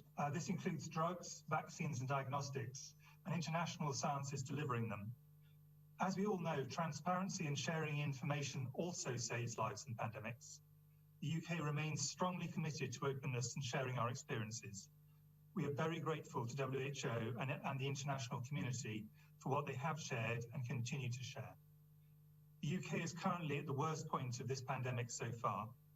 Our health and social care workers are under immense pressure, and we are sure you will join us in paying tribute to their efforts and their colleagues around the world. We want to highlight two other items. Firstly, identifying important variants of the virus. Genomic sequencing helped identify new variants in the UK, South Africa, and Brazil. It allowed us to share information quickly with all nations through WHO and other channels to support your handling. The emergence of new variants is no surprise, but we need to be ready to identify significant changes quickly wherever they arise. This includes those which are more transmissible or may reduce vaccine effectiveness. This will allow us all to respond in a timely way for the benefit of all. Variants present a global challenge that will require international cooperation. We must quickly consider how to put in place the necessary processes and structures to support a systematic global approach. We recognise that the UK is fortunate to have genomics capabilities and are committed to supporting the WHO to provide international leadership in this area and ensure systematic global surveillance. Secondly, therapeutics. We are pleased that the UK life sciences capabilities have been able to support WHO to contribute to major advances on therapeutics, in addition to work on vaccines. We are grateful to WHO for their leadership in coordinating efforts and including the Solidarity Trial. There is a continuing need for trials to inform evidence-based global practice. For example, the Recovery Trial showed that dexamethasone, a low-cost and widely available drug, reduces mortality for COVID-19 patients requiring oxygen. It also demonstrated the lack of clinical benefit of other drugs, including hydroxychloroquine, and continues to explore other treatments with global relevance. The UK are also major contributors to other international trials, including REMAP-CAP. We remain committed to working in partnership to ensure global equitable access to safe and effective treatments and sharing research findings as quickly as we can. A strong scientific response, international cooperation, and transparency are essential to get through this pandemic. By working together through science, we will save many lives. Thank you, Chair. Thank you very much, and once again, our apologies for the issue in connecting you. I should now like to give the floor to Sudan, to be followed by the Russian Federation. Thank you, and Sudan, you have the floor.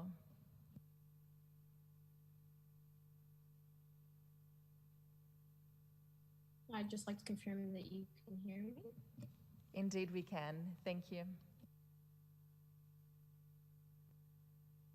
Honorable Chair, distinguished delegates, excellencies. Sudan welcomes the updates by the Secretariat and it commends WHO for their continuous prominent effort in catalyzing the global response to the COVID-19 pandemic. The pandemic has been a test for all of us, and while we now know much more than we did a year ago, we have a long way to go. Directing the bulk of medical resources of the country to address COVID-19, particularly with the increasing number of cases, may have strengthened our initial response to the pandemic, but in retrospect, it has hindered regaining full functioning of the health system, which has not only affected the response to the pandemic itself, but has held back the progress towards the ongoing crises crippling Sudan. Our current healthcare system, in need of support in terms of community-based COVID-19 surveillance, tracing, and tracking, must also be strengthened and reinforced. The collateral impact of the COVID-19 on all aspects sheds light on the critical international community to provide holistic and support to the developing countries in their effort to tackle COVID-19, in addition to the steady strengthening of the capacity of the public health system and a pressing overall need for global solidarity. Sudan highlights the importance and calls on the international community to adopt a flexible funding strategy to rapidly tackle both COVID-19 obstacles. Sudan, could you slow down, please? Thank you. Sectoral approach to ensure equitable distribution of the vaccine. We are currently engaging relevant government entities to ensure a whole of government approach in the rollout process. We are also particularly apologies for the interruption, Sudan. We're just being asked to kindly seek your indulgence in please slowing down the intervention somewhat for our interpretation services. Thank you so much.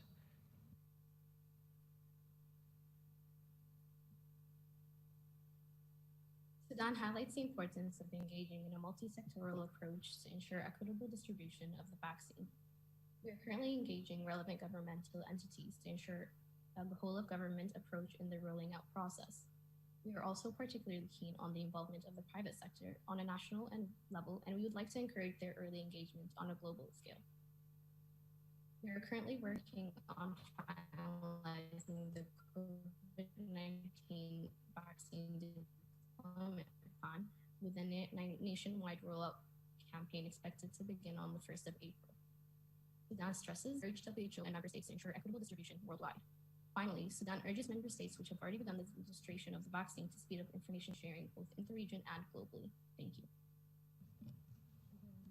Thank you. Thank you very much, Sudan. And now to the Russian Federation. And just a reminder that should the Russian Federation wish to deliver their intervention in the Russian language, would kindly ask that it is said at a pace by which our interpretation services can interpret. Thank you very much.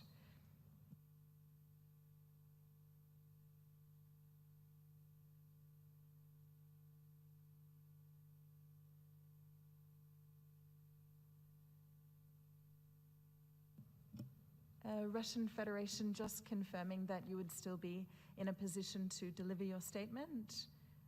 You have the floor. Thank you.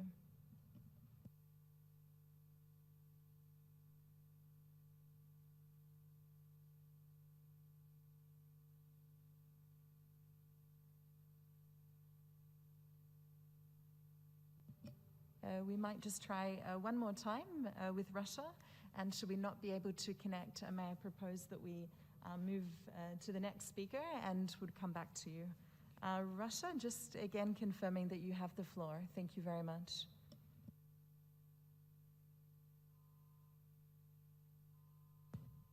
Hello, can you hear me? Yes. Спасибо. Thank you very much. Distinguished colleagues, distinguished chairperson. Since the first day when it was known that a new coronavirus surfaced, the WHO has ensured maximum full and open access to information about the virus. We'd also like to note the role of the coordinating role of the Euro Regional Office of the WHO in providing timely information to the countries of the Euro region about the spread of the virus. Given the situation throughout the world, this has become a very difficult period to face the pandemic, and this, of course, affects many different aspects. There has been information, development of recommendations covering different aspects of prevention and treatment of the virus. The WHO has published more than 200 different parts of technical guidance. And, of course, Russian specialists participated in this work. The documents, which were developed by the WHO, were used by the Russian Federation's work to compile recommendations for workers in different sectors, for example, industry, transport, tourism, and others. Since the very beginning of COVID-19, we came up with a strategy to deal with this. Pursuant to the WHO recommendations and also the international health guidelines, we took a number of timely recommendations to implement them throughout the territory. We developed test systems and carried out diagnostics and ensured that all hospitals were prepared. Thanks to the hard work throughout a number of different activities to come up with material and technical assistance and to analyze the infection, we were able to avoid an increase in the transmission level and to keep the disease under control. Russia also was able to provide assistance to other countries. We, for example, carried out some different 15 special missions in 11 partner countries. We were able to give them tools and personal PPE, personal protection equipment. The Russian Federation, for its part, also provided assistance to the WHO. For example, our government center, called Vector, which is the Government Scientific Center for Virology and Biotechnology, was included in the WHO Registry of Labs, providing assistance to the organization. And this, of course, helped the country, partner countries that also didn't have this type of technology. The Russian Federation contributed more than $4.7 million for the financing for fighting the coronavirus and, of course, for assisting other countries. Given the pandemic, thanks to the scientific traditions of virology and other studies in the Russian Federation, we were able to create the first vaccine against the coronavirus in the world. Today, pursuant to a decision of the President of the Russian Federation, we have started a mass vaccine program. The General Director of the WHO mentioned this, and of course, the success of our efforts depend very much on our working together and following the requirements of the WHO to face this situation. The Russian Federation has sent the vaccine documentation to the WHO, and we're counting on a productive dialogue. We salute the WHO in its leading role, and we should all support it to fight the pandemic. I thank you very much for your kind attention. Thank you very much. And now to Oman.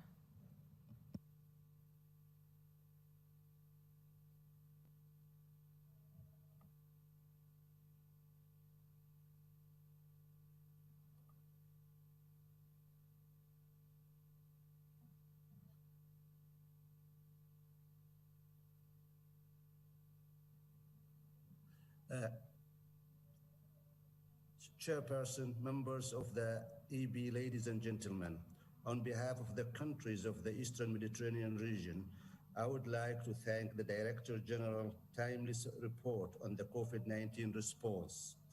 The spread of SARS-CoV-2 has provided the opportunity for significant expansion in national laboratory networks, surveillance, epidemiological capacity, and research in the region over the last year. We are grateful for the support from WHO in the global COVID-19 response through its leadership, coordination, and active engagement with member states on strategic and technical guidance and operational support. We acknowledge WHO's efforts in leading global research and promoting evidence-based information about COVID-19 to limit the spread of false information. We also recognize WHO's efforts in advocating for and facilitating transport, equitable and timely access to quality, safe, affordable, and effective COVID-19 diagnostic, therapeutic, and vaccines, taking into account existing mechanisms and tools. The member states of the Eastern Mediterranean region reiterate our commitment to improve and scale up the COVID-19 response and would like to call on the Secretary's concentrated effort to support member states in the following areas. 1, improve surveillance data systems and reporting to global platform to increase understanding of the epidemiological situation at global, regional, and country levels, including the emerging variants. 2, strengthen supply chain to ensure acquisition of equitable allocation and transport of sufficient quantities of critical items. 3, ensure COVID-19 vaccine distribution is equitable and covers the most vulnerable population globally and nationally. 4, member states should implement and regularly update national multi-sectoral COVID-19 action plans based on specific contexts, priorities, and epidemiological situation, while taking into account the needs and vulnerabilities of all population groups. 5, member states should provide timely, culturally, and evidence-based information to the community, including on relevant risks and measures that they can take to protect themselves, engage communities in all aspects of preparedness and response, and actively address rumors, misinformation, and stigmatization. 6, member states should continue to develop and maintain national capacities for the early identification, testing, isolation, care for cases, and for the tracing and cleaning of all contacts. 7, support member states in decision-making on social measures and movement restrictions, applying inclusive, transparent, and evidence-based process in order to protect lives and sustain livelihoods. 8, member states to ensure continuity of essential health services during COVID-19 pandemic, including access to essential medicine and vaccine, and allocation of adequate human and financial resources. Thank you very much. Thank you very much, Oman. And now to Guyana, and then we shall move to interventions by those member states not represented on the board. Thank you, and Guyana, you have the floor.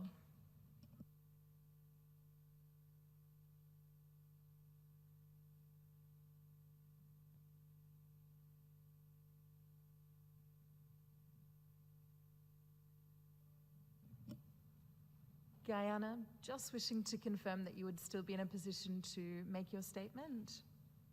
Thank you very much, Madam Moderator. Thank you very much, Madam Moderator. Guyana acknowledges the comprehensive report from the Director General and the status report on Agenda Item 14.1. We would like to commend the Director General, Dr. Tedros, and his staff for their leadership in developing a multifaceted response to the pandemic, which has brought us much hope.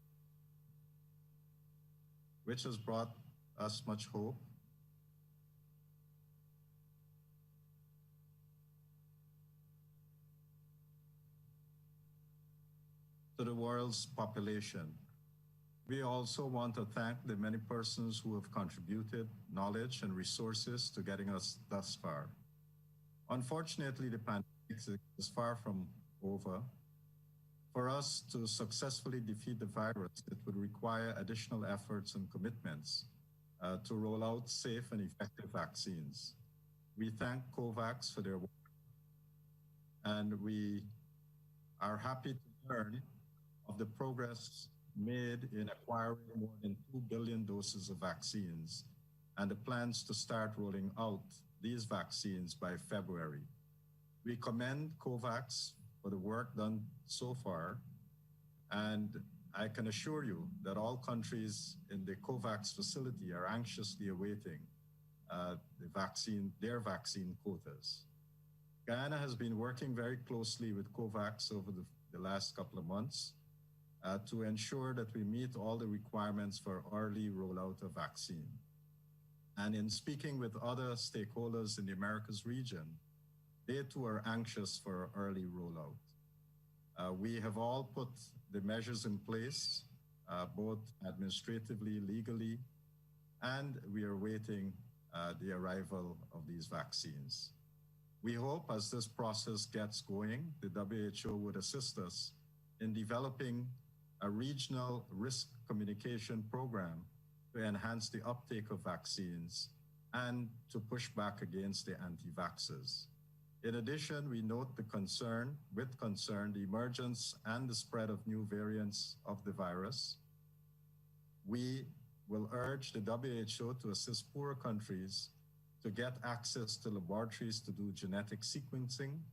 This would help member states to get a better understanding of the epidemic in their countries and for WHO to get a better understanding of how this virus is mutating and spreading.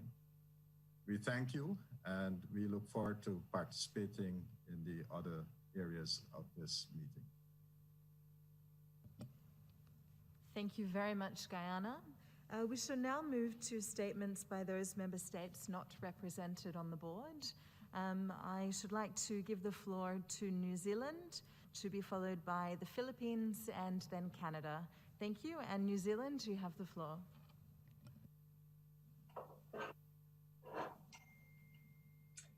Chair, Aotearoa New Zealand appreciates the global and regional leadership shown by the WHO throughout the response to COVID-19. This includes the important support provided by the organization to our own Pacific region. We recognize also the important role that the WHO member states in sharing information and expertise as we take together global pandemic. In this regard, New Zealand is the confidence of WHO independent scientific expert to China. It is vital that the mission has every opportunity to understand what happened so that we can learn from in order to the global health system and reduce risk of future pandemics. We look forward to a successful mission and to the findings earliest. Chair, New Zealand, the global established the COVAX, which will ensure COVID-19 vaccines are distributed equitably worldwide. Having all vulnerable populations vaccinated will make an important contribution to this pandemic. New Zealand has contributed 17 million New Zealand dollars in funding to support the COVAX Advanced Market Commitment, which will distribute doses to developing countries globally. It is critical that funding targets are met to ensure vaccines reach 20% of developing country populations by the end of 2021.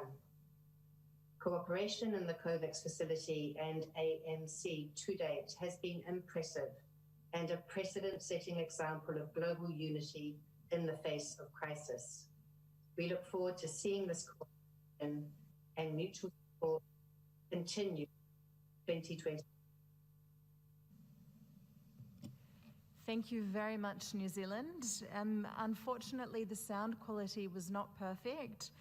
That being said, we would kindly ask that you send us a copy of the statement and we can ensure that it is posted on our website. I should now like to give the floor to the Philippines, to be followed by Canada. Thank you.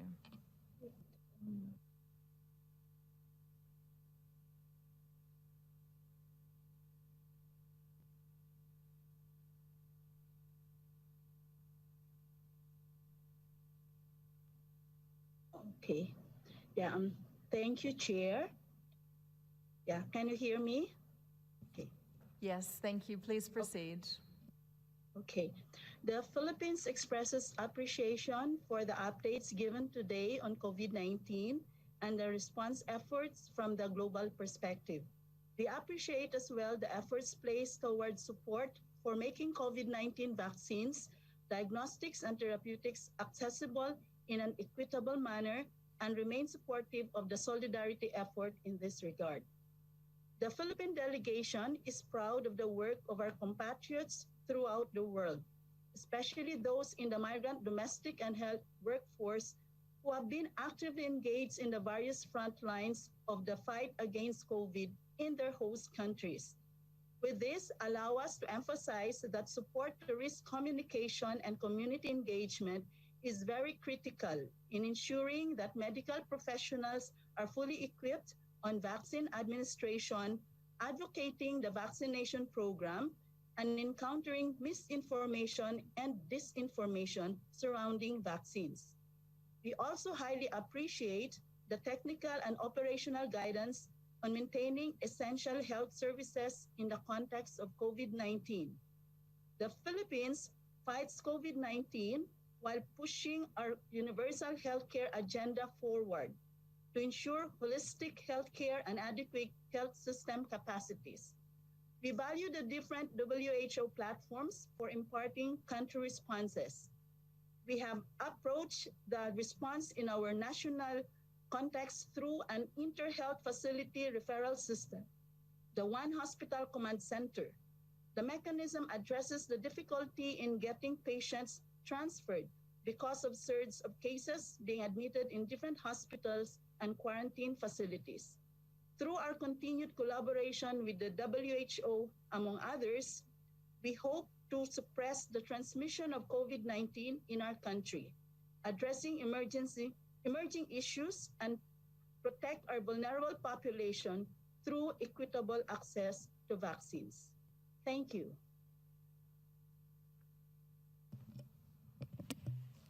Thank you very much to the Philippines. And before we do move to the remaining live member state interventions, I understand that we do have a pre-recorded statement from the Republic of Korea, who is also an EB member.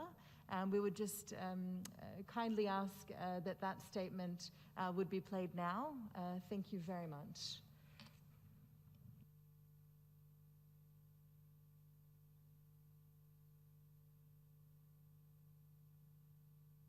Us with additional updates on the progress of the WHA 73rd.1 resolution on COVID-19 response after the latest report during the special session of the WHO EB in October last year. The report reminded us of WHO's multidimensional effort, including the various technical support to individual countries, the delivery of PPE, and the response to the infodemic.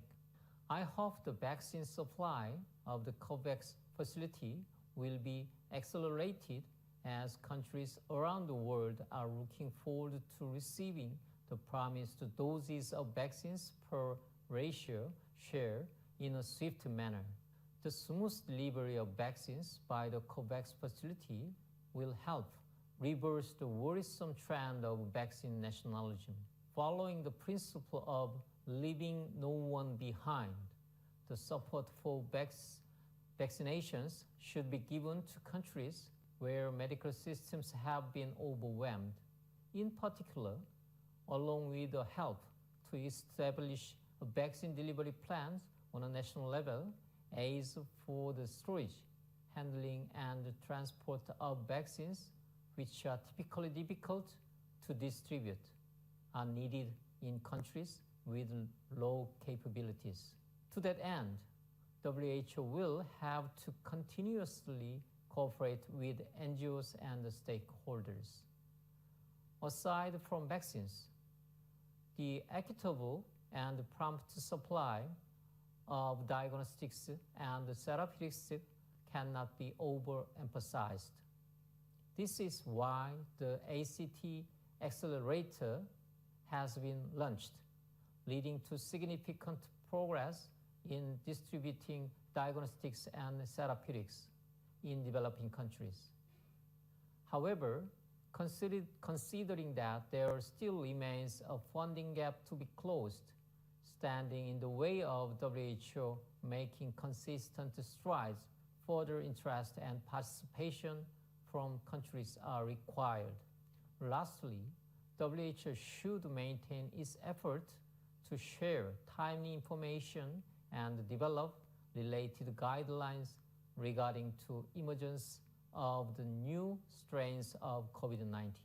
Following the WHA resolution, the Republic of Korea endorsed the activities of the IPPR, IHR, and IOAC that are conducting reviews based on scientific evidence and will consistently give support. We hope the committees will complete its review and finalize its recommendations by the timeline set for the next WHA. The Republic of Korea will continue to closely work with WHO and our partners to put an end to the COVID-19 pandemic. Thank you. Thank you, Minister Kim, Republic of Korea. And we shall now return to those live interventions. I should wish to give the floor again to Canada, to be followed by Norway. Thank you. And Canada, you have the floor. Bonjour tout le monde. Good afternoon, everyone. Appreciate E.G. Tedros, Mike Ryan, and indeed all WHO staff for their ongoing efforts to fight this pandemic while continuing to deliver on other critical global health priorities. The results achieved in the Secretariat's report demonstrate this clearly. This is a tough time for all of us. A year after the pandemic began, much of the world continues to struggle with the devastating impact of COVID-19. Almost 100 million cases and over 2 million deaths so far, more than double the numbers just 3 months ago, with record spikes now occurring in part due to the emergence of new and more infectious variants. In Canada, the situation remains dire. Our new daily cases have tripled since mid-October, and the national positivity rate has almost doubled since then. It is no understatement to say that we are all, infected or not, suffering from COVID fatigue. It is therefore no surprise that we are all excited about the arrival of a COVID-19 vaccine, even if many are frustrated with the relatively slow rollout of doses so far. 3 months ago, the prospect of a vaccine by the end of 2020 seemed remote. Thanks to a global scientific effort, it is here. Ensuring the successful and timely global rollout of COVID vaccines is critical. We urge the international community to continue cooperating on the manufacturing and distribution of vaccines and to support fair and equitable access. To this end, Canada has committed significant resources to support vaccine deployment in vulnerable countries and populations. We are pleased to be part of the COVAX facility and also that our Minister of International Development is a co-chair of the COVAX AMC engagement group. It is equally important that member states adopt an allocation framework for vaccine distribution that prioritizes the needs of vulnerable populations and frontline health workers. This is what we have done domestically, in close cooperation amongst federal, provincial, territorial, and municipal authorities. We have prioritized our Indigenous peoples, our elderly, especially those in institutional settings, our personal support workers, and our frontline medical staff. We are also guided by an equity-based and gender-responsive approach. Finally, we need to learn the lessons of this pandemic and make changes accordingly in global pandemic preparedness and response. Canada looks forward to discussions now and then lead up to WHA on this. One critical issue is how to prevent the spread of viruses from national to international environments. We are encouraged that the WHO-led mission to study the origins of this pandemic commenced last week. This is an important example of global scientific collaboration to improve global health security. We need to look forward, not just back, and ensure that we learn now. What we learn now helps the international community to adopt more vigorously a One Health approach to global health emergency preparedness and response. Finally, again, we also encourage WHO to continue to regularly and meaningfully engage member states in guiding the directions of the organization. Merci beaucoup. Thank you very much, Canada. And now to Norway. Chair, Norway, as all countries, relies on the WHO leadership in this pandemic. We commend the WHO for having taken leadership during the pandemic. The whole world benefits from the multilateral system and from having a strong, independent, and responsive WHO in times of crisis. We commend the way the organization has stepped up and taken leadership by coordinating and providing technical support for several global scientific studies. The pandemic also serves as a reminder of the importance of the WHO's normative role to the world, delivering guidance to all countries based on best scientific evidence is essential to managing the pandemic in the best way possible.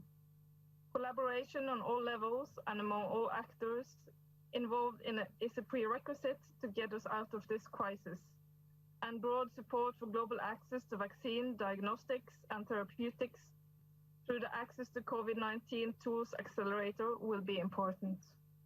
Let us all join forces in a global solidarity to mobilize efforts to stop this pandemic and to take the world out of this current crisis. Thank you.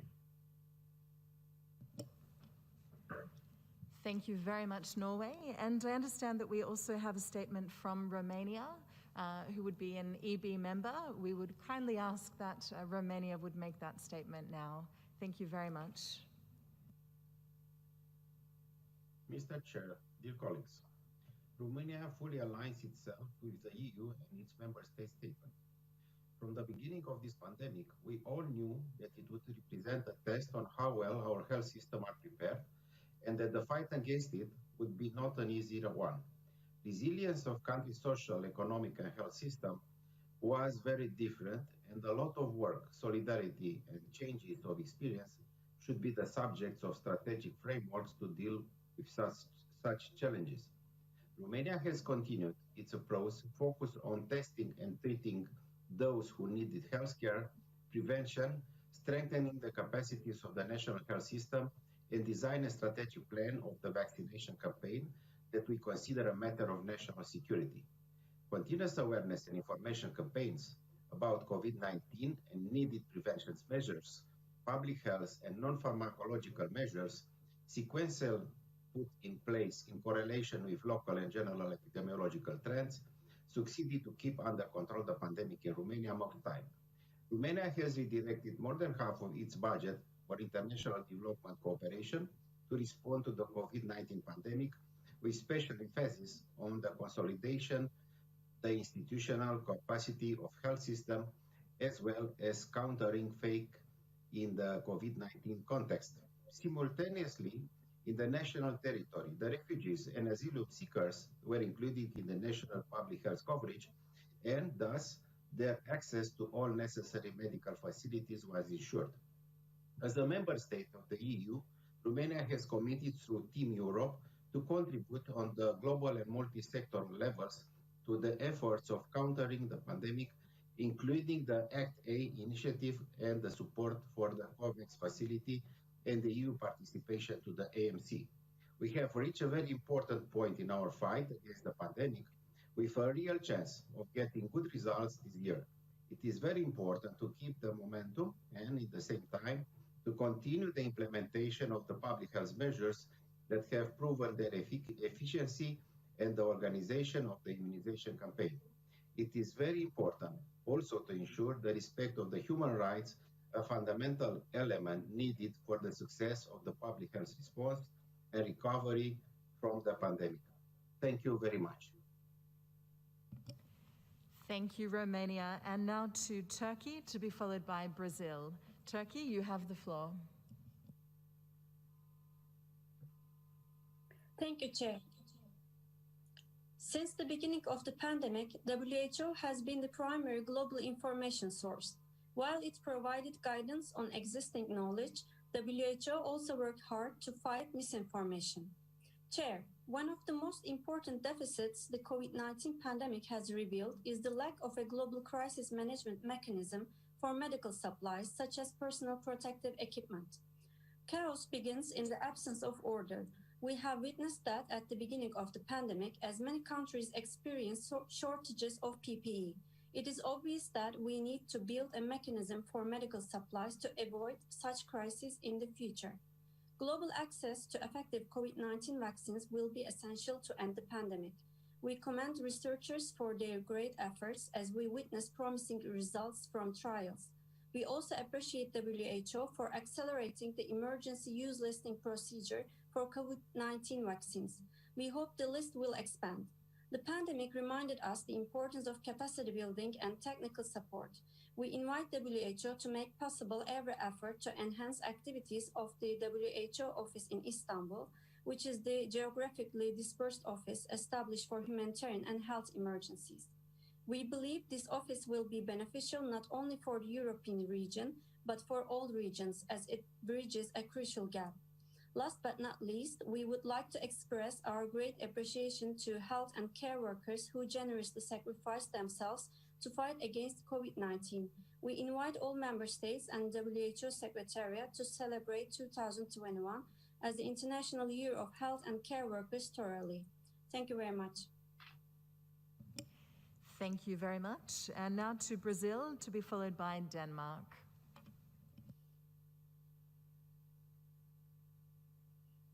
Thank you, Madam Moderator. Mr. Chair, let me reaffirm Brazil's solidarity to those who have lost their loved ones and to all health workers. COVID-19 remains a world crisis with profound implications for health economies and societies. Brazil has been stressing the importance of protecting lives and livelihoods in our response. Our constitution was amended to allow for extraordinary disbursements to fight the pandemic. The federal government has mobilized almost $120 billion or near 10% of our GDP. 20 billion to strengthen the unified health system with human resources, supplies, medicines, ventilators, diagnostic tests, ICU beds, PPEs, as well as to finance vaccines research, development, 20 billion in direct transfers to states and municipalities whose health-related responsibilities to fight COVID-19 was confirmed by the Supreme Court. More than $10 billion to shield the workers' revenues from lowered salaries or working hours and to support business activities, in particular of micro, small, and medium-sized enterprises. And approximately $60 billion has financed an ambitious program of cash transfer. More than 65 million people are benefiting from the emergency allowance. Mr. Chair, Brazil has also joined the international efforts to promote the equitable access to COVID-19 products and technologies. We are in the Facilitation Council of the ACT Accelerator. We are in the COVAX facility. We co-sponsor the CTAP, and we have participated in the Solidarity Trials. Mr. Chair, health systems are under pressure in many countries. In Brazil, Manaus, the capital of the state of Amazonas, faces a strong and sudden resurgence. The federal government is actively engaged. Federal resources transferred to the state amounted to $3.5 billion in 2020. The Minister of Health was in the city last week. A national task force is working to help restore the local health system's capacity. With the support of the Air Force and in partnership with the state, other public entities, and the private sector, the lack of oxygen supply has been substantially reduced. Mr. Chair, yesterday, Brazil's regulatory agency, Anvisa, granted emergency authorization for the use of 2 vaccines against COVID-19.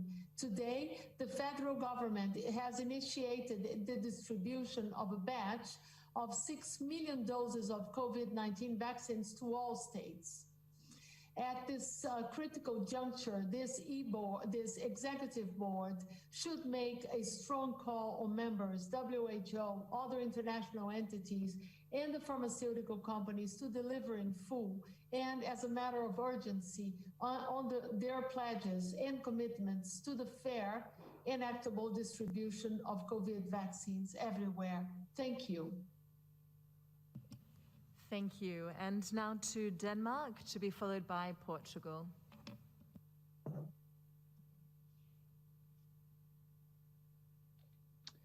Members of the Executive Board, delegates, Director General.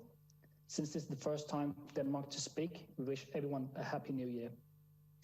Denmark fully aligns itself with the statement made on behalf of the EU and its member states. The world is still in the midst of fighting the COVID-19 pandemic. This is also the case in Denmark. In this statement, I would like to focus specifically on the important issues of misleading information.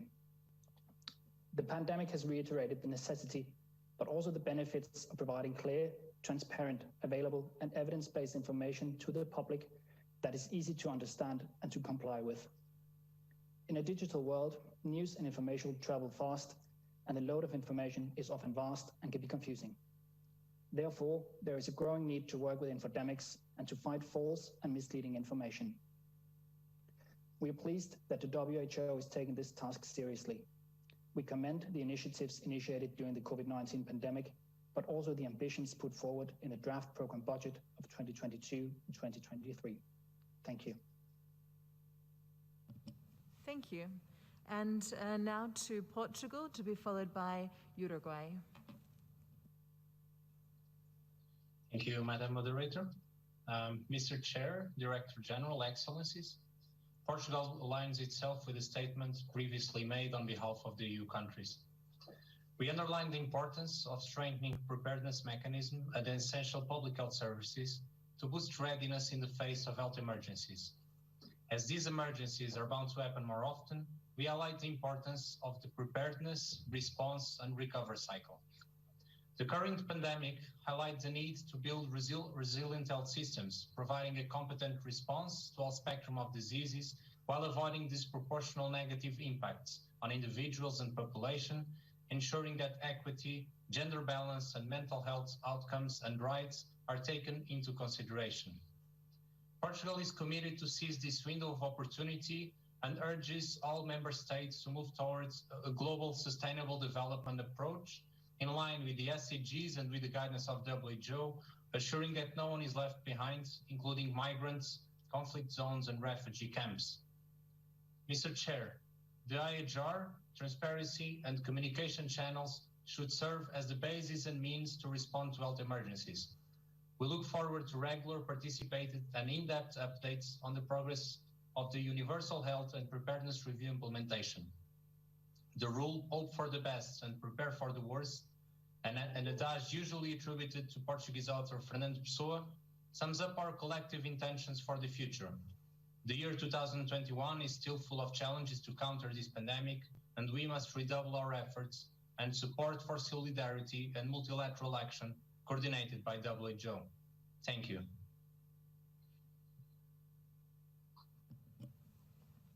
Thank you very much. And now to Uruguay, to be followed by Japan.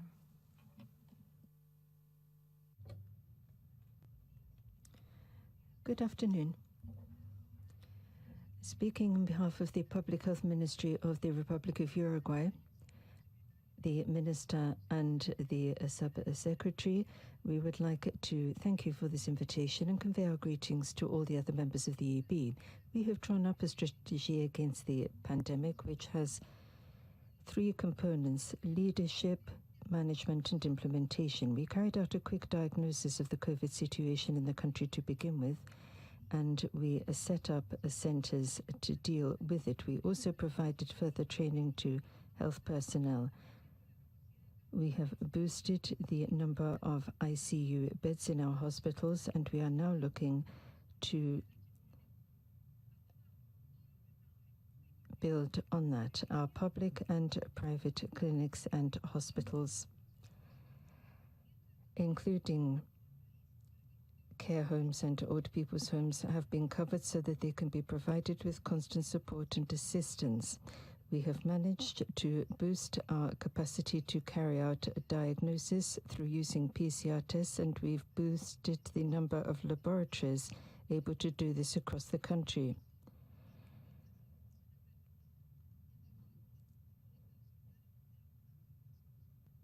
We've also boosted contact tracing. Since the beginning of the pandemic, we've encouraged the wearing of masks. We've also boosted the teams of contact tracers that we have so that they have greater capacity, and we are applying the experience we've had with other disease outbreaks. We have reliable data, we provide it and use it transparently, and that boosts confidence.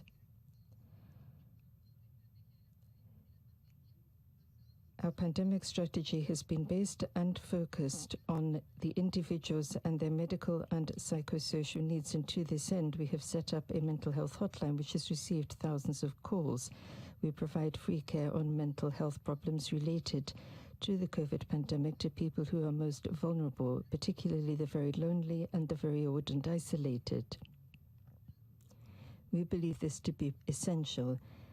In Uruguay, we have teams of professionals who also deal with other similar issues, such as, for example, domestic violence, which has been a problem during the pandemic. We're now moving on to a vaccination campaign and designing that, and we will be focusing above all, first of all, on the most vulnerable groups in the population. We'll be ready to go as soon as the vaccine reaches Uruguay. Solidarity is the basis of any success here, and so is equitable access to the diagnosis, therapeutics, and vaccines available. This has been one of the biggest global health crises most of us have ever seen. We are grateful for what we can do to help us get out of it, and we hope we'll be able to reach the end of it very soon. Thank you. Thank you very much. And now to Japan.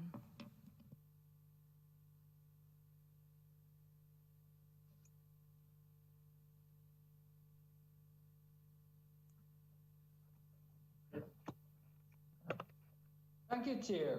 Japan welcomed the report submitted by the Secretariat. We appreciate WHO to play an important role to coordinate international response in the current situation. The international team of scientists has arrived in China to start research on origins of the virus and the transmission route to human. We wish to reiterate the importance of the international expert team to be able to access all the necessary studies and information to conduct a scientific, objective, and transparent investigation. We anticipate that the investigation fully achieves the intended purpose and discovers scientific findings. Here, I have 3 points to highlight. First, we appreciate weekly briefings and guidance provided by the Secretariat. And in this regard, we request the Secretariat to continue to provide consistent information based on science and evidence. Second, Japan believes it is necessary to review and clarify the role of WHO in the event of public health emergencies and strengthen its transparency and accountability. We hope the WHO maintains its central role in overall coordination, swift norm settings, and technical advice during a health crisis.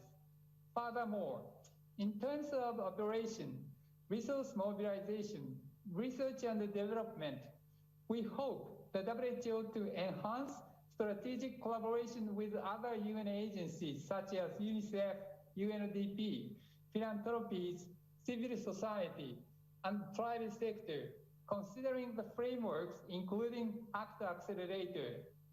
Finally, Japan wishes the WHO to continue to support essential health services and preventive public health measures and to strengthen health system during COVID-19 response. Thank you very much. Thank you very much. And now to Pakistan, to be followed by Myanmar.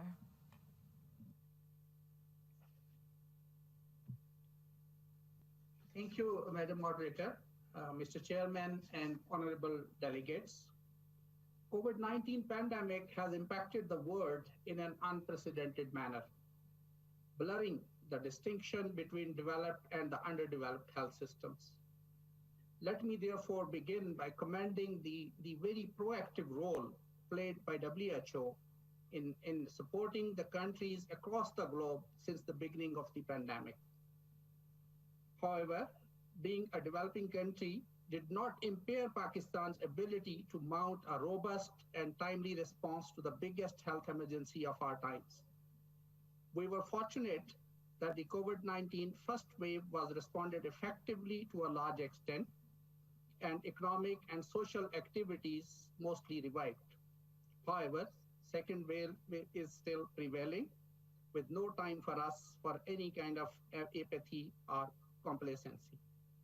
Since the reporting of the first cases on 26th of February, so far, our case tally has crossed 500,000, with almost 11,000 deaths as of today. Government of Pakistan adopted a comprehensive and multi-pronged approach at the strategic level and aligned these strategic decisions across the implementation processes in the country. The COVID-19 Pakistan Pandemic Preparedness and Response Plan was devised in line with the National Action Plan for Coronavirus Disease in Pakistan and the WHO's Strategic Preparedness and Response Plan. Mr. Chairman, Government of Pakistan established National Coordination Committee as the key body for policy and decision making, led by the Prime Minister himself.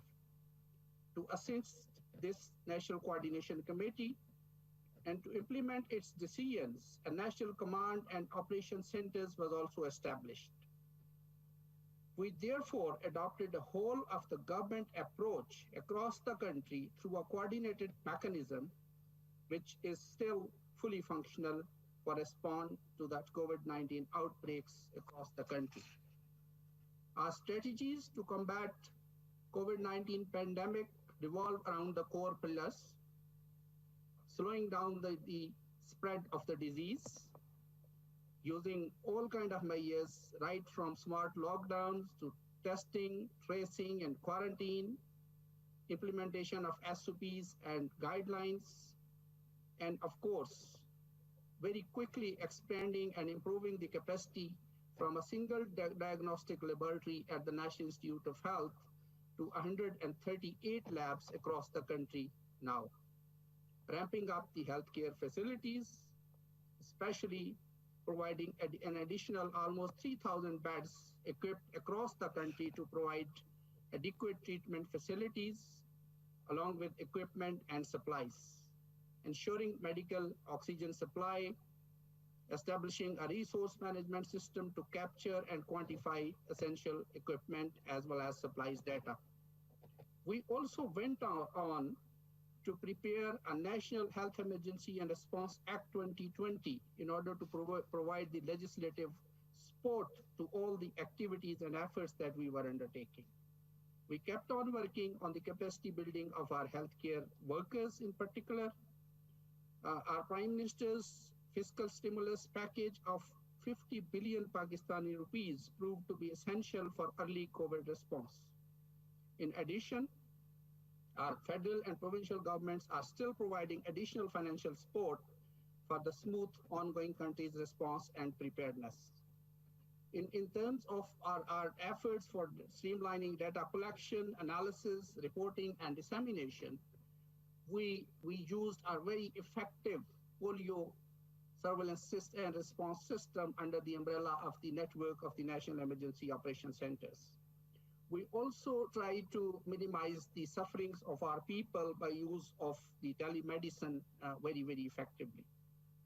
And now, last but not the least, we also have developed a very comprehensive COVID vaccine strategy.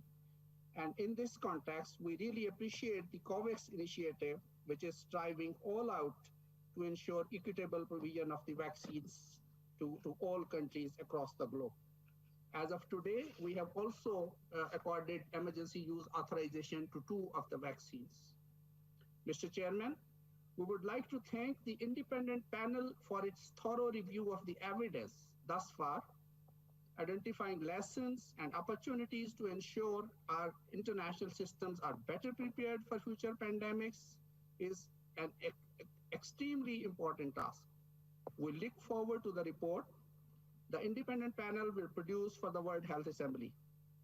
As this complex pandemic continues to evolve, to ensure our collective understanding is as comprehensive as possible, the government of Pakistan would like to express our consideration that the independent panel should possibly continue its functions beyond the Apologies World Health for the interruption.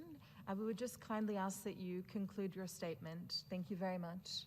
So I would just like to conclude by extending my appreciation to WHO for the detailed report and also all the efforts to promote the achievement of the highest sustainable levels of health for all, aiming to strengthen and build IHR core capacities to deal with the health threats and emergency. Thank you once again.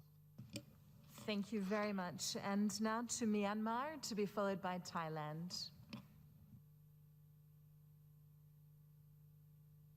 Expressing our profound thanks to the Director General for his all-inclusive report on the COVID-19 response, EP/148/16. On behalf of my delegation, I wish to express our appreciation to the Director General and the leadership team for their leading role and tireless efforts in fighting against the COVID-19 pandemic. We are also obliged to the WHO for its international capacity and technical support through the Global Outbreak Alert and Response Network. Since the beginning of the pandemic, Myanmar has taken timely actions, especially in the prevention, control, and sustained efforts to curb the emerging threats of COVID-19 in the country. Myanmar has put in place a whole-of-nation approach and the principle of no one left behind to address this emerging challenge. Myanmar has made necessary preparations in order to obtain the COVID-19 vaccines in cooperation with the WHO, Gavi, and COVAX facility. We have also initiated the vaccination program in line with the WHO's guidelines, including the WHO guidance on national deployment and vaccination plan. Mr. Chair, developing countries are now facing immense challenges in accessing the much-needed vaccine. It is therefore imperative to have fair and equitable accessibility and affordability of vaccines for everyone. To this end, we are grateful to the WHO for initiating a global collaboration to equitable access to COVID-19 diagnostics, therapeutics, and vaccines. We firmly believe that the COVAX facility is a great hope for low and middle income countries to acquire effective vaccines. Since Myanmar is one of the COVAX AMEC participants, we attach great importance to secure substantial supplies of vaccines to cater for developing economies through the COVAX. Myanmar always attaches great importance to her cooperation with the WHO.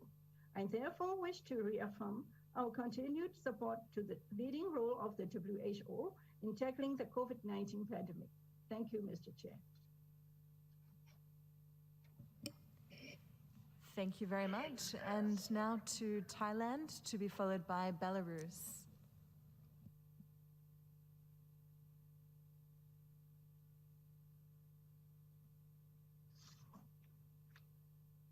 Thank you, Chair. As this is the first time that Thailand take the floor, this is the umbrella of appreciation to our Secretariat in developing the report of our agenda. We will not mention about this again in other agenda. At this stage, Thailand would like to underscore 5 important issues. First, COVID-19 pandemic has huge impact globally. Thus, the preparedness and response are far from perfect. We need strong political commitment, leadership, international cooperation, and good governance to enhance capacity on health emergency preparedness and response. Second, timely information and knowledge sharing are critical, not only at country level. Global community need to share knowledge and epidemiology information in fighting the public health threat. We urge all member states to strengthen the collaboration in generating evidence, sharing information, and detecting misinformation. Third, protecting the healthcare and frontline workers to have adequate PPE is critically important. There is a need to ensure procurement, supply, equitable allocation of adequate PPE. Fourth, pandemic preparedness and response must be a priority of all countries. More importantly, country and global community have to provide adequate resource and responsive technical support to turn the commitment into real action. Lastly, Chair, No country is safe until every country is safe. Health security is global security. We need global response, multilateral approach, and constructive engagement of sector beyond health system boundary to overcome this pandemic together. Thank you, Chair. Thank you very much. And now to Belarus, to be followed by Peru.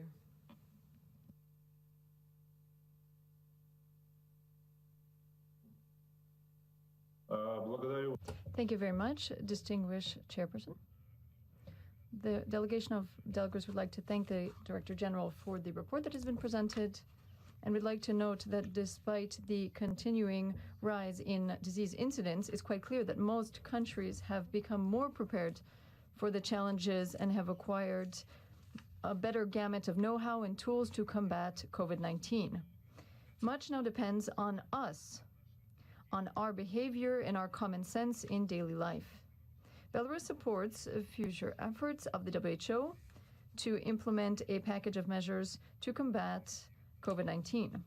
We warmly welcome the WHO-led platform of COVID partners to fight COVID-19. We believe that the regular updating of WHO's technical guidance on COVID-19 will be an effective beacon for national health systems.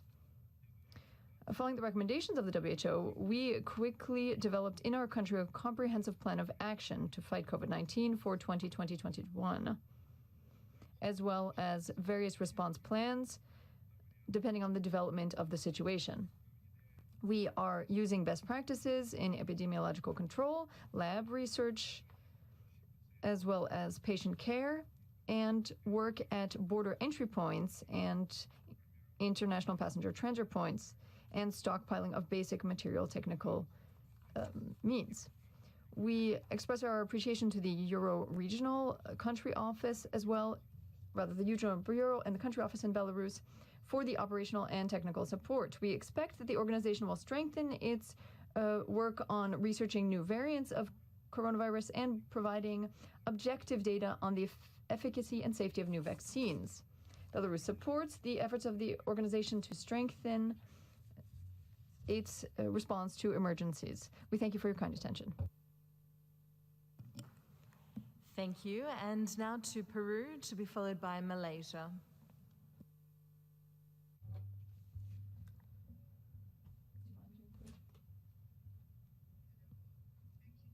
¿Me escuchan?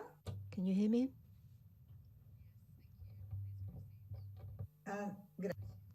Thank you.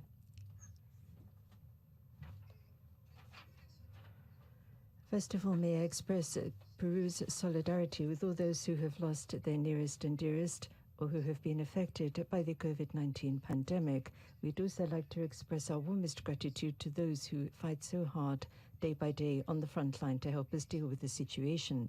We recognize WHO's efforts to help countries tackle with the pandemic, and we believe it is the responsibility of member states of all of the organization to do the same, with the advice of the organization and the support of the Secretariat, to reach agreements which will help us to improve preparedness and response to this pandemic and to those that there may be in the future, as well as to implementing the IHRs. Peru would like to reiterate its belief in the need to strengthen multilateralism, because this will ensure that we can have a better international governance of world health, and it will help us achieve universal health coverage. We know that that is a sine qua non for sustainable development. In committing itself to multilateralism, Peru, in September last year, joined the COVAX facility set up by the WHO, Gavi, and CEPI to ensure that vaccines would be accessible to everybody. It is absolutely essential, if we are to strengthen WHO's leadership, to have the COVAX facility achieve its objectives. All countries participating in it should be able to have access to vaccines in the shortest possible time, irrespective of their level of income. This goes for low-income countries and medium-income countries such as Peru, who is participating on a self-financing basis. We believe that the increasing number of vaccines and treatments against COVID-19 need to be recognized and treated as a global good, without which we won't be able to bring the pandemic to an end. The weaknesses that we had in our preparedness and response systems have been used by COVID-19 to lead us into a multi-dimensional crisis, which is having a very serious impact on our health systems. At the same time, it's putting at risk the sustainability of most of the health-related achievements that we've had in the last few years. Many countries are now facing the second wave of the pandemic, and it's having a worse impact than the first did, especially in terms of mortality and morbidity. That being the case, support from PAHO and WHO continue to be absolutely critical if we are to meet the health challenges we are now being faced with, and that includes continuing to provide basic, regular health services on matters other than COVID-19 to our peoples and populations. Thank you. Thank you. And now, Malaysia, you have the floor.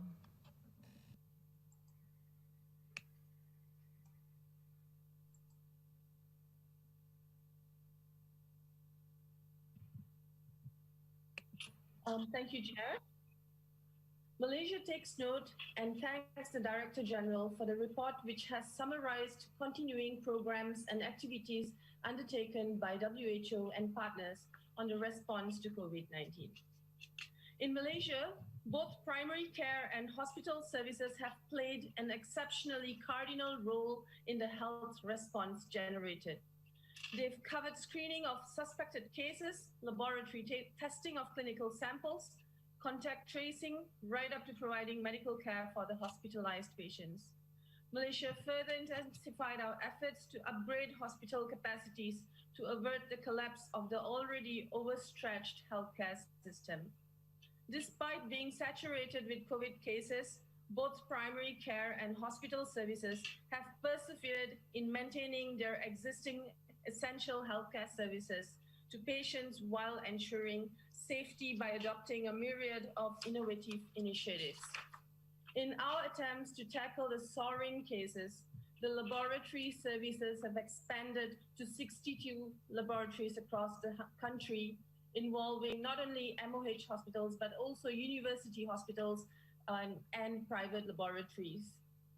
At present, we are doing approximately 60,000 tests per day, and we are using the point of care testing, rapid test kit antigen, especially when it comes to mass screening of foreign workers within selected sectors and in managing outbreaks within resource-challenged areas. Indeed, effective communication is an important factor in Malaysia's attempt in managing the pandemic.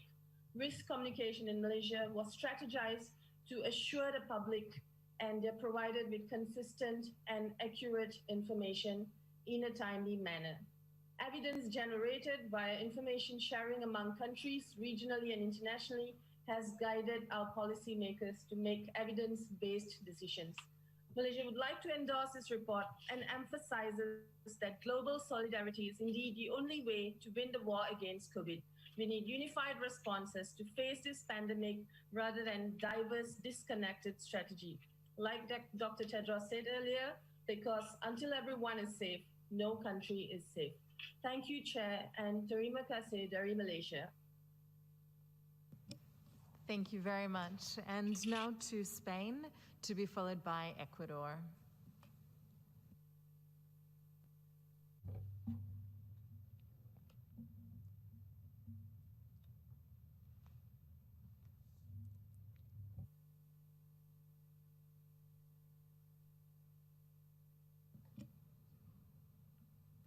I understand we'll now have Spain. Estimado Presidente. Chairman, Director General, ladies and gentlemen, Spain would like to subscribe to the statement made by the European Union and express her thanks for the Director General's report. We are grateful to WHO for her support and advice on the response to the most serious pandemic which mankind has suffered in the last 100 years. We acknowledge the leadership of the organization and its Director General as part of the UN system's multilateral response to COVID-19 and other global health challenges. Throughout the pandemic, WHO has made available to its member states all the resources and information it has on issues such as surveillance, best lab practices, infection control and prevention measures, clinical management of cases, preparedness, and border controls. It's also organized many meetings of experts in order to further communication and exchange between researchers and scientific institutions. We've been able to see the fruits of that intensive work. We've also been able to see how important it is to build consensus, to cooperate, and to demonstrate global solidarity. Initiatives such as Act A, COVAX, data and information exchange, and the ongoing evaluation of the response to the pandemic, as well as the international health regulations, not to mention the investigation into the origin of the virus, are excellent examples of how WHO and her member states can cooperate, boost capacity, and strengthen mutual trust. We will come stronger out of this fight against SARS-CoV-2 if we learn from our mistakes, apply the lessons we've learned, and are constructive. Thank you. Thank you, Chairman. The COVID-19 outbreak was declared on the 30th of January last year as being a health emergency of international concern. We went into emergency mode on the 16th of March and developed a preparedness and response plan with support and advice from the international community. We drew up our plan with the participation of the health authorities and other key parties involved in emergency response. Ecuador each year has re-evaluated her capacity to apply the international health regulations, and we have used the self-evaluation tool for the submission of annual reports through the digital platform. This is there to make it easier to submit appropriate reports. Ecuador believes it is of crucial importance that we continue to work hand in hand on things such as developing further tools enabling us to fight more effectively against COVID-19 and ensuring that we can get equitable access to vaccines. The organization and its member states must continue to fight together, because if we do that, we will be able to bring an end to the pandemic and save the lives of millions. Thank you.